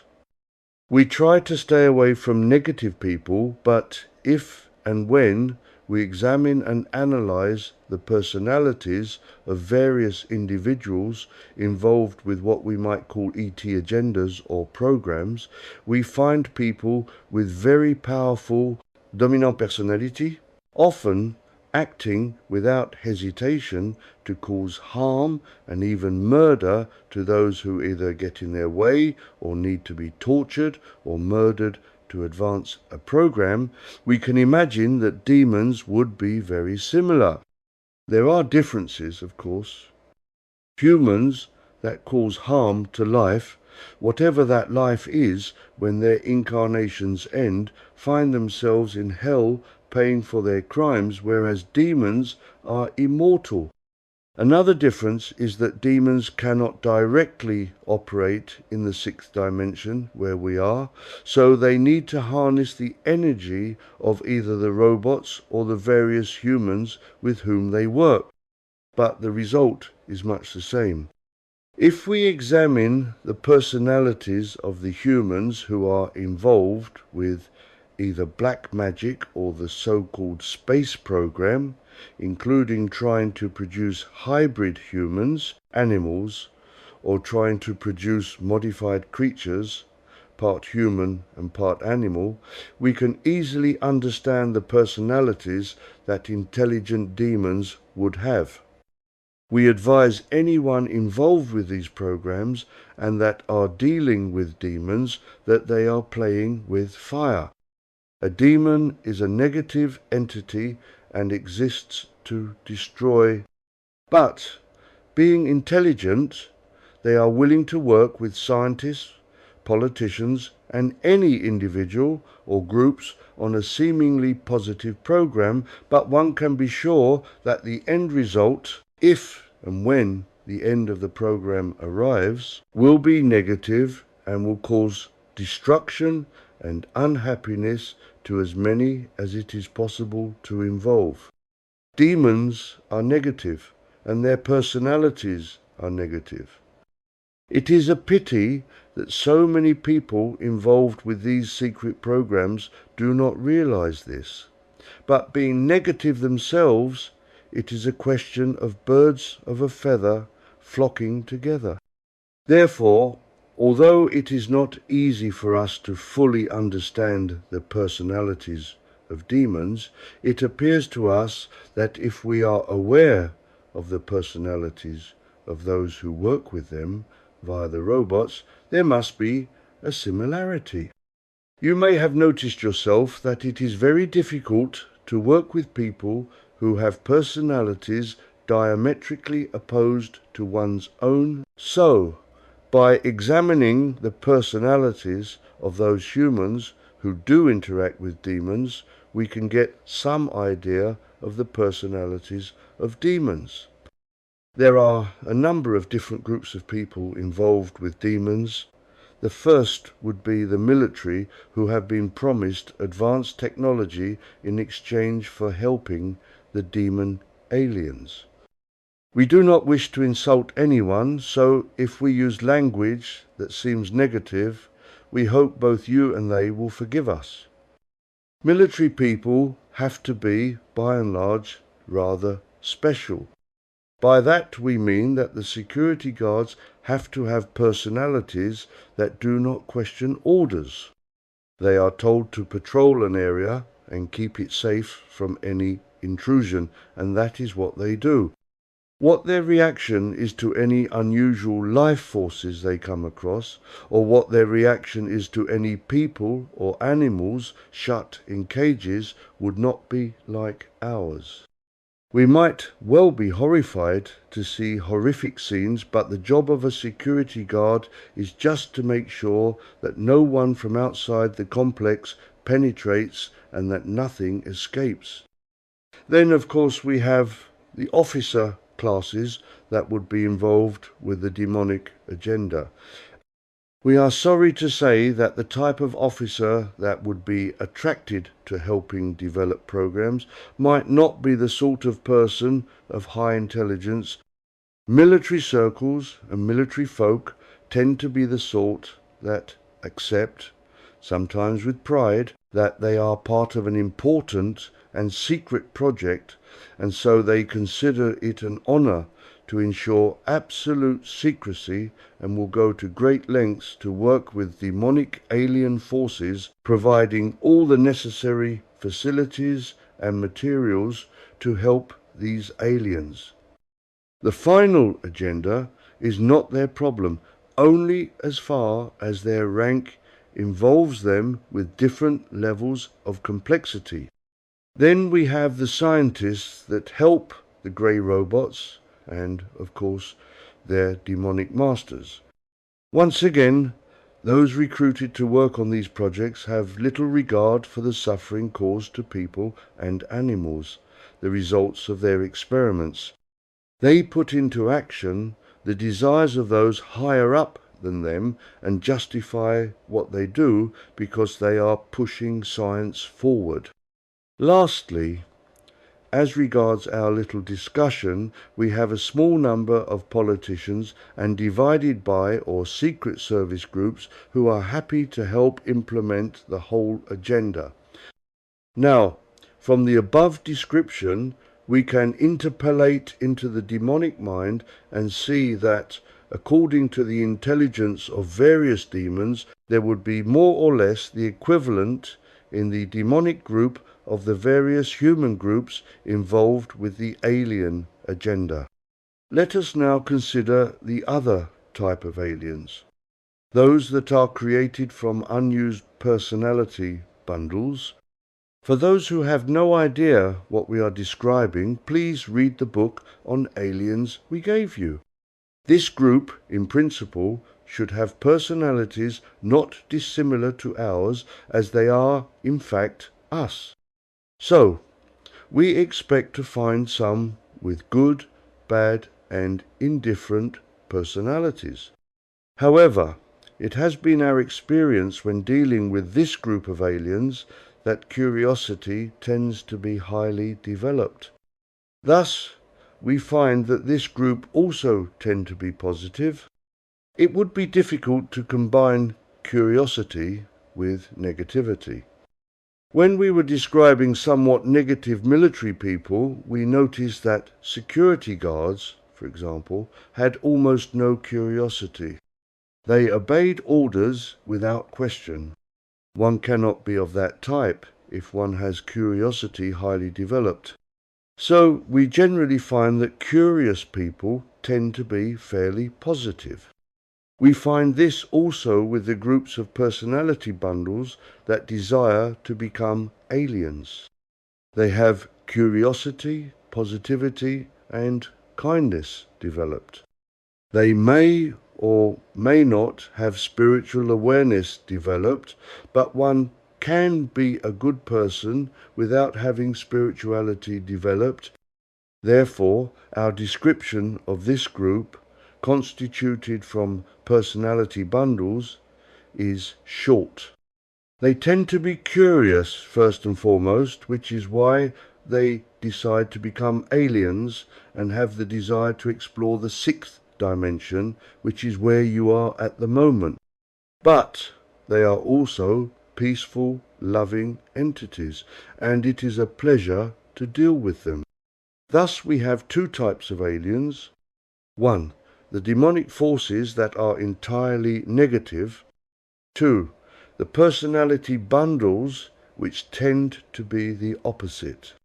Kind, peaceful, loving entities that wish us no harm and that will help us if they can. This is not to say that all personality bundles are like that. It is those that decide to become aliens that tend to be nice. So, we will end this chapter and this book here. As is so often the case, we have tried to explain personalities to you, but have merely scratched the surface. We hope that some of you, at least, have got something from this difficult subject. We have done our best to explain it as simply as possible, but it is a complex subject. We will expand more in years to come.